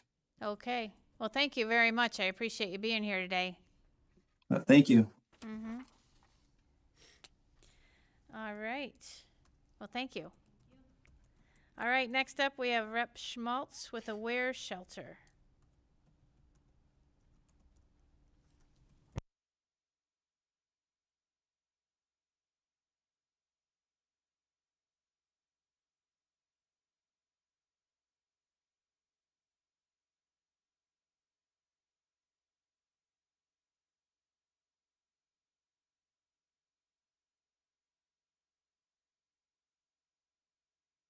All right, go ahead whenever you're ready. Thank you, Madam Chair and policy people, and the rest of the committee, if they're somewhere. And okay, and thanks for doing this all day. We really appreciate it. The request is to support Single Mom Success Grant Program in Jackson. Single mothers can face many barriers, especially when it comes to educational needs and employment.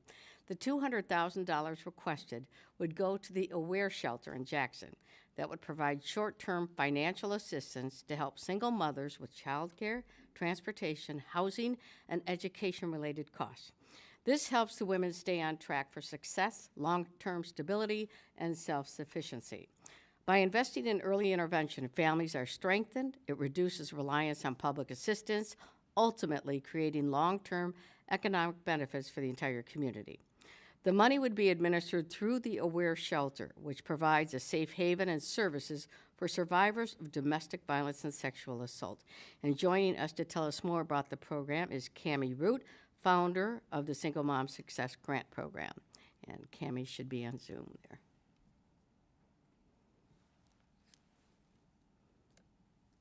Hi, good afternoon. Thanks for the opportunity to speak today. My name is Cammie Root, and I'm a single mother of 2 daughters in Jackson. I've worked side by side with Olivia Pipko of the Aware Shelter to develop the Single Mom Success Program. She's the Marketing and Fund Development Manager at Aware, which is a nonprofit dedicated to supporting survivors of domestic and sexual assault and violence. 8 years ago, I myself left a 7-year abusive relationship. What came from that chapter of my life were 2 things that mean everything to me: my children, and eventually, over time, my voice. But finding that voice did not happen overnight. For a long time, I struggled to believe that I had value, that my life had meaning, and that I was capable of more than just surviving. And I know that I am not alone in that. So many women, especially single mothers, are living in the aftermath of abuse. We live in a constant state of stress, fear, and survival. And that's why this work matters so deeply. Olivia sees this every day in her work at Aware. Aware works with women who are ready to move forward, pursuing education, building careers, and creating stability for their families, but are often held back by very real barriers. Working alongside survivors every day, the pattern is undeniable. Women are doing everything they can to move forward and still facing a million barriers that they struggle to overcome alone. Struggles like childcare, transportation, education, licensing and certification costs, basic supplies, technology, and safety. These aren't just barriers, they are often the exact reasons women are forced to pause or completely give up on their education, career goals, and moving forward in their healing journeys. And in that space, even dreaming can feel very overwhelming. But underneath the hurt, there's still a dream.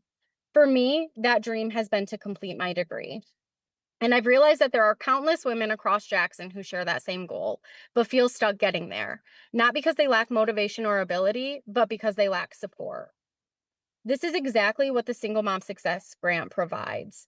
This program offers targeted, need-based support with grants between $500 and $2,000 to potentially assist up to 100 single mom survivors, to remove the real-life barriers that prevent women from completing their education and entering the workforce.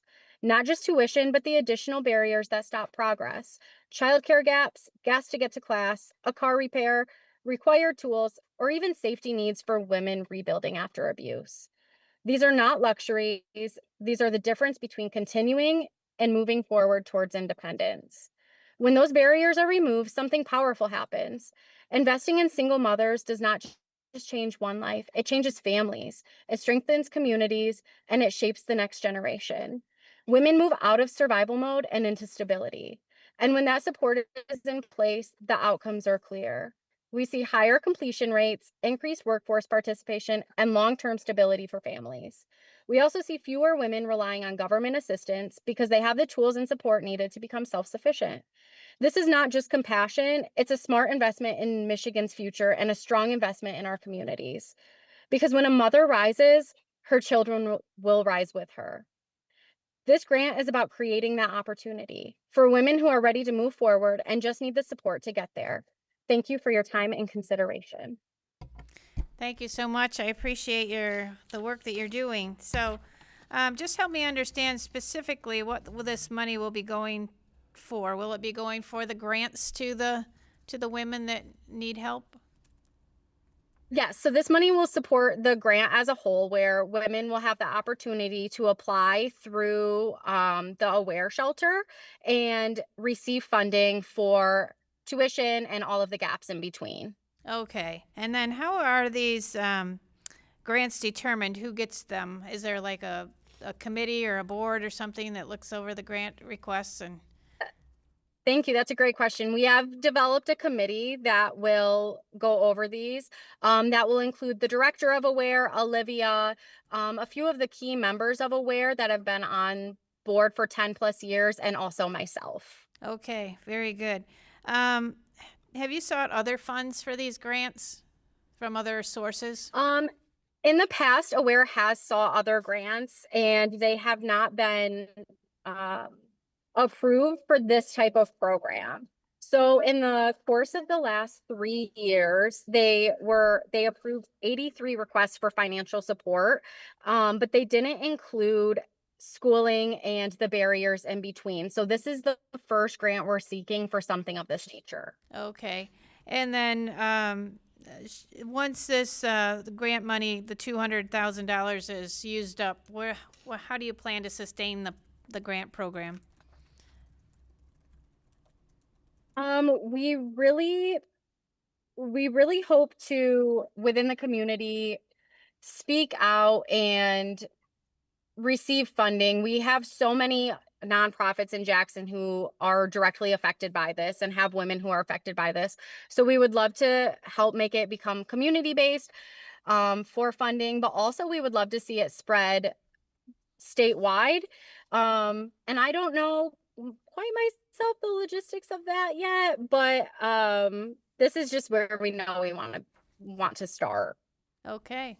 Well, thank you very much. I appreciate being here. Yeah, we Rep. have Schmaltz. great nonprofits in Jackson and they're always aware, is always talking to different nonprofits to work together, to collaborate, and that's what I expect they will do with this program. Okay. To help keep it going and have more people involved for funding to help make sure the grants are still available. And I congratulate Cammie for all she's been through herself. It's just amazing, and now she's trying to help others. So That's thank great. you, Cammie. That's great. Thank you for the work that you do. Thank you, Kathy. I appreciate that. Thank you. I appreciate it. All right. Well, have a great day, and thank you so much for being here. You too. Thank you. Okay, Rep. Schmaltz, you're up again with Family Services and Children's Aid.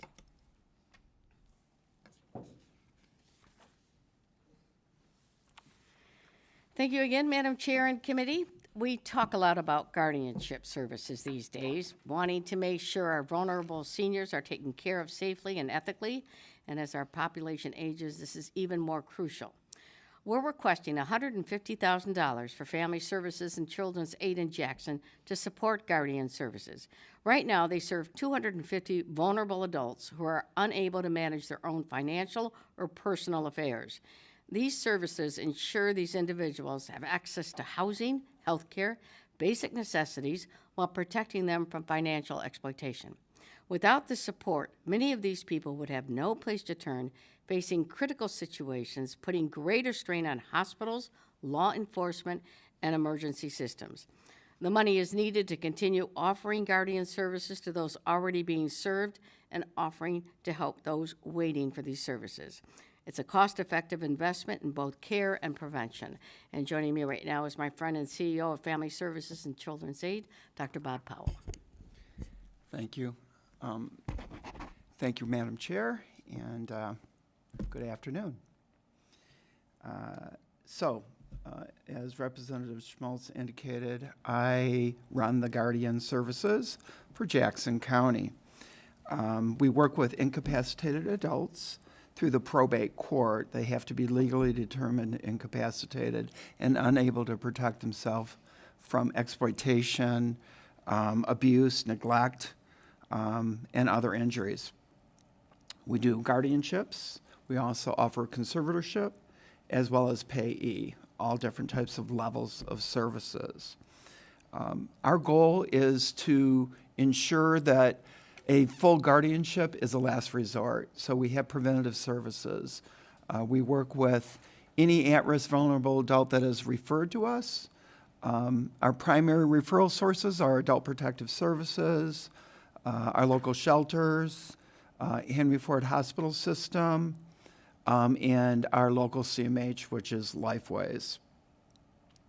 And as I said, our goal is to prevent needing guardianship. So we do a thorough screening, and then we do wraparound services. We advocate and link all the services we can to try to prevent needing a guardianship, which includes engaging family and or trusted advocates and friends to explore options besides needing us. And, you know, it's amazing what can be done with a little bit of advocacy. One story I like to tell is we had a referral from a local mental health provider of an elderly woman that really was distraught and had nobody to care for her, and would we be willing to be the guardian for her. But after further investigation and going back in the with prior service providers, we were able to locate a daughter that was in North Carolina that did not realize her mother was even still alive. So she came up and she got her mother and moved her to North Carolina. So that's just one example of a success story of our preventative efforts. As a last resort, we are appointed guardianship through our probate court if there is no other alternatives. As Representative Schmaltz indicated, we have 250, and that's maxed out. We have a wait list often. In Jackson County, average year, we have about 350 adult guardianships. And at least 120 new petitions are filed annually. I would point out that in our population, over half are over 60. Over 99% are above the federal poverty lines, and 2/3 are CMH, warrant community mental health services. As I said, we're maxed out. Our actual nationally certified guardians carry caseloads of 125, because that's the model that I can afford staffing-wise. I'd like to point out some cost savings to the taxpayers. An average 7-day emergency stay in a psychiatric hospital costs about $40,000. And we can prevent that with preventative services. 1 year in prison with serious mental illness is over $100,000. And often we really, really advocate to try to keep our wards from having to go to jail. But often they're misunderstood and easily agitated and enter the legal system often. And so without the Guardian program, these clients would become a public health crisis and would fall to the hospitals, the jails, the shelters, and law enforcement and other public services would have to be the safety net with without the Guardian services. So with support, advocacy, and oversight for proper housing, physical and mental health care and treatment, long-term savings in housing and health care can be realized. Most importantly, our most vulnerable adults are safe and have a quality of life. Thank you. Okay, well, thank you very much. Appreciate the work that you're doing. So what specifically would the $150,000 go towards? Would it be to hire more people to work as guardians? Correct. Okay. Salaries. Okay, so salaries for that? Yes. Okay, so I ask this of every program, sustainability. So you get this one-time ask of $150,000. How do you plan to sustain those guardians going forward? We are hopeful that our advocacy work here up at the state is going to materialize a higher fee. Right now, through regulatory standards, we can charge $83 a month. That doesn't really cover the costs. Currently, it is being considered to go up to $93 a month. Every bit helps. There's also, I'm not quite sure what that pot is, but it's in the DHH funding, where they are working out a billing system for all wards that are CMH, through CMH, that we would be able to bill off from as well. So that is our hope, that there is additional funding that's available. Okay. Okay, very good. Yeah, it seems to me we've had some recent discussions about all of this. So it is really important to look at that funding and what we can do to help with that. Again, we do have great collaboration in our county, which helps. And besides the guardianship program, they do everything else from counseling to foster care to you name it. So Bob's involved in everything there and just does a wonderful job for all of our vulnerable people. So I know with this money, he would do whatever is needed and help a lot of people. So Okay. thank you. Well, thank you so much for being here today. Really appreciate that. Absolutely. Have a good weekend. Thank you. You too. And Rep. Schmaltz, you're up again with Jackson. Let's see, Lifeways.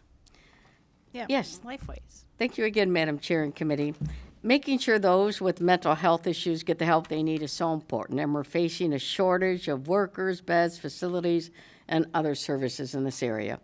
One way to help alleviate a mental health crisis situation is with mobile units. I'm a big proponent of mobile units.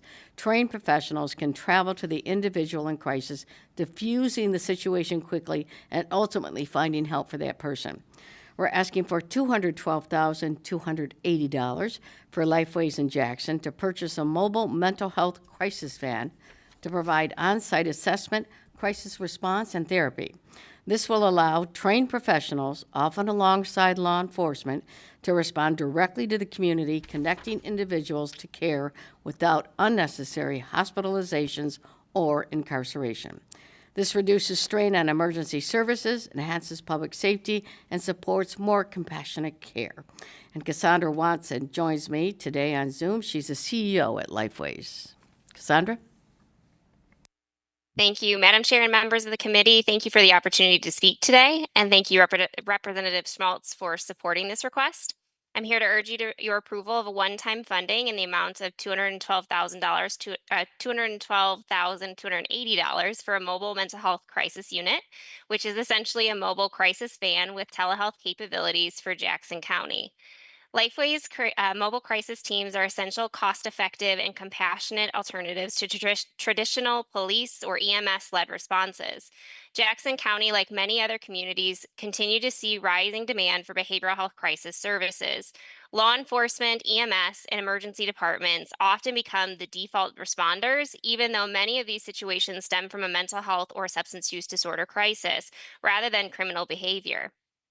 Studies show that individuals in crisis are up to 51% more likely to be hospitalized when police are the primary responders compared to when mobile crisis teams intervene. Police officers are tasked with keeping the public safe from criminal activity, not serving as mental health clinicians. When we put them in that position, we place both officers and individuals in crisis in a potentially traumatic and dangerous situation. And I say this to you as both the CEO of Lifeways and as the wife of a law enforcement officer. A mobile crisis van would allow trained clinicians to respond anywhere in the county, supported by telehealth technology that connects them instantly with psychiatric providers, medical staff, and other specialists.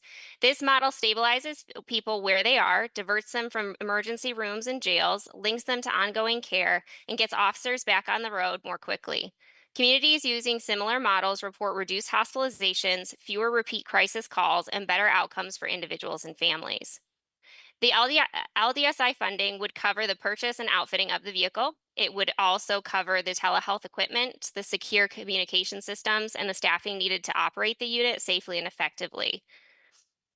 This is not just a service expansion, it's really a strategic investment. Early and appropriate intervention prevents higher cost responses later. It supports public safety, it strengthens the behavioral health system, and becomes an essential public safety infrastructure for Jackson County, and expands the infrastructure that we've already developed through our partnership with Jackson Police Department and the Jackson Office of the Sheriff. So thank you for considering this request and for your continued attention to the well-being of Jackson County residents.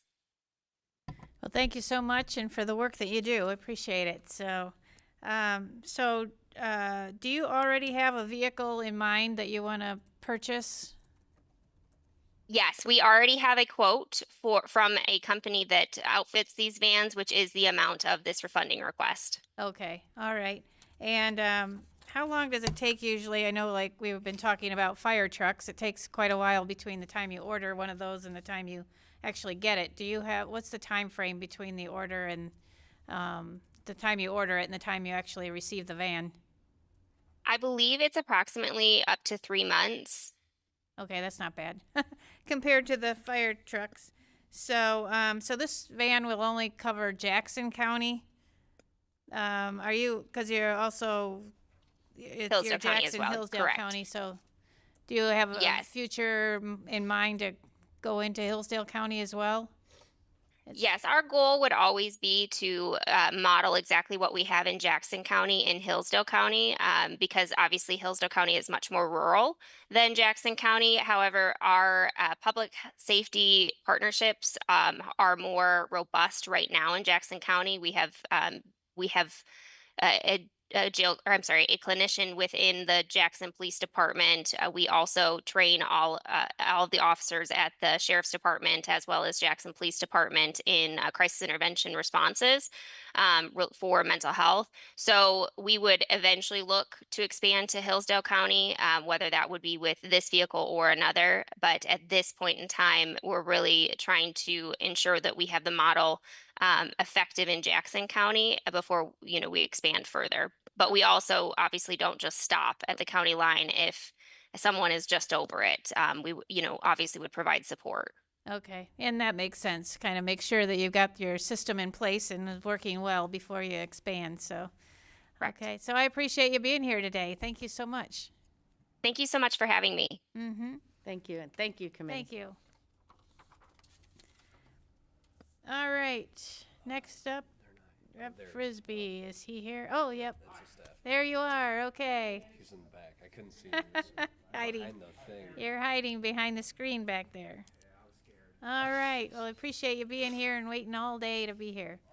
So, you are here with the Michigan Sheriff's Association. Yes. All right. Am I ready to go? Ready to start? Cool. All right. Good afternoon. They say you save the best for last. All right, so. There you go. So my name is Sam Larry. I'm the legislative director for Representative Frisbee. Apologies that he couldn't make it up for this. The LDSI our office is requesting is in the amount of $85,000 for the Michigan Sheriff's Association so they can provide ongoing victim services training. The Sheriff's Association oversees one of the most robust victim services programs in the state, with 57 victim services units across Michigan and over 600 trained volunteers that provide support to thousands of victims and families in times of crisis. To further elaborate on the program and answer any questions that the committee may have, I have Michigan Sheriff's Association Executive Director, as well as former Calhoun County Sheriff, Matt Saxton, who is on Zoom. All right. Very good. Go ahead whenever you're ready.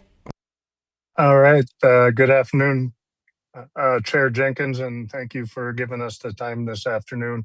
I do understand that I'm the last one, so I will be very brief.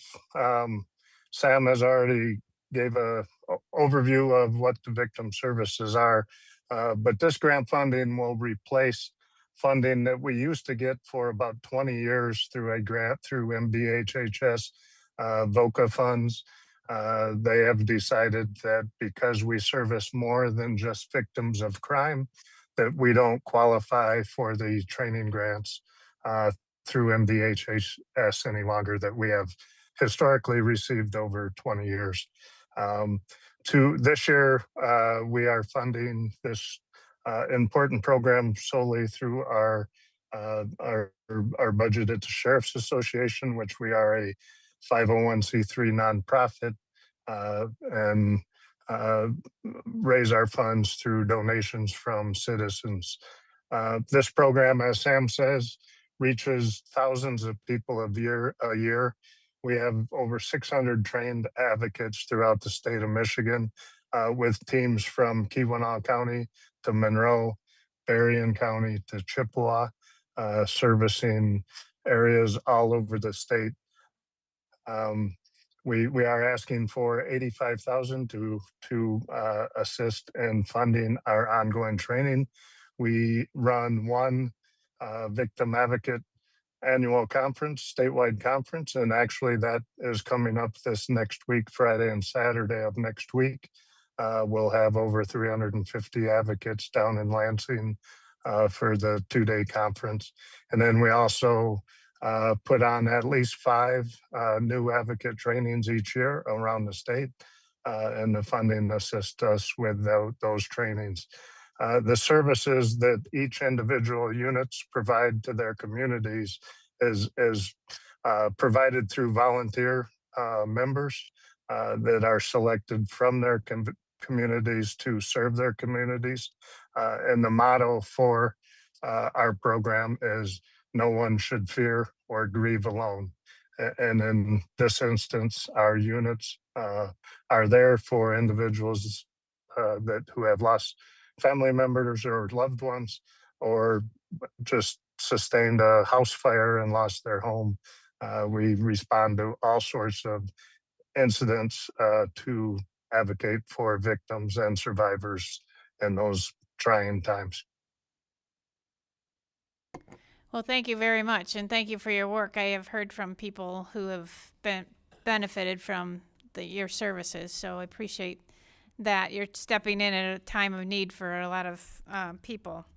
So the $85,000 would go strictly towards training and that sort of thing, but you wouldn't be. I'm just saying you wouldn't be hiring new people or anything like that. It's your advocates are volunteers. It sounds like. Right. It's a continuation of the program. We are funding that through existing funds at the Sheriff's Association, and this year we're looking for other options for ongoing funding. We were hoping to fill the gap this coming year with this legislative directed spending. Okay, and so I ask this with all programs. How do you plan to sustain this? Are you, I know that you've been in the budget in the past, and so this is a new thing to not be in the budget. So how would you plan to sustain this program going forward once this 1 year grant would be given if it was one of the successful grants? So we will, if we're only funded for 1 year going forward and don't get funding in next year's further years, future year budgets, as our motto says, no one will fear or grieve alone. We will continue to provide this program. We will look for funding for the training within the Sheriff's Association and make it happen.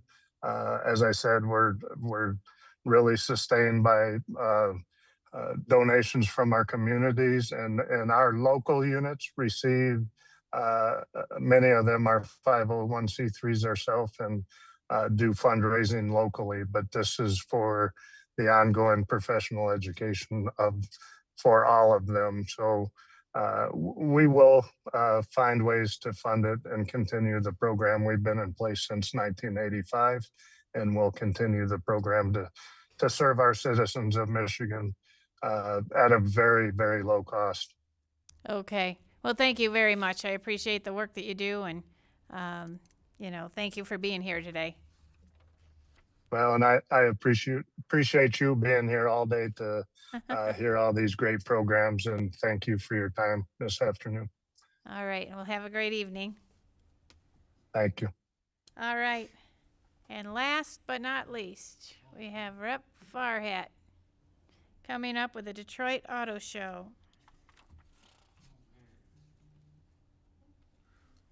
I don't know who's more excited, me or you. Depends on how long you talk. Up here, right? Yeah.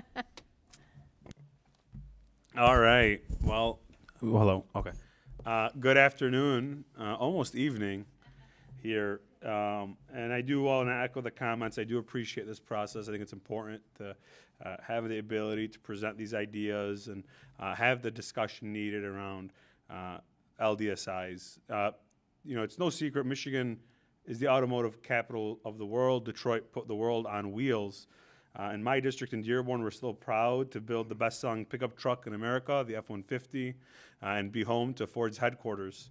And so the auto show plays a pivotal part in showcasing Michigan's workforce at its finest, the products they make, the cars they make, and they showcase just how innovative we can be here in Michigan. The auto show draws in thousands of people, millions of dollars of economic spending, and it gets people thinking about Michigan as a place where we still make things.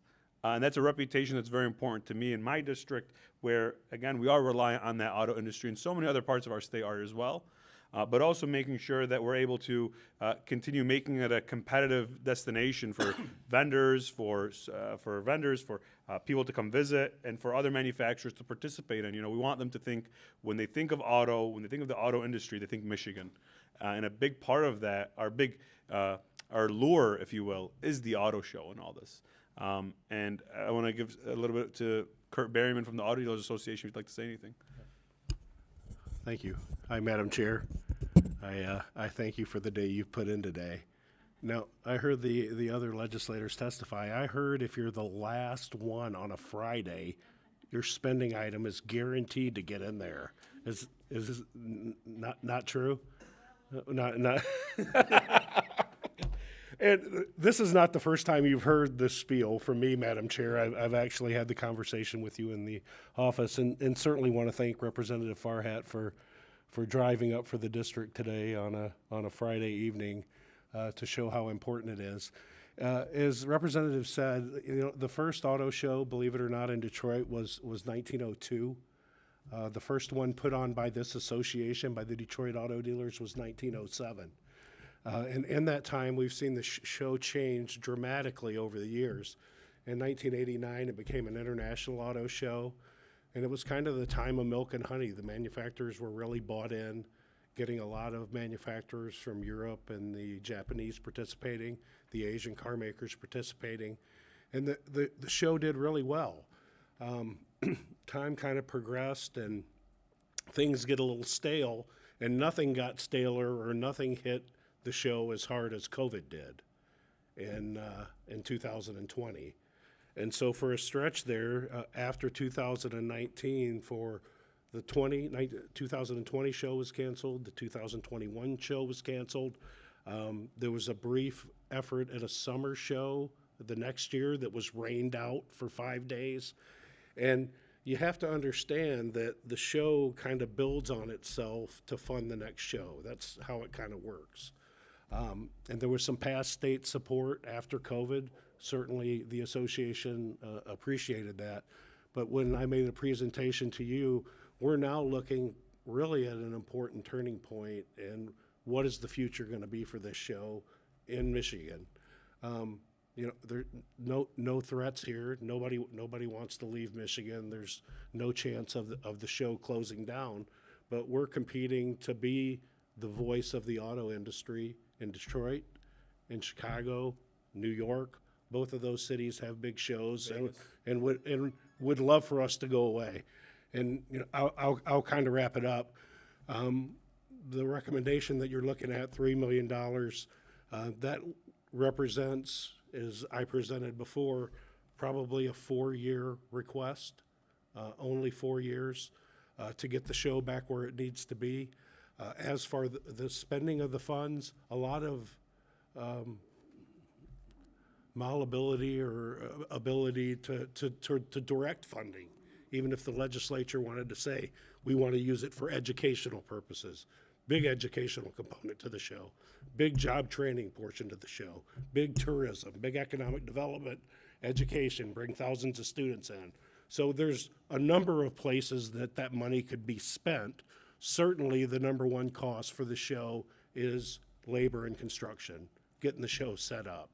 And by investing the money, getting a partnership, having an investment from the state, I think it would allow us to then move forward, do some cool things, get some carpet, some feet on the carpet, people coming into the show, continue the charity preview effort. And I know I buzzed, so.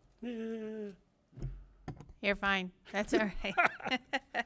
Oh, so I appreciate that, and I understand COVID. It kind of knocked everybody for a loop. So, and I don't know if you remember, they made Huntington Cobo Hospital. Yeah. Oh, did they? Okay. They took the Gosh. venue. They took the venue away. So you just couldn't do it.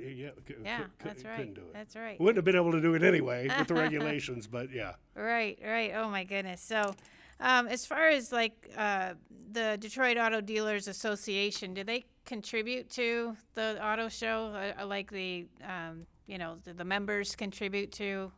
A great question. The show is completely run by the association, and the association, hopefully, with sponsors and having a successful show, the show can fund itself. Mm-hmm. But yes, ma'am, for 2 years in a row now, there's been a loss that the association takes care of. Okay. And, So the three and the front funding but the money that's asking for the request is directly for the show. Yeah. Okay. Show money, not into the association. Okay, so it's directly for, as you say, the construction and the layout of the show and all of those sorts of things? And certainly, we always work with the wording to make sure that it is for the show. Okay. And so, this is like a one-time ask, so would you be able to sustain that going forward? I know you've been doing that for the last several years, but. It is a one-time ask, and it would, certainly that's where we want to be. We want to be in a place for a self-sufficient show going forward. Again, not making money. It's not a profit center, but not to lose money and to, have a great show. Right. Because there's different kind of shows. There's more regional shows where they're actually selling cars. I mean, we have manufacturers and we have Ford having Bronco rides and drive-alongs, and we hope they have, new product that they bring in. So that's great. It's the kind of show that you're trying to put forward. Okay. For the state. I think that's. And how many people come to a show You know, in the glory days and in those 80s and 90s I told you about, with, you know, big productions and the Europeans and everybody participating, we were talking 500,000 people Wow. in a 2-week time period. Now you're probably talking, the shows, we've shortened it to address realities. You're probably talking in the 150,000 Okay, range. okay. And to be frank with you, you need more feet through the doors to go to break even or make a little money on Okay. the deal. Okay. And we're trying to get to that. Mm-hmm. Great. Well, thank you so much. Appreciate you hanging out here all day. Not as long as you. Not as long as you. Yeah, well, you're the last one, and we can go home now. And if you need an escort out to your car, I can't think of 2 better fellas to take you. You'll get his services. You You'll. got it. You can do it. Thank you so much. Thank you, Madam Chair. All right. Anything else? And with that, the committee is adjourned. Woohoo! Thank you. Thank you, everybody. How far off were we? 10.